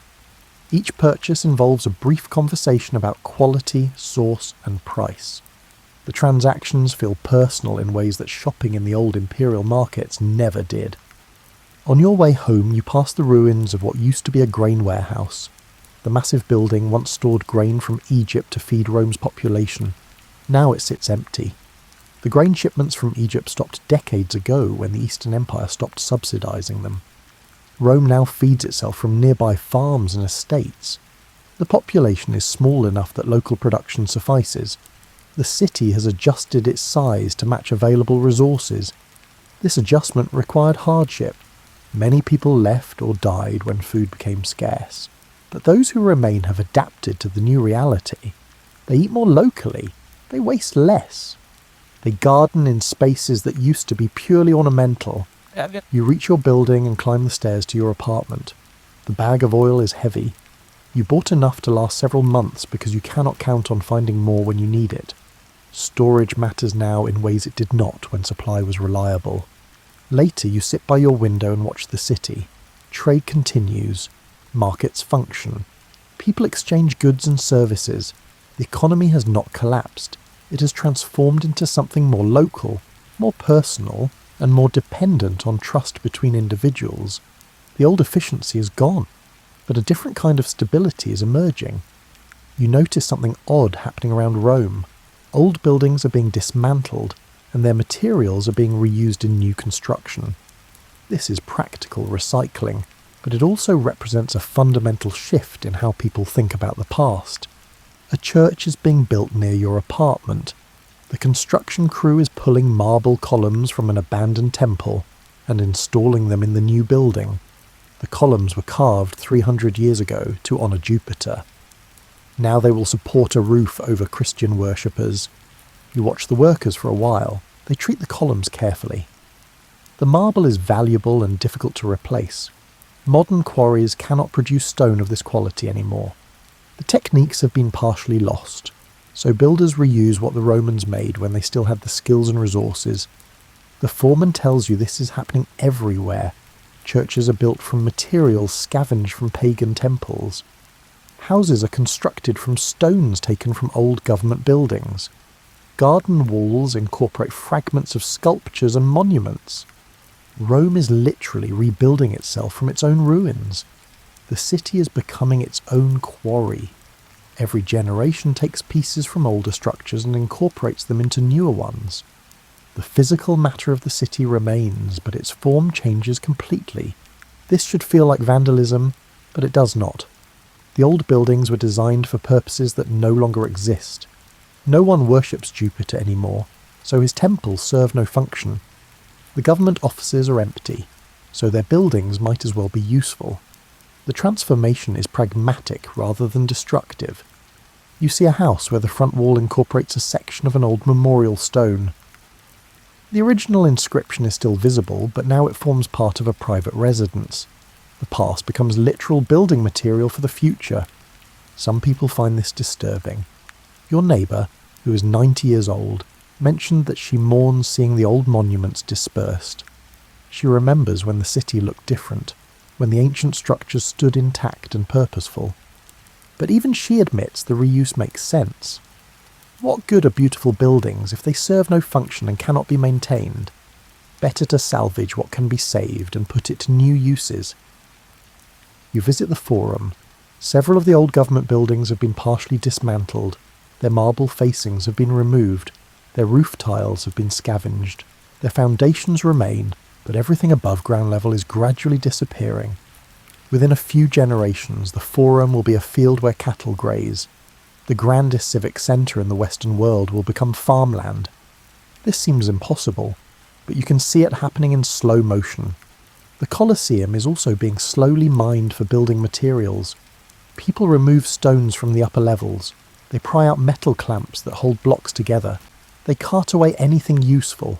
The building is so massive that this process will take centuries, but eventually even the Colosseum will be reduced to a partial ruin. You feel oddly calm about this. The buildings were always just buildings. The real Rome was the people and the ideas and the systems they created.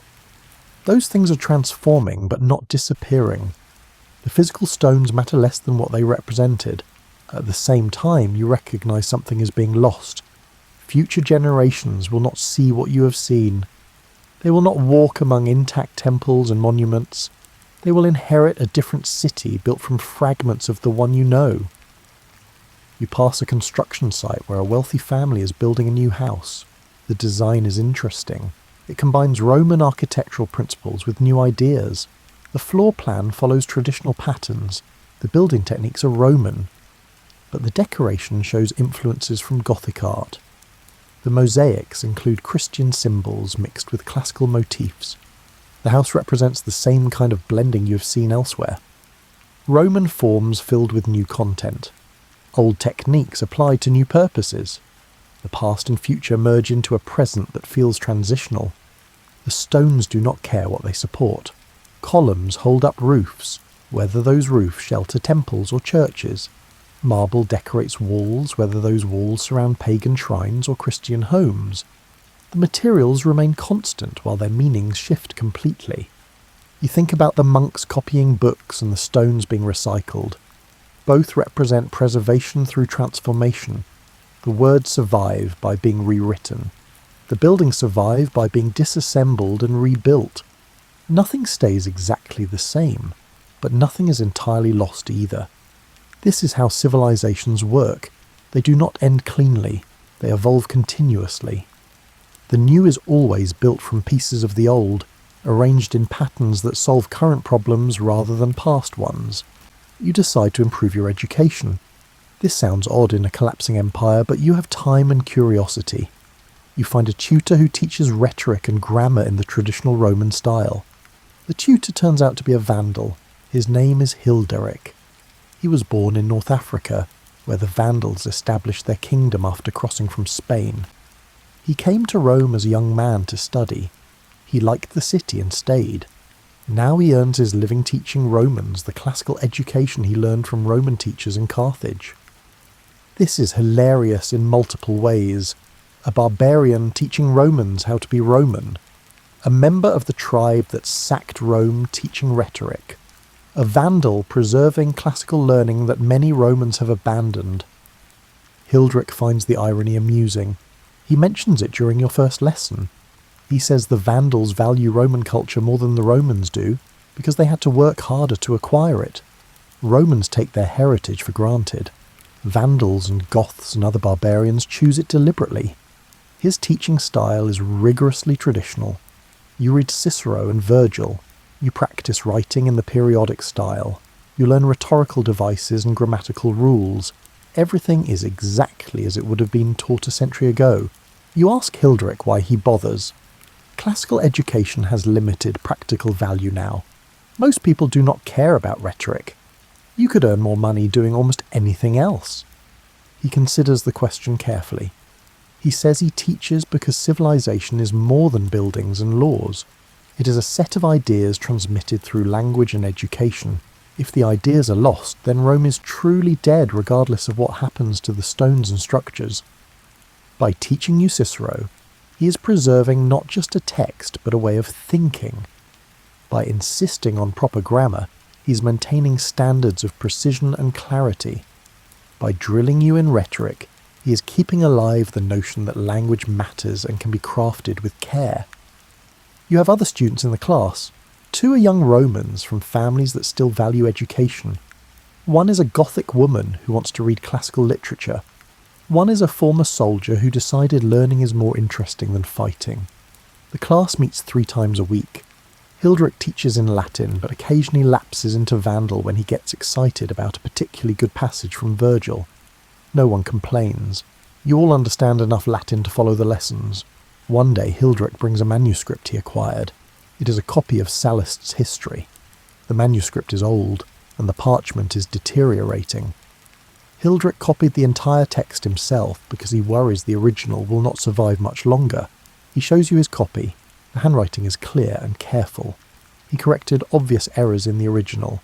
He added marginal notes explaining obscure references. He treated the work with scholarly respect. This Vandal barbarian has preserved a piece of Roman history that Romans might have let disappear. The situation feels backwards, but it also makes perfect sense. People who choose a culture often appreciate it more than people who inherit it passively. Your lessons continue through the winter. You read, write, and discuss. Hildrich assigns essays on classical themes. You struggle with the complex sentence structures, but improve gradually. One evening, Hildrich invites the whole class to his home for dinner. His house is modest but comfortable. His wife is Roman. She serves a meal that mixes Roman and Vandal dishes. You eat Roman bread with Vandal smoked fish. The combination is unusual but delicious. After dinner, Hildrich's wife tells stories about growing up in Rome. She remembers when the city was more crowded and prosperous. She also remembers constant political instability and violence. She says the current situation is actually more peaceful than what she experienced as a child. Her perspective surprises you. You tend to think of the past as a golden age and the present as decline. But she lived through that past and found it stressful. The present may be poorer, but it is calmer. Hildrich raises his cup and toasts to learning across boundaries. Romans and barbarians studying together. The old and new mixing freely. The future is being created by people who refuse to let knowledge die. You drink to that. The wine is good, the company is pleasant. You realise that civilization is not a fixed thing passed down intact, from generation to generation. It is something recreated continuously by people who care enough to preserve it and adapt it and pass it forward. Hildrich the Vandal is doing more for Roman civilization than many Romans. This fact would have astonished people a century ago. But it makes perfect sense now. Autumn arrives and you help with the grain harvest. Everyone helps. The distinction between city dweller and farmer has blurred. If you want to eat, you need to participate in food production at some level. The harvest takes place on estates surrounding Rome. You join a group walking out to one of the larger villas. The owner agreed to feed everyone who helps bring in the grain. This is a fair exchange. Your labour for a share of the food. The work is hard but social. 40 people spread across the field with sickles. You cut grain stalks and bundle them into sheaves. Your back aches after the first hour, but you keep going. Everyone keeps going. The work must be finished before rain comes. The atmosphere is cheerful despite the labour. People sing while they work. Old Roman songs mixed with newer ones borrowed from Gothic or Gallic traditions. The melodies blend together in pleasant harmonies. A woman working next to you explains that this communal approach to harvest is becoming standard. Individual families cannot manage the work alone, so everyone pools labour and shares the results. It is more efficient and more enjoyable. You break for lunch. The villa owner's staff brings bread, cheese and watered wine. Everyone sits in the shade and eats together. The owner himself sits with the workers. There is no formal separation between classes during harvest. Everyone is equally necessary. After lunch you return to cutting grain. The afternoon is hot, but a breeze makes it bearable. You fall into a rhythm. Cut, bundle and stack. Cut, bundle, stack. The repetitive motion becomes almost meditative. By evening the field is cleared. The grain stands in neat stacks ready for threshing. Everyone is exhausted but satisfied. You accomplish something tangible and important. The city will eat this winter because of today's work. The owner announces that dinner will be served. Long tables are set up in the villa courtyard. The meal is simple but generous. Roasted vegetables, bread, beans and more wine. You eat until you are full. After dinner, someone produces a flute. Music starts. A few people begin dancing. You watch from the edge of the courtyard, too tired to move but happy to observe. This is not how things worked under the old empire. Back then, agricultural labour was performed by slaves or tenant farmers. Free citizens avoided manual work. Social classes remained strictly separated. Now, everyone works. Everyone eats together. The old hierarchies are weakening under economic pressure. When labour is scarce, it gains value. When food is precious, those who produce it gain status. You sleep in the villa's barn along with dozens of other harvest workers. The accommodations are basic but adequate. Hay provides padding. Blankets provide warmth. You're so tired that comfort hardly matters. In the morning you help with threshing. The grain sheaves are spread on a stone floor and beaten with flails. The rhythmic pounding creates a steady beat. Someone starts singing, and the work becomes synchronized with the music. This communal labour will continue through the week, threshing, winnowing, and bagging the grain. Everyone who helps will receive a share. The villa owner will keep a larger portion, but everyone gets something. The system is fair enough. It rewards participation. It distributes food based on contribution. It creates bonds between people who might otherwise have little in common. You think about how Rome used to feed itself. Grain from Egypt and Africa, ships bringing bulk supplies, government distribution to citizens. The system was efficient but fragile.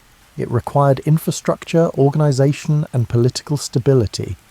The current system is less efficient but more robust. If one harvest fails, people can turn to another estate. If one region has problems, other regions can help. The network is decentralised and flexible. You finish your work and receive your share of grain, enough to last your household 2 months if used carefully. You thank the owner and begin the walk back to Rome. On the road, you talk with other workers. They discuss weather predictions, planting plans for next season, and the quality of this year's harvest. The conversations reveal deep knowledge of agriculture that Romans used to consider beneath their dignity. Times have changed. Knowledge of farming is now valuable. Practical skills matter more than classical education. You can quote Virgil, but you can also cut grain, and you know which skill keeps you alive. A religious festival approaches. The celebration blends Christian and older traditions in ways that would confuse a strict theologian, but make perfect sense to ordinary people. The festival supposedly honours a Christian martyr, but the date coincides with an older Roman agricultural celebration. The activities include both Christian prayers and rituals that have roots going back centuries before Christianity arrived. You attend the festival because everyone attends. The event combines worship, socialising and entertainment. The whole community gathers regardless of their specific beliefs. The day begins with a church service. The bishop leads prayers and gives a sermon about the martyr's courage. The story is inspiring. The martyr refused to worship pagan gods and died for his faith. His example teaches that principles matter more than comfort. After the service, people move to the town square. Vendors set up stalls selling food and small goods. Musicians perform. Children run around playing games.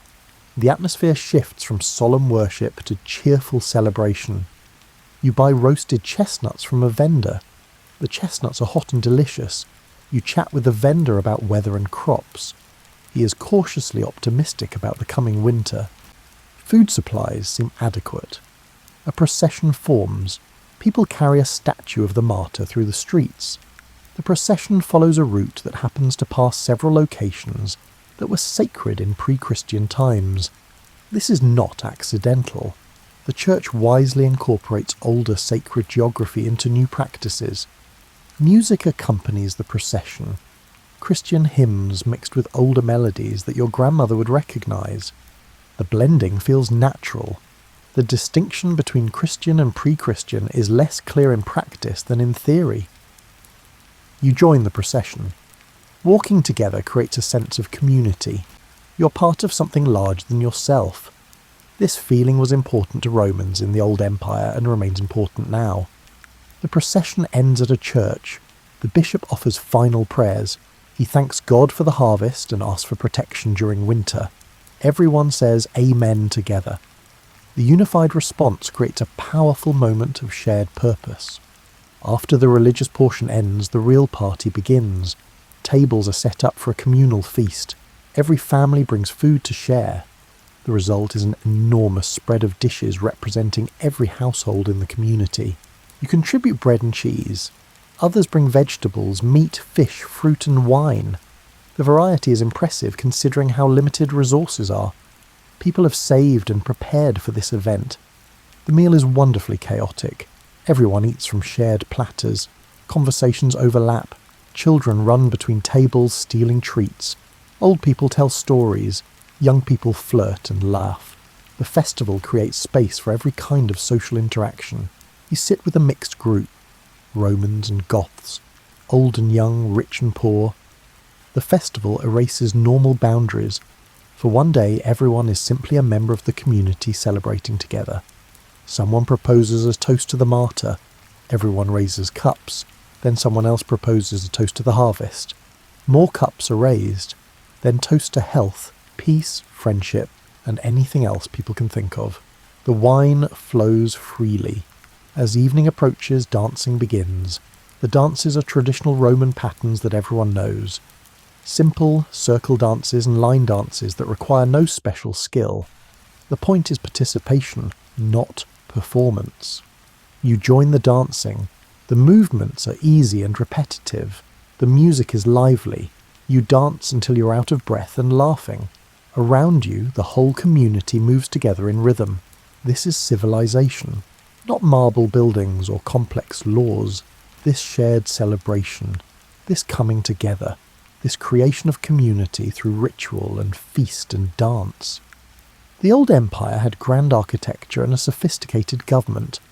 It also had festivals like this. The architecture is crumbling, and the government is gone. But the festivals continue. They adapt and change, but they persist because people need them. You leave the festival as darkness falls. Torches light your way home. You can hear music and laughter continuing behind you. The party will go on for hours yet. In your apartment, you reflect on what you experienced. The festival was Christian in name, but Roman in structure and mixed in practice. The church has not destroyed older traditions. It has absorbed them and given them new meaning. This is how cultures really change. Not through dramatic breaks, but through gradual incorporation. The new takes the shell of the old and fills it with different content. The forms remain familiar even as their significance shifts. You fall asleep thinking about continuity and transformation. The two are not opposites. They are partners in the endless process of human adaptation. Winter settles over Rome. The days are short and cold. You spend evenings by your small brazier trying to stay warm. The apartment is never quite comfortable, but it is better than being outside. One night you cannot sleep. You wrap yourself in blankets and sit by the window looking out at the city. The moon is full and bright. The old buildings cast sharp shadows. Everything looks silver and black. You think about all the changes you have witnessed, the shrinking population, the abandoned buildings, the new powers arising, the blending of cultures, the transformation of everything familiar into something strange yet recognizable. For the first time you truly understand that the Roman Empire is gone, not gone in the sense of completely vanished, gone in the sense that it has become something else entirely. The chrysalis is split open and something new is emerging. This realization makes you feel unmoored. Your whole identity was built on being Roman. But what does that mean now? The old definitions no longer apply. The empire you were taught to honour exists only in memory and books. Yet you are still here. The city is still here. The language is still here. The laws and customs and ways of thinking are still here. They have changed, but they persist. Maybe being Roman means something different now than it did a century ago. You think about Hilderic the Vandal teaching rhetoric, about Theodoric the Goth ruling from a Roman throne, about the bishop organising social services, about the monks copying books, about farmers sharing harvests. None of these things would have happened under the old empire, yet all of them preserve something essentially Roman even while transforming it. Maybe civilization is not a fixed thing passed down unchanged. Maybe it is a conversation across generations. Each age receives what the previous age created and then adapts it to current needs before passing it forward again. The moon moves across the sky. The shadows shift. You remain at your window thinking about continuity and change. In the morning things will look the same as always. You will buy bread and chat with neighbours and go about your business. The dramatic thoughts of a sleepless night will fade. Life will resume its normal patterns. But something has shifted in your understanding. You see now that you live in a transitional moment. The old world is dying, but slowly. The new world is being born, but gradually. Most people do not even notice because the changes happen across decades and generations. You're fortunate to recognise what is happening. This awareness will not change your daily life. You will still need to eat and find work and maintain shelter. But it gives meaning to the small transformations you observe. Every Gothic word entering Latin. Every church is built from temple stones. Every villa is becoming a village. Every monk is copying a book. Every harvest was shared communally. These are not random events. They are pieces of a larger pattern that will become clear only in retrospect. You finally feel sleepy. You return to your bed and pull the blankets tight. Outside, the city sleeps under moonlight. The old walls stand as they have stood for centuries. The new churches rest in darkness. The future waits patiently to unfold. Spring arrives with unexpected warmth. The flowers bloom early. The farmers predict a good growing season. Hope feels possible after the long cold winter. You decide to plant a garden. A small plot behind your building has sat unused for years. You claim it and begin preparing the soil. The work is harder than expected. The ground is packed hard and full of rocks. Your neighbour sees you working and offers advice. She grew vegetables when she was younger. She teaches you about soil preparation and planting times. You listen carefully and follow her instructions. Over several weeks you create a functioning garden. Beans, onions, lettuce and herbs. The plants are small but healthy. You water them every evening and watch them grow. This is new for you. Romans of your class traditionally did not garden. That was work for farmers and slaves. But class distinctions mean less now. Everyone does what needs to be done. You find satisfaction in the work. The garden responds to care. Watering and weeding produce visible results. You feel connected to the earth in ways you never experienced before. Other people in your building notice the garden and ask if they can help. You agree. The garden becomes a communal project.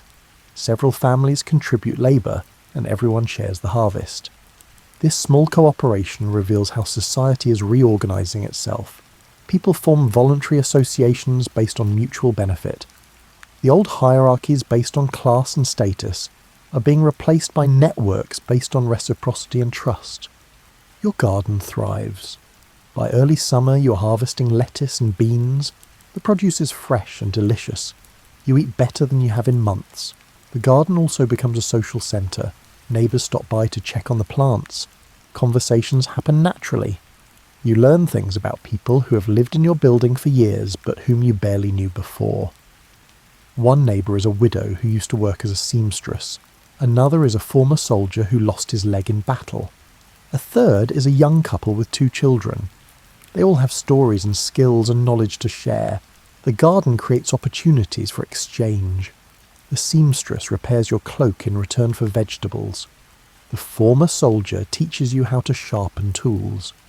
The young couple helps with heavy work in exchange for a share of the harvest. These informal barter arrangements are becoming the foundation of the local economy. Money is scarce, so people trade goods and services directly. The system works because everyone has something to offer, and everyone needs something from others. You think about how different this is from the old empire. Back then, most transactions involved money. Services were professionalised. People interacted through formal markets and legal contracts. Now interaction is more personal and direct. You know the people you trade with. You trust them because you live near them and see them regularly. Reputation matters more than formal credentials. The garden produces through the summer. You learn by doing. Some plants thrive, others fail. You adjust your approach based on results. This practical education is valuable in ways that book learning never was. By autumn, you are an experienced gardener, not an expert, but competent. You know what works in this particular soil under these specific conditions. Your knowledge is local and practical and hard-won. The other gardeners in your building have similar stories.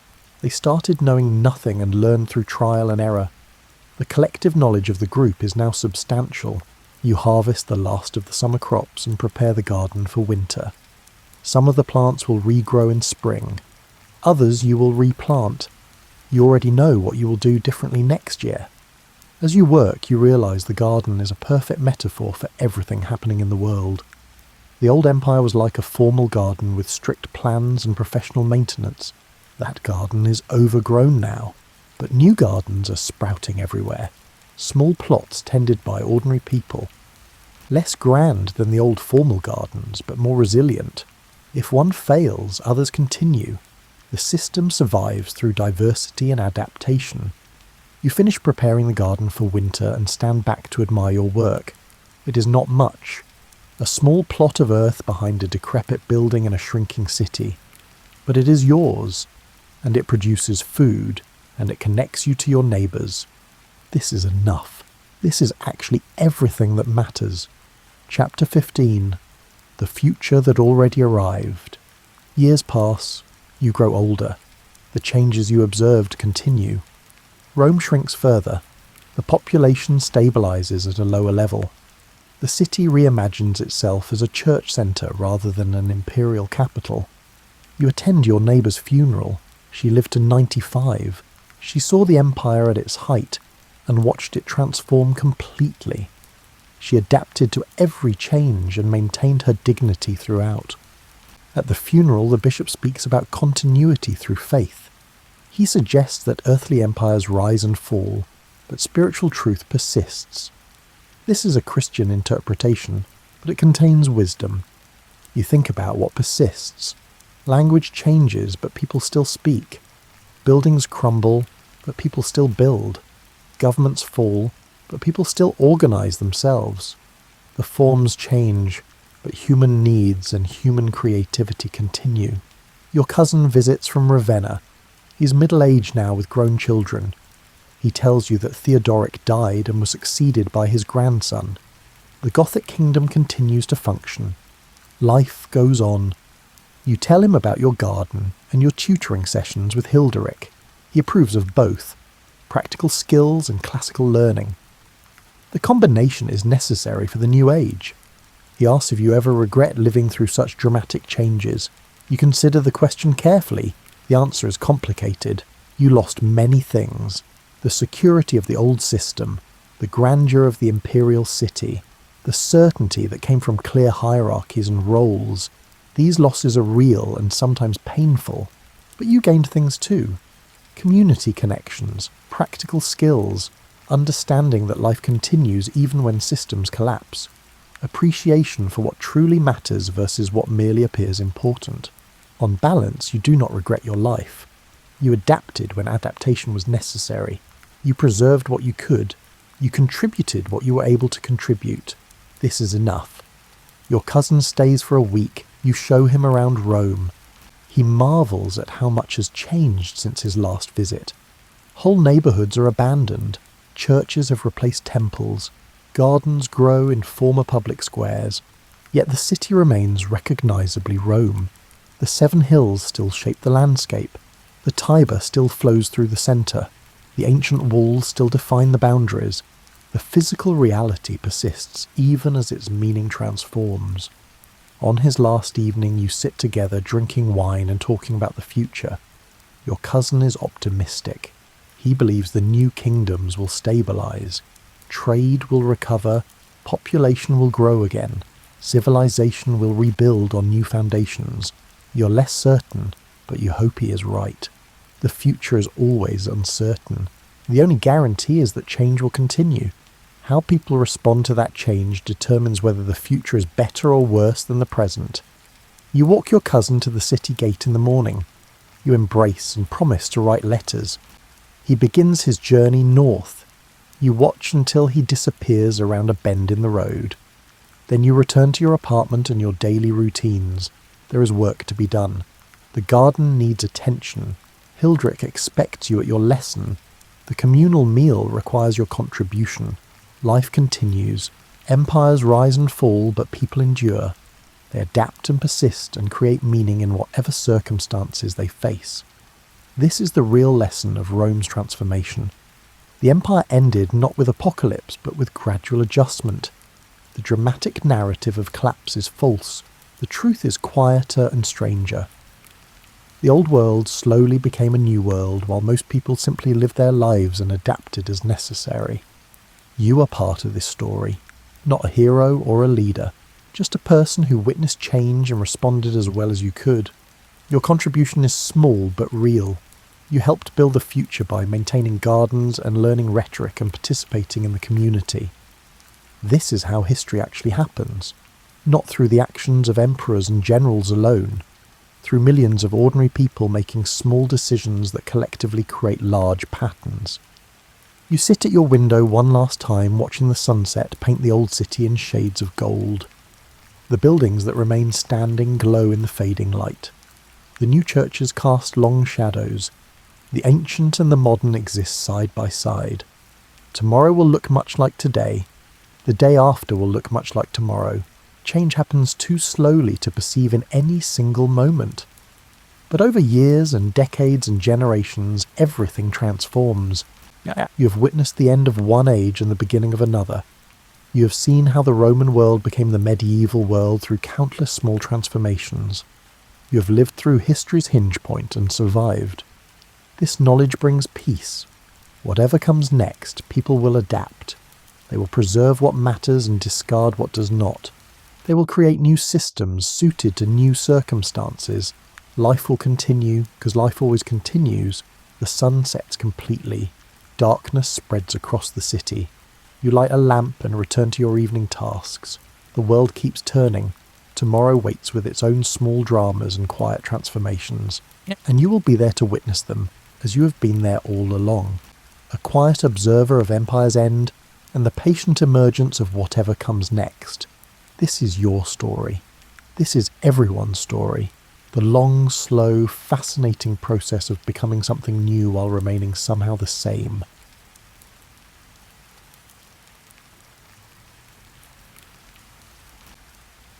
Imagine being in a very old Japanese forest.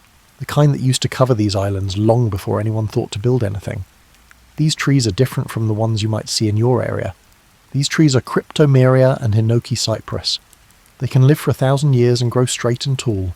Their wood smells a little like lemon and is resistant to rot, like nature's own preservative. Japanese architecture doesn't start in quarries or brick kilns. It starts in these old forests where there was a lot of wood that was easy to work with and seemed to last forever. Building with stone makes things last, whether you want them to or not. Stone says, "I will be here long after you're gone, unchanged and unmoved." Wood, on the other hand, says something else. Wood says, "I used to be alive, and in a way, I still am." The first people who lived in Japan knew that the islands they lived on were always moving, and this would affect how they built things for thousands of years. Earthquakes shook the ground too often, making buildings made of solid stone into death traps. It seemed like the earth itself liked movement over stillness and flexibility over rigidity. So the Japanese learned how to build buildings that could sway with the earth instead of fighting it. These buildings danced with disaster instead of standing against it. But before we talk about real buildings, we should talk about Shinto, the native religion of Japan that sees divine presence in nature. Shinto says that kami, or spirits or gods, live in everything, from huge mountains to tiny streams, from old trees to interesting rocks. This wasn't just a religious belief, it was a basic way to think about how you fit into the landscape. Your approach to building changes completely when you think that nature is sacred. You don't take over the land, you work with it. You don't cut down all the trees in a forest. Instead, you cut down certain trees with thanks and ceremony. The first Shinto shrines weren't really buildings. They were just areas that were set aside as sacred, maybe with a special tree or rock in them, and simple fences made of branches and rope around them. The Grand Shrine at Ise is one of Japan's most sacred places. It shows how people in Japan interact with nature in a way that might seem strange to people from the West. Every 20 years, the whole shrine complex is rebuilt from the ground up with new cypress wood and traditional methods. The old buildings are carefully taken apart and new ones that look just like the old ones go up in their place. This has been going on for more than 1,000 years, which makes Ise both old and always new. Consider this for a second. A building that is both 1,300 years old and only 20 years old. It's like the ship of Theseus paradox in architecture. This is a philosophical question about whether something stays the same after all of its parts have been replaced. The Japanese knew right away that the shrine's essence wasn't in the materials it was made of, but in its shape, its traditions, and its spiritual continuity. Because of this tradition of rebuilding, people had to learn about architecture by teaching each other, instead of just looking at old buildings. For decades, master carpenters taught apprentices everything they needed to know about how buildings worked, how they breathed, and how they stood up to wind and earthquakes. They didn't just teach them how to cut joints or choose wood. Japanese people used to treat wood with a lot of respect. Carpenters learned to read the grain of wood like you would read someone's face, getting to know its personality, strengths, and oddities. They knew that wood from the north side of a tree was thicker and should be used in a different way than wood from the south side. They knew that the way a tree grew determined how to cut and put its wood in a building. People cared for the tools and treated them with respect. It was important to take care of and eventually pass down a master carpenter's saw. Japanese saws cut on the pull stroke instead of the push stroke, which gives the carpenter more control and makes cleaner cuts. It's one of those little things that shows a whole new way of doing things, working with the tool's nature instead of forcing it to do what you want. The joinery techniques that developed in Japan are still amazing in how clever they are. Master carpenters made connections between wooden parts that were stronger than the wood itself, like interlocking joints that got tighter when they were loaded, corners that could bend without breaking, and connections that let buildings absorb seismic energy instead of breaking under it. Imagine a master carpenter in ancient Japan picking a tree to cut down as you drift off to sleep. He puts his hand on the bark and maybe says a short prayer to the kami of the forest, thanking them for the life he's about to take and the purpose it will serve. The tree will fall, but it will also rise again. It will become pillars and beams, and it will continue to exist in a new form, protecting people as it once protected birds and insects. The basis of Japanese architecture is a deep respect for materials, the idea that buildings are not separate from nature but part of its ongoing cycle, and the willingness to accept change instead of fighting it.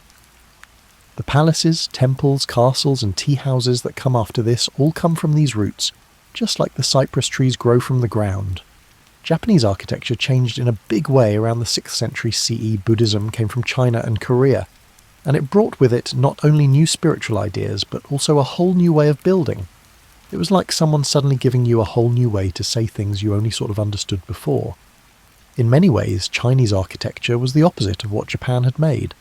Japanese buildings were low to the ground, while Chinese buildings had many stories and fancy roof lines that went up. Japanese design used natural materials in their raw form, while Chinese architecture used bright colours, intricate decorations and complicated symbols. Japanese architecture was about blending in with the landscape, while Chinese architecture was about imposing geometric order and cosmic meaning. The Japanese reaction to this cultural exchange shows something important about their character. They didn't just copy Chinese models, and they didn't completely reject them either. Instead, they did what you could call architectural translation, which means taking Chinese ideas and slowly and carefully adapting them to Japanese tastes and needs. Japanese architecture didn't really need large interior spaces for congregational worship before. Buddhist temples did. Shinto ceremonies took place outside or in small private places, but Buddhism needed big rooms where monks could meet, chant sutras and do complicated rituals. This meant learning how to build on a scale that Japanese architecture hadn't done before. The pagoda, which is a unique multi-tiered tower found in Buddhist temples, is actually a brilliant piece of earthquake engineering that the Japanese perfected through trial and error and careful observation. A shinbashira, a huge central pillar, runs through the middle of a traditional Japanese pagoda. It is held up from the top and barely touches the ground. The building shakes when an earthquake hits, but the central pillar keeps the whole thing stable by acting as a counterweight and dampener. Modern seismologists who studied ancient pagodas found something amazing. This design, which was developed through years of observation, predicts principles that structural engineers didn't understand mathematically until the 20th century. Some pagodas have been around for more than 1,400 years and have withstood many earthquakes that have destroyed newer buildings nearby. Old-time carpenters didn't need computer models. They had patience, careful observation, and years of experience. The Horyuji Temple, which was built in the early 7th century, has the oldest wooden buildings in the world that are still standing. It's like stepping into a time machine when you walk around its grounds, but you're not really there. You're in bed, imagining what it would be like. The wood has darkened over time to a deep brown that looks like it absorbs light. The pillars have a slight curve called entasis that comes from Greek architecture through Chinese middlemen. This makes them look more like living things than rigid shapes. It's interesting how quickly these early Buddhist temples began to look more Japanese than Chinese. The rooflines got less fancy but more elegant. The colours changed from the bright reds and greens of Chinese temples to softer, more natural tones. The connection with the garden around it became more integrated, less about symbols and more about real sensory experience.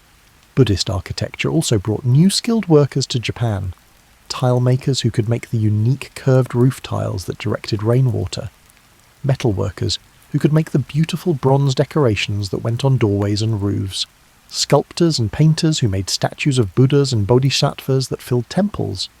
There were different traditions and techniques for each craft that had to be changed to work with Japanese materials and weather. The changes in temple architecture over the next few hundred years show a slow process of creative digestion. Each generation of builders learned from the ones before them, but they also tried new things, changed things, and sometimes came up with new ideas that were less like Chinese models.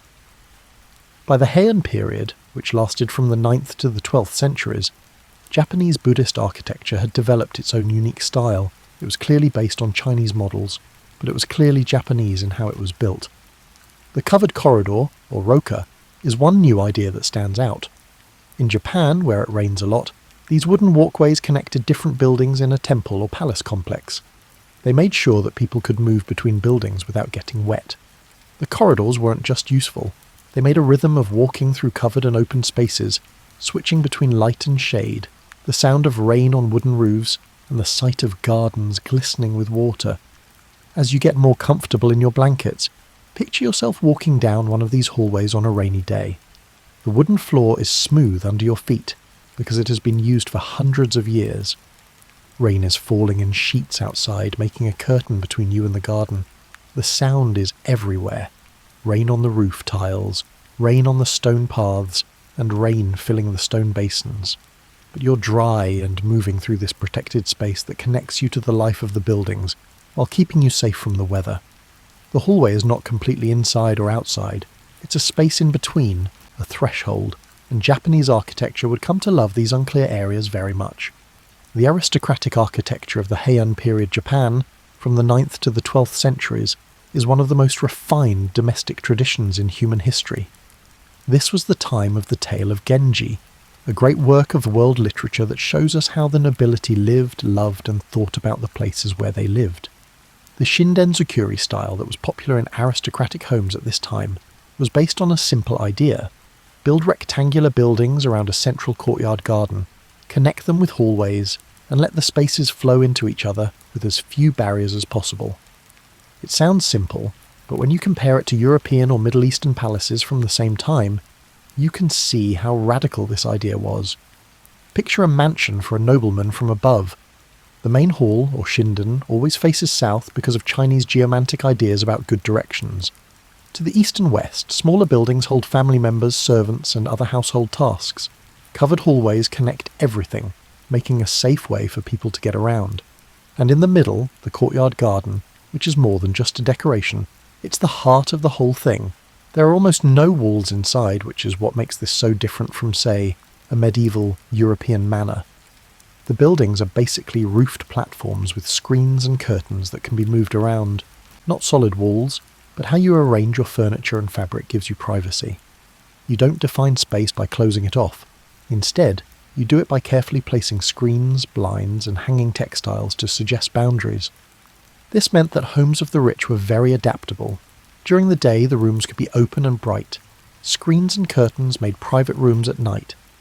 When you had guests over, rooms could easily become bigger spaces. The house could change completely with the seasons. In the summer it was very open to let in breezes, and in the winter it had screens placed just right to keep warmth from braziers. The floors of these buildings were made of famous hinoki cypress wood platforms that were about 2 feet off the ground. It wasn't just about height, it was also about making a separate space from the ground below. You took off your shoes before stepping up onto these platforms. This was a sign that you were moving from the outside world to the more refined space of the home. The space under the floor also let air flow, which is important in Japan's humid climate, and kept moisture from the ground from rotting wooden buildings. During the Heian period, tatami mats, which are rectangular floor mats covered in rushes, were not yet common. They were expensive things that were only put where people sat. Eventually they grew so big that they covered whole floors, and their standard size became a way to measure things. Rooms were described by how many tatami they had. People still use the terms 6-mat rooms and 8-mat rooms to describe Japanese apartments today. This is a tradition that goes back hundreds of years. If you're used to walls being walls and doors staying closed, the way the inside and outside of these palaces work together might make you feel uneasy. On nice days, the wooden shutters that surrounded the buildings could be lifted and stored, which meant that an entire wall could be taken down and the rooms could be opened directly to the garden. The aristocrats didn't just look at their gardens, they were always able to see and hear them. You might not expect this openness to mean a different way of thinking about privacy. Because anyone could see into rooms, privacy was kept by using layers of semi-transparent fabrics, cultural rules about where you could look, and the careful placement of screens and furniture. The privacy of the architecture was not physical but social, and it was enforced by manners instead of locks. You should meditate on the gardens you can see from these palaces. They weren't botanical collections or vegetable gardens. They were carefully planned landscapes that brought nature close to people. You could change the course of a stream so that it flows through the garden, with carefully chosen stones lining the way. People picked trees based on how they looked in different seasons, like cherry blossoms in the spring and maples in the fall. Islands in fake ponds stood for cosmic ideas or famous places from Chinese poetry. Walking through these gardens meant reading between the lines and finding hidden meanings. That arrangement of rocks could be a reference to a famous Chinese landscape. That tree might remind people of a poem they all knew. The gardens were like 3-dimensional books that only educated people could fully enjoy. You could enjoy them sensually, which you could do, but you were also supposed to understand their cultural and philosophical meanings. The idea of ma, which is often translated as negative space, or interval, was very important to how these buildings and gardens worked. Ma isn't just empty space, it's space that gets meaning from the things around it. The empty space between the buildings wasn't wasted space, it was the organising principle that made the buildings work together. The space between stones on a garden path wasn't empty, it was full of hope. As you drift off to sleep, imagine yourself as a Heian nobleman or woman, relaxing on the raised wooden floor of your home. The wooden shutters are gone now that it's spring, and your room is completely open to the garden. The cherry blossoms are falling like snow in the light breeze. Like Heian nobles did all the time, you're writing poetry to try to capture the bittersweet beauty of these flowers that bloom and die in just a few days. The architecture around you isn't separate from the natural world. It's a carefully framed stage for seeing how nature changes all the time. Japanese history took a violent turn after hundreds of years of living in elegant palaces. Feudal lords fought all the time in the Middle Ages, and suddenly architecture had to deal with a problem it had never had to deal with before: how to build beautiful buildings that could also survive a military attack. The Japanese castle is an interesting mix of useful military engineering and artistic ambition. These weren't just rough fortifications meant to keep people out. They were also signs of power, displays of wealth, and architectural feats that just happened to be good places to defend. Let's begin with the most important rule: height. Japanese castles made good use of the land by building them on hills or mountains whenever they could. The main tower, or tenshu, would rise from the highest point, making a layered defence that attackers would have to fight through multiple fortified zones, going up before they could reach the keep. It's like playing chess in 3 dimensions, but the board is tilted to the defender's advantage. The stone bases of these castles are examples of engineering that still impress people today. Without mortar, huge stones, some of which weighed tons, were put together to make walls that were 30 to 40 feet high and curved slightly outward so that they couldn't be climbed. These walls were not only strong, but they were also beautiful. The different colours and textures of the stone made abstract patterns that changed with the weather and light. When using rough natural stones, the method for making these stone bases is called Nozurazumi. When using more processed stones, it is called Uchikomi Hagi. The best castles used a method in which each stone was carefully chosen and shaped to fit perfectly with the ones next to it. The walls were so well fitted that you couldn't slip a knife blade between the stones. It was like high-level craftsmanship in architecture, where practical needs turned into chances for virtuoso display.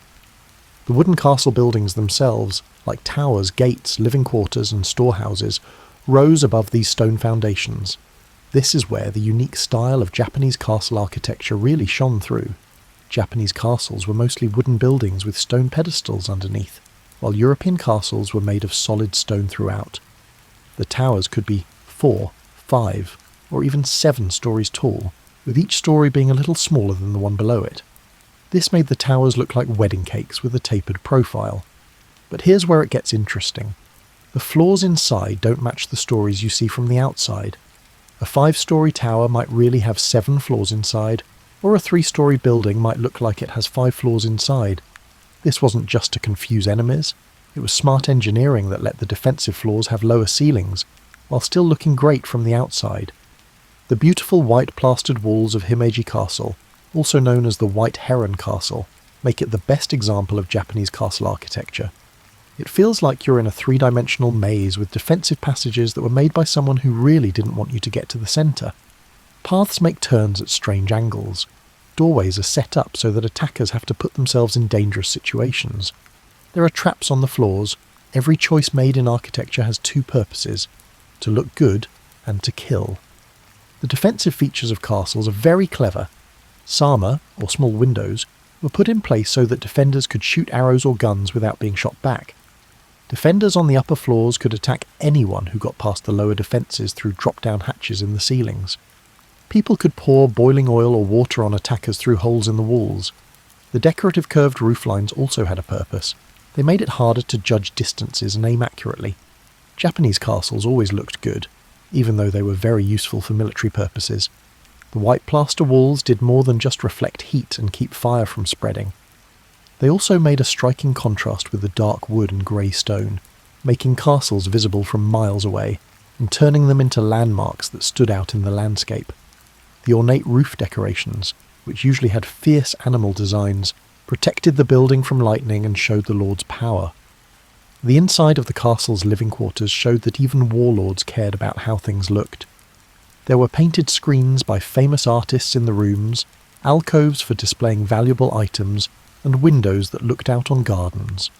The strongest lords hired the best painters, carpenters, and gardeners to make places that were good for both siege warfare and poetry parties. During the time of castles, there was one new thing: hidden rooms and passages. There were often rooms in castles that could only be reached through hidden doors. These rooms were used to store treasures or for guards to hide in to keep the lord safe. Some castles had whole networks of hidden corridors in their walls that let defenders move between floors without being seen. Sometimes during restoration work hundreds of years later, people found these hidden spaces, which still had old equipment or forgotten supplies in them.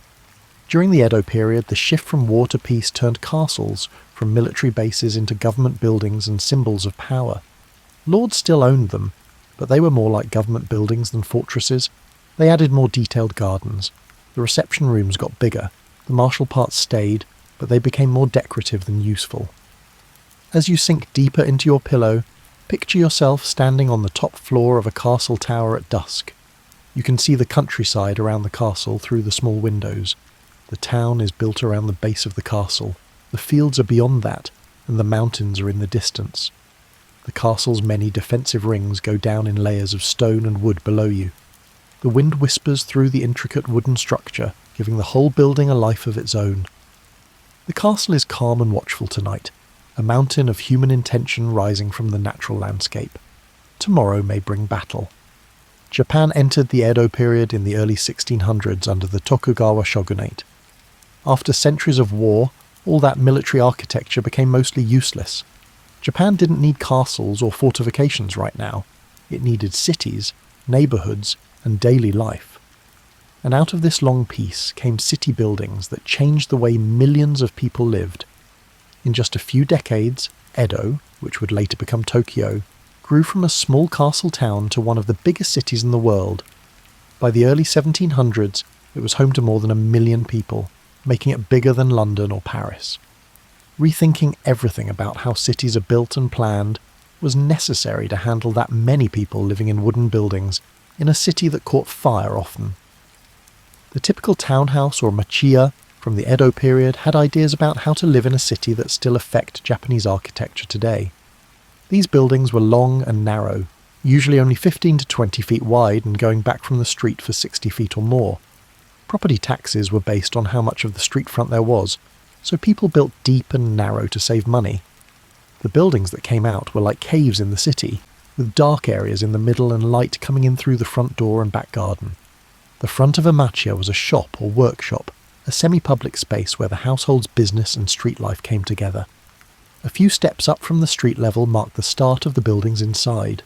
You could do business in this threshold zone without actually entering the house. As with many other parts of Japanese architecture, the line between public and private wasn't a straight line, but a gradual change. The building stretched toward the back behind the shop area. It was divided into rooms by sliding fusuma panels that were covered in thick paper or fabric. These rooms had many uses. During the day they were living spaces, and at night futons were put out for sleeping. There wasn't much furniture, and it was often easy to move. A low table for eating that could be moved out of the way. Chests for storage that could be stacked or moved around. The space itself could be changed in any way, depending on the time of day or year.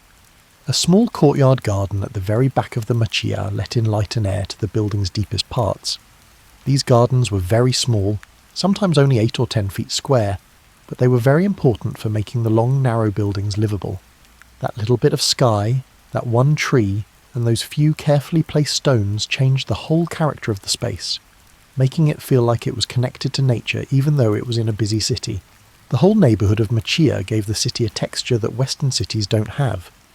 Because the houses were so narrow, the streets were lined with different versions of the same thing, which made the streets look more interesting instead of boring. Because it was so small, everything was easy to get to on foot. The fact that there were shops on the ground floors and homes above them meant that neighbourhoods were busy all day and night. Fire was always a threat to Edo's wooden buildings. The city was hit by big fires all the time, and sometimes they destroyed tens of thousands of buildings in just one day. The Japanese didn't build in stone because it was more expensive and less comfortable. Instead, they came up with a complicated system for preventing and responding to fires. There were volunteer fire brigades in neighbourhoods. Buildings had thick-walled storehouses called kura that were fireproof and had heavy doors. Fire breaks were built into the streets. You always knew that fire would happen, so you built quickly and cheaply enough that it wouldn't be a disaster to rebuild. The kura is worth paying special attention to because it shows a completely different way of building in the larger wooden city. These storehouses were basically boxes with thick earthen walls that were covered in plaster and had small windows that were sealed with heavy shutters. Families kept their most valuable things inside, like documents, heirlooms, and expensive fabrics. The kura's thick walls might keep their contents safe, even when the main house burned down around them. Families would come back after the fire to find their storehouses standing like white islands in a sea of ash. But the pleasure quarters and tea houses that thrived during the long peace might be Edo's most unique architectural contribution. These entertainment districts created their own style of architecture, with buildings that had more detailed facades, bigger windows, and rooms that were meant for gathering and performing instead of just living. The ukiyo, which was captured in prints and literature, was a famous floating world in Edo. It had its own unique architecture and spaces made just for a culture of high-class entertainment. During the Edo period, the tea house itself, which we'll talk about in more detail soon, became very popular. But the tea houses in cities were not the same as the ones for tea ceremonies. These were places where people could meet and talk about business, where artists could gather, and where samurai could forget about their status for a night. The architecture showed this flexibility by having rooms that could be opened or closed, and spaces that could go from private to public depending on what was needed. During the Edo period, townhouses also saw the full development of the tokonoma, an alcove that may have become the most important part of the Japanese home. The tokonoma was a small raised area with a slightly different floor level and a decorative backing. The family would put a scroll and maybe a flower arrangement or a treasured object there. The tokonoma wasn't for sitting or storing things, it was just for showing off, a sign of the family's taste and refinement. What you put in your tokonoma said a lot about who you were and what you cared about. During this time, tatami changed in a way that made floor plans the same all over Japan. Tatami mats came in standard sizes, which made it easy to guess how big a room would be. A room with 6 mats was a room with 6 mats, whether it was in Edo or Kyoto. The sizes of the mats did differ slightly by region, of course. Because of this standardization, it was possible to make a lot of architectural parts like screens, doors, and alcove pieces that could fit in any building that followed the rules. As you move around in bed to find the perfect spot, picture yourself in a townhouse from the Edo period on a summer night. The shutters in the front are open to let in any breeze from the street. People who live nearby walk by and talk to each other. The small garden at the back of the house is in the shade, and the single maple tree is a dark shape against the deep blue sky. You're sitting close to the tokonoma, where a scroll shows a mountain landscape and a simple flower arrangement that together make a small world of meaning. The city with 1 million people is outside. Inside is this carefully planned space that isn't too big, but has everything you need to live a civilized life. To really get to know Japanese architecture, you have to go into a tea room, or chashitsu. These small buildings, which usually have only 4.5 tatami mats of floor space, are the best example of how Japanese design ideas can be turned into buildings. Before we talk about the building's architecture, we should learn about the tea ceremony, which is what these buildings are for. You do drink tea, but that's not really the point. It's about making a temporary world of refined interaction, where the usual rules and worries of daily life don't matter anymore. Instead, there is only the pure present moment that the host and guests share. The architecture's job is to set the stage for this experience and make it easier to have. Sen no Rikyu, a tea master from the 16th century who wrote down many of the rules for tea ceremonies, changed tea architecture by moving it away from fancy buildings that were influenced by Chinese styles and toward buildings that were almost radically simple and focused on natural materials and rough textures. Rikyu's ideas about Japanese taste go far beyond tea. Almost every modern idea of Japanese taste can be traced back to what he said. Before you even walk in, a tea room starts to work. You walk through a garden path called a roji, which is meant to help you switch your mind from the outside world to the tea room. You might walk through a garden gate, over stepping stones, past a bench where someone is waiting, and then to a stone basin where you can wash your hands and mouth. Each part has both practical and psychological uses. You're not just walking to a building, you're slowly breaking your ties to the outside world. The entrance to the tea room is meant to make you feel small. The Nijiriguchi, or crawling in entrance, is only about 2 feet square, so even the most important guests have to bow low and crawl through. The samurai had to leave their swords outside because the opening was too small for them to go in with them. This forced humility set the mood for the rest of the events. There were no social hierarchies in the tea room that were outside of it. There were only the host and the guests drinking tea. At first glance, the inside of a tea room looks almost like a cave. The walls of rough clay mixed with straw show their texture well. Wooden posts keep their bark or have irregularities that are meant to be there. The ceiling might be made of a mix of materials like bamboo, reeds and wood, to make a patchwork that looks random but is actually carefully planned. Small windows with translucent paper on them let in natural light, which makes the room softly lit from the side. But this look of being rustic is actually very sophisticated. Every part has been chosen with great care. There were hundreds of pieces to choose from, and that one with the bark still on it was chosen. We looked at its slight curve, its unique texture, and how light hits its surface, and we decided that all of these things were just right for this spot. The rough texture of the walls may look random, but it creates a specific visual effect that master plasterers spend years learning to make. The tokonoma is the main organising principle of the tea room, and it is even more important here than in residential architecture. There is a scroll in the alcove that was chosen just for this gathering. It could be a piece of calligraphy or a landscape painting. The scroll is more than just a decoration. It sets the spiritual tone for the whole tea party. When guests come in, they look at the tokonoma right away and read the scroll to find out what this gathering's all about. Everything in a tea room is there to help with tea. The hearth that is sunk into the ground is where the water is heated, and it is set up so that the host can perform the ceremony while sitting down. The door that the host uses to get in is separate from the door that the guests use to get in, so the host can bring in tea supplies without bothering the guests. The windows are placed just right so that the tea bowl gets the right amount of light at the most important times during the ceremony. Nothing is random. Every size, material and surface has been thought about. Tea rooms' aesthetic ideas slowly spread to all of Japanese architecture. The idea of wabi, which means finding beauty in simple things and materials, changed how people thought about designing homes.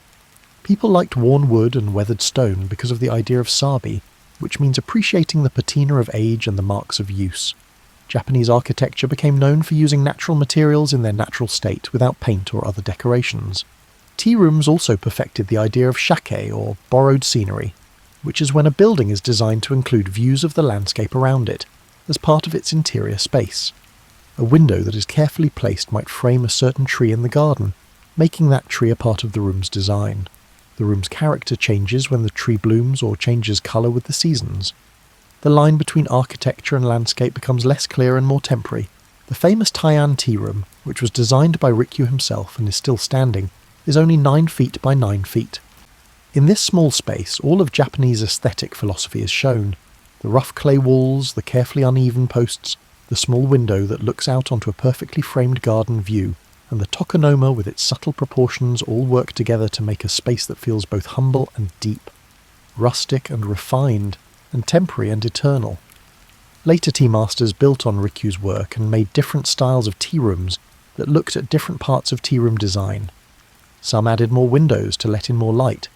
Some people tried out different materials or proportions, but they all stuck to the main idea. A tea room should be its own world, a place where beauty becomes a way to connect with the divine. The way tea rooms were designed had an effect on the way other types of buildings were built. The Sukiya style that came from tea architecture used its ideas in house design, such as using natural materials, making rooms that are the right size for people instead of grand displays, and paying close attention to texture and light. Exposed wooden ceilings, alcoves for display, and sliding paper screens are all things that are now thought of as typically Japanese. They all come from tea room architecture. As you get ready to sleep, picture yourself in a tea room at dusk. The rain is falling outside, making a soft sound on the roof. You can barely see the garden through the small window. The stones and moss are getting darker because of the moisture.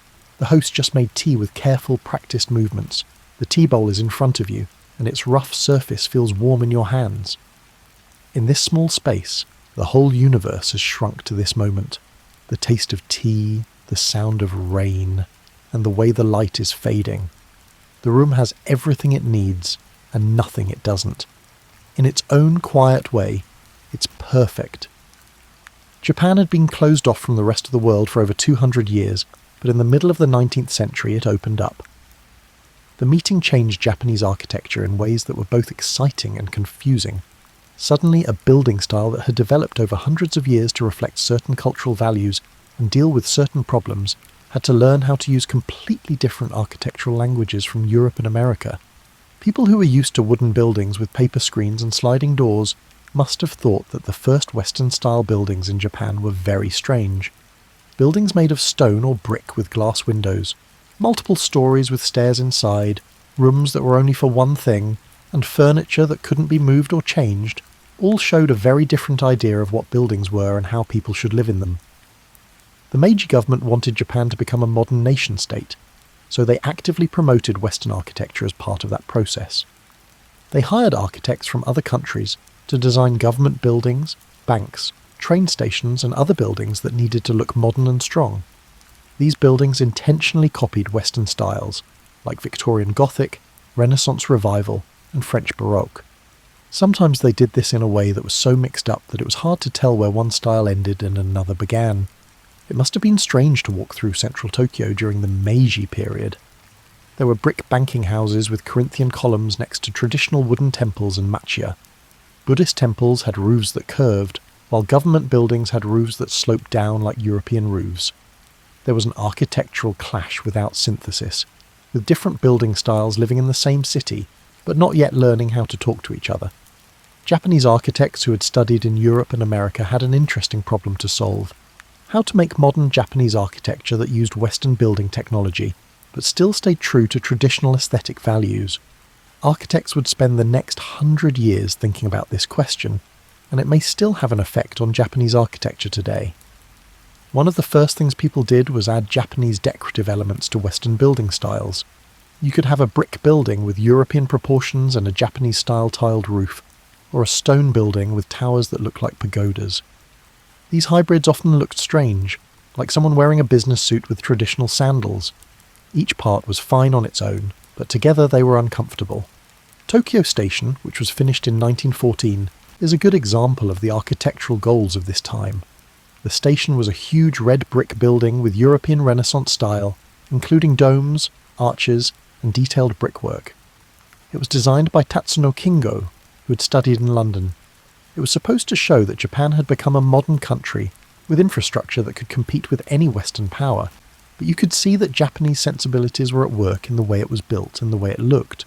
But the changes that were happening in residential architecture were more interesting than the big public buildings. Middle-class Japanese homes started to mix Western and Japanese styles, making hybrid spaces that showed how lifestyles were changing while still keeping traditional comforts. A house might have one Western-style room with chairs, tables, and hardwood floors. This room was usually used for business or to welcome guests. The rest of the house would be traditional Japanese with tatami mats and sliding screens. This wasn't just about how things looked or how they were worn. Different kinds of activities really worked better in different kinds of buildings. If you wore Western clothes, you wanted chairs and tables that were Western heights. But when they were at home, a lot of Japanese people liked to take off their tight Western clothes, put on a yukata or kimono, and sit on tatami the old-fashioned way. You could live in both modes because you had both kinds of spaces. You could choose the right one for each activity. The engawa, a space between the inside and outside that looked like a porch, was a big part of traditional Japanese architecture. In Meiji period homes, it took on a new form. Sometimes it had glass windows around it, making it look like a sunroom that kept the weather out but still let you see the gardens. This change showed how traditional building parts could change to use new materials and technologies while still doing their main job. Japanese architects who were studying abroad started to notice something interesting. While they were learning how to build in the West, Western architects were becoming interested in Japanese design. People were amazed by the Japanese pavilions at international exhibitions.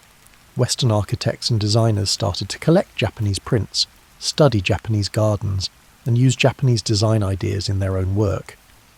Japan wasn't just getting architectural ideas, it was also giving them. This back and forth would eventually lead to more complex syntheses.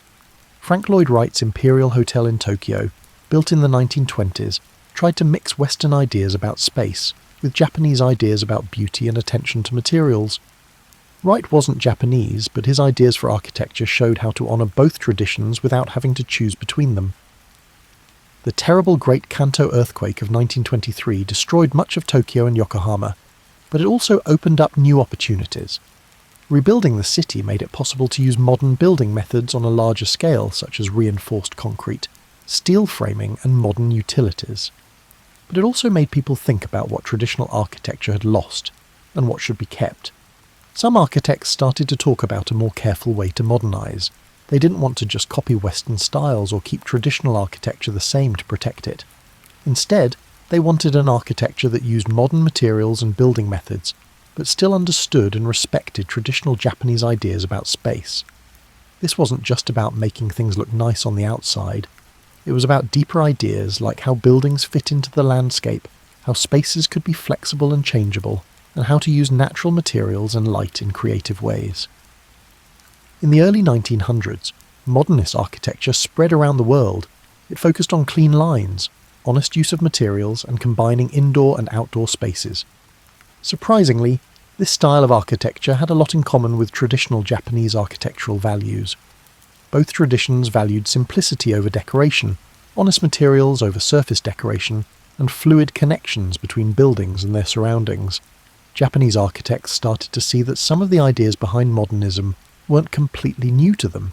In some ways, they were similar to ideas that their own tradition had been working with for hundreds of years. A steel and glass building with clean lines and little decoration wasn't that different from a traditional tea room, which used natural materials and didn't add extra decoration. Both were examples of aesthetic philosophies that put value on essence over decoration and clarity over confusion. This understanding would ultimately result in some of the most groundbreaking architecture of the 20th century, as Japanese architects employed contemporary materials and methods to convey traditional spatial ideas in novel manners. But that's a story for the next chapter, when we get to the present. As you settle deeper into sleep, picture Tokyo in the 1920s. It was a city that was rebuilding itself and full of contradictions and possibilities. This is a traditional wooden house with one room that looks like it belongs in the West. A concrete office building is trying to look like a French palace. You can still see the roofs of the temples in the distance, but they are now surrounded by buildings that would have been unthinkable just a few decades ago. It's a mess, but it's also exciting, uncomfortable, and full of promise. A civilization is going through a huge change and trying to figure out how to stay the same while becoming something else. Japan's cities were ruined by World War II. Bombing had mostly destroyed Tokyo, Osaka, and Nagoya. In the immediate aftermath of the war, all that was needed was to put roofs over people's heads with whatever materials were on hand. When people were living in temporary shacks and old military buildings, architectural philosophy seemed like a luxury. But even in this dire situation, some architectural elements remained the same. People still took off their shoes before going into homes. They still liked to sit on the floor when they could. The basic ideas about space in Japanese architecture, flexibility, connection to nature, and the importance of threshold spaces stayed the same, even though the buildings themselves were rough and temporary. As Japan's economy got better and then exploded in the 1950s and 1960s, a group of amazing architects came along who would change how people thought about modern architecture. These architects had grown up with traditional Japanese buildings and learned about Western architectural principles. Now, they had to make buildings that were right for modern Japan. Their ideas would change architecture all over the world. Kenzo Tang could be the most well-known person from this generation. His buildings were a mix of the brutal honesty of modernist concrete construction and ideas about space that came from traditional Japanese architecture. The Hiroshima Peace Memorial Museum, finished in 1955, raised its main structure on pillars, which made a covered space underneath that was like the open ground floors of traditional storehouses and let light and air flow through the building. Tang's work showed that modern materials like reinforced concrete could show traditional Japanese ideas about space, like the mixing of inside and outside, the use of modular structural grids, and the focus on horizontal rather than vertical lines. His buildings looked very modern, but their layout and relationship to the site and landscape made them feel Japanese in some way. The metabolist movement, which started in the 1960s, had an even more radical idea. These architects saw cities as living things that could grow and change, with residential units that could be added to permanent infrastructure. Most of their biggest dreams never came true, but their ideas about flexibility and adaptability took traditional Japanese ideas about reconfigurable space and applied them to cities and technology. The Nakagin Capsule Tower by Kisho Kurokawa, which was finished in 1972, was an example of metabolist ideas in architecture. The building was made up of prefabricated modules, which were basically small apartments that were attached to concrete cores. This was done so that capsules could be moved around or replaced as needed. It looked like science fiction, but it was based on the traditional Japanese idea that buildings are made up of parts that can be rearranged instead of being permanent monuments. At the same time, residential architecture was changing in less obvious ways. After the war, Japanese homes started to have more Western features, like real kitchens with running water, bathrooms with tubs and showers, and central heating. But the way things were arranged in space often stayed very Japanese.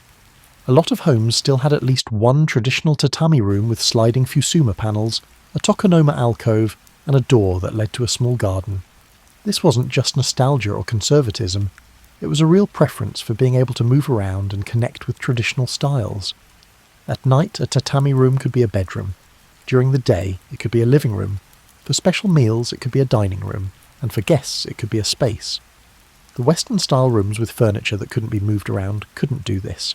Some architects started to look into how they could use modern materials and building methods to express traditional ideas. Tadao Ando, who became famous in the 1970s, built buildings out of smooth concrete, glass and steel that still had a traditional Japanese feel to them. His buildings have enclosed courtyards, carefully framed natural light, and a peaceful quality that reminds one of temple and tea-room architecture. Ando's Church of the Light, which was finished in 1989, is a great example of this combination. It's a small concrete chapel with a cross that shines. The cross was made by taking away things, not adding them. The wall has a cross-shaped opening that lets light in. The room is very simple and serious, but it also has a lot of spiritual energy. It looks modern, but it also feels like it comes from the same design tradition that made tea rooms hundreds of years ago. The idea of ma, which we talked about earlier as charged empty space, was used in a new way in modern Japanese architecture. Architects designed buildings with holes and gaps that weren't just empty space. They were important parts of the design. These empty spaces made the rhythm of the buildings, let light and air in, and gave people a place to rest their eyes and think. The connection between architecture and nature, which is so important to Japanese culture, continued in new ways. Architects couldn't always make traditional gardens, especially in cities with a lot of people, but they found ways to add natural elements, like a single tree in a courtyard, a water feature, or even just views of the sky that were carefully framed. These gestures recognized the human necessity for a connection with nature, even within entirely urban environments. Small urban homes became a very interesting type of architecture.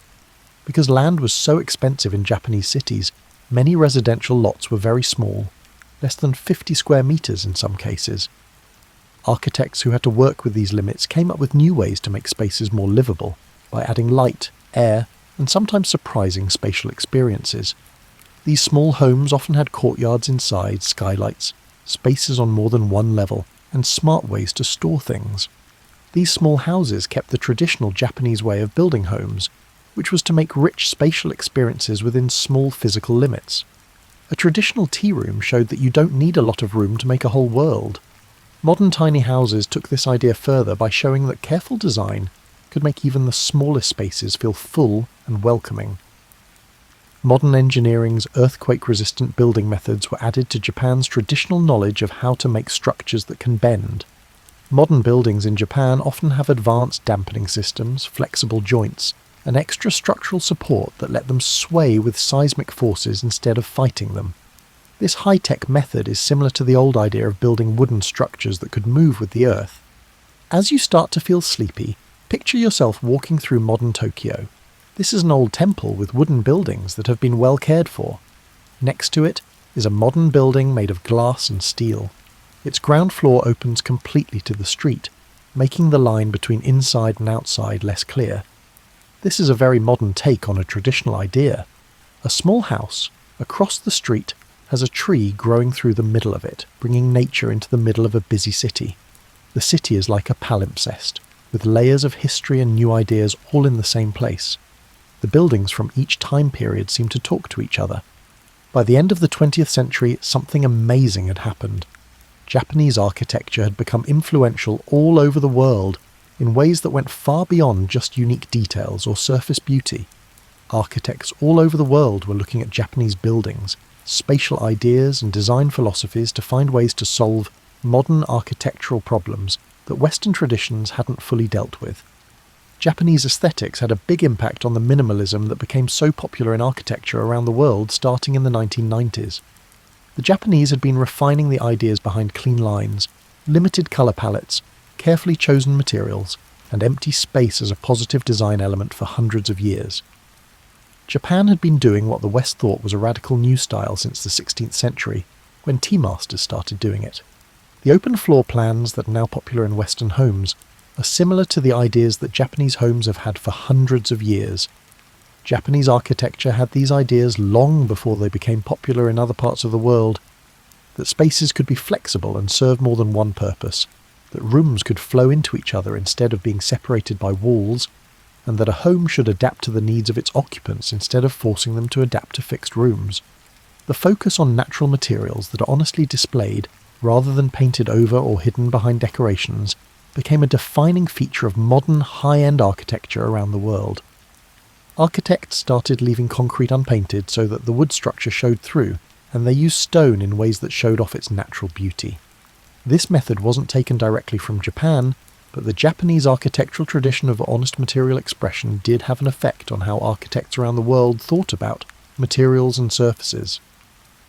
The relationship between the inside and outside that Japanese architecture had always stressed became more and more important in modern architecture around the world.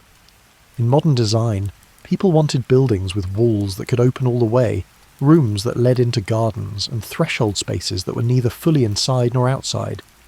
The traditional Engawa had changed into modern terraces, balconies, and transitional spaces that made buildings more interesting for people to experience. Japanese architects had an impact on the world as well.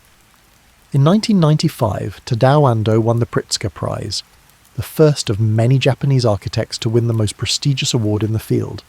Kazuyo Sejima and Ryue Nishizawa's company, SANAA, built buildings that were incredibly delicate and spatially complex, and their work had an impact on architects all over the world. Shigeru Ban was the first to use paper tubes and other unusual materials in buildings that were both structurally innovative and socially responsible. It wasn't obvious that these architects built buildings that looked like traditional Japanese ones. Their work didn't have pagoda roofs or torii gates, but their buildings had spatial ideas, material sensibilities, and connections to sight and light that were more connected to traditional Japanese architecture. They showed that tradition isn't just about copying old styles, it's also about understanding and building on basic ideas. The idea of wabi-sabi, which means finding beauty in things that aren't perfect, don't last, or aren't finished, became part of the global design vocabulary. It may have been overused in Western design circles, where it was sometimes seen as just a style instead of a complicated philosophical stance. But at its best, the world's love of wabi-sabi showed a real appreciation for Japanese aesthetic values that were different from the Western focus on permanence, perfection, and completion. The design of Japanese gardens had a bigger and bigger effect on gardens around the world. From California to England, modern gardens showed how to use natural materials, how to make spaces for thinking, and how to make small versions of larger landscapes. The notion that landscape design could be an art form as sophisticated as architecture, a belief rooted in Japanese tradition, garnered broader acceptance. The best Japanese architecture was very aware of the environment. It paid attention to natural ventilation, used local materials, and was carefully oriented to the sun and wind. These were all things that became important in architecture around the world. Japanese architecture has always been sustainable because it had to be. Contemporary architects learned from these traditions how to build buildings that are better for the environment.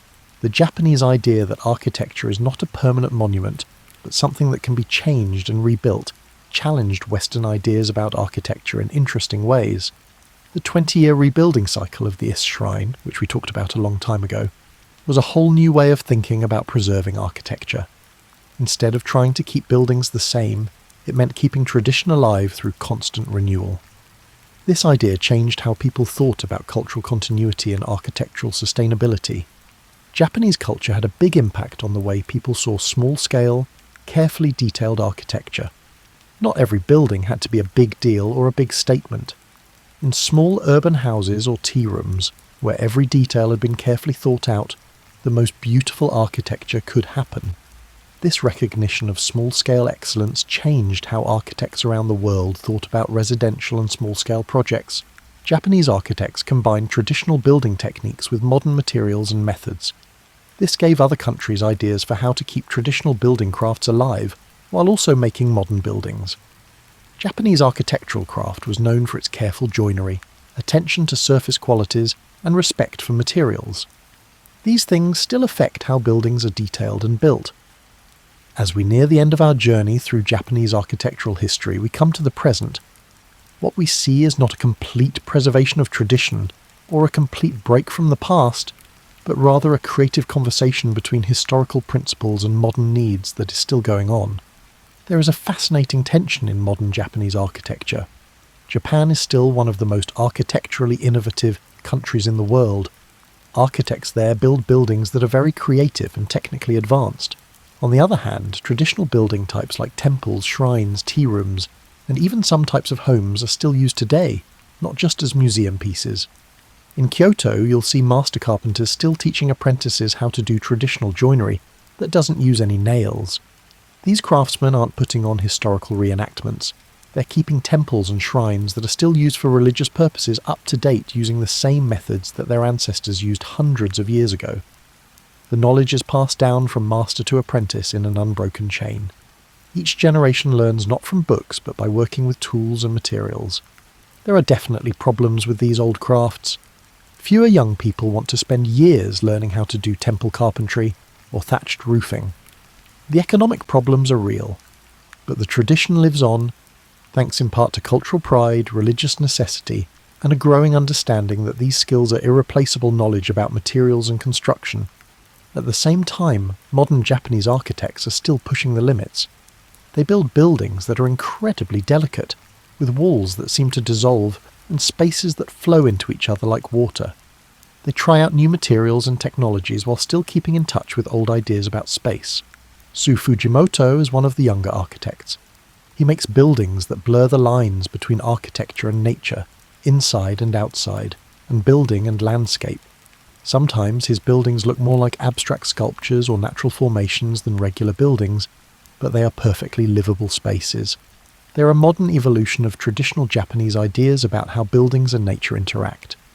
Kengo Kuma's work is very modern, but it also clearly draws on traditional Japanese architecture. He wants to know how modern methods can be used with traditional materials like wood, stone, and paper to make buildings that feel like they come from the past without copying old styles. His buildings often have fancy wooden screening systems that are modern versions of traditional features that control light, give people privacy, and make rich visual textures.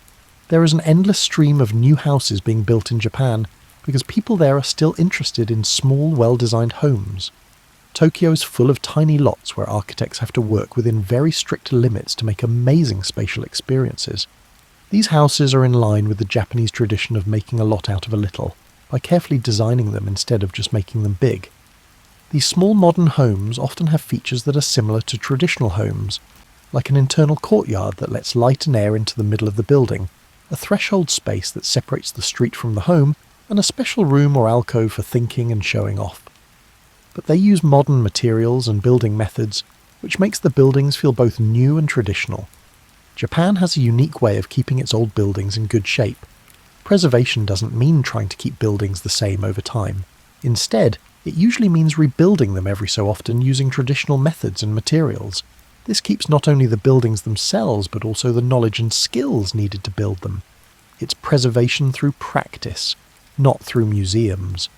The Japanese people as a whole stay connected to traditional architectural spaces by practicing tea ceremonies, going to temples and shrines, and sometimes even in their own homes. A lot of modern Japanese homes and apartments still have at least one tatami room. This is a place where people can connect with traditional aesthetics and practices even when they are in a modern setting. More and more, Japanese architecture is being shaped by environmental concerns. Building practices that are strong and long-lasting are important because the country is prone to earthquakes, typhoons, and other natural disasters. Modern Japanese architecture often uses both high-tech and traditional methods. For example, it might use advanced seismic dampening systems and energy-efficient mechanical systems, as well as natural ventilation, careful solar orientation, and local materials. Japanese architecture is always trying to find a balance between old and new. Other cultures can learn from this as they try to find ways to honour the past while also meeting modern needs. Japan's example shows that tradition isn't just keeping things the same, it's a living practice that changes while still being true to its core values. As you drift off to sleep, think about all the Japanese architecture we've seen tonight.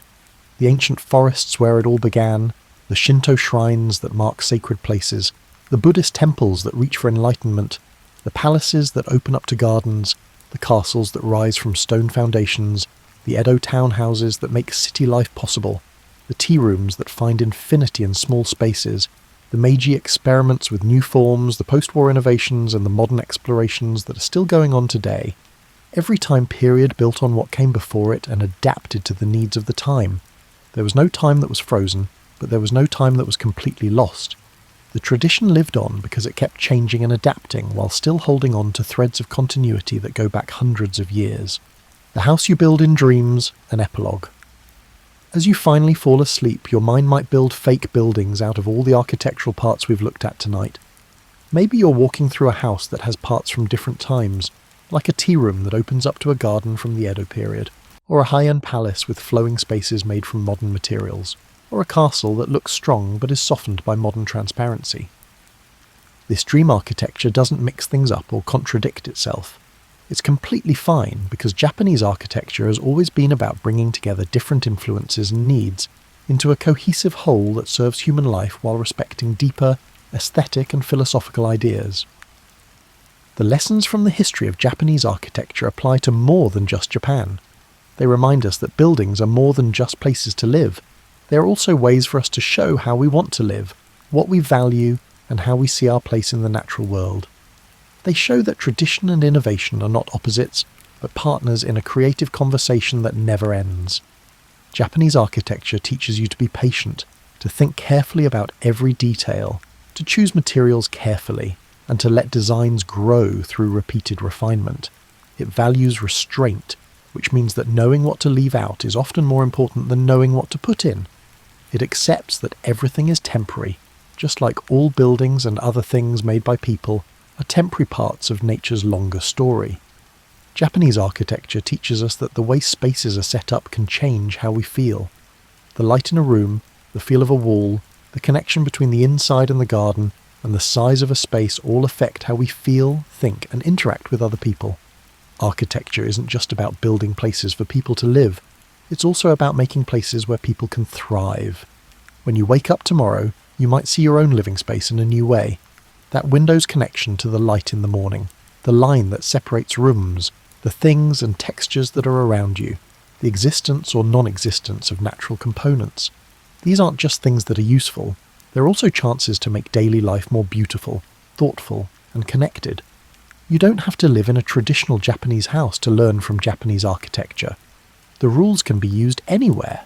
Less is more, quality over quantity, connecting with nature, spaces that change to fit your needs, honest materials that get better with age, paying attention to light and shadow, and the power of empty space. You might put one flower in a special place, making your own small version of a tokonoma. You might move things around in a room to let in more natural light. You might just stop and take in the architectural details of the places you live in every day. These little things keep the tradition alive in your own way. It's not just about buildings in far-off places or things that happened in the past that make up the history of Japanese architecture. It's a living tradition that keeps changing, and you take part in it every time you think carefully about the places you make and live in. The master carpenters of ancient Japan, the tea masters refining aesthetic principles, and the modern architects looking for new ways to build all contribute to an ongoing discussion about how people should live on the planet. As sleep takes over, let your last conscious thoughts rest in a place of perfect peace. It could be a tea room at dusk, a temple garden in light rain, or a modern house where glass walls blur the lines between inside and outside. Let the buildings we've seen tonight give your dreaming mind a place to stay, a place where anything is possible and everything is perfectly at peace. The cypress smell is still faintly present in the wood post. The tatami mats give way to you. You can see the dark shapes of the garden through the paper screen, a stone, a tree, and a path that leads to a place you'll explore in your dreams. The area around you is just right, not too big or too small. There is nothing missing. There is no excess. You are at home in the architecture of sleep, which is where all buildings end up. Traveller through time and space, have sweet dreams.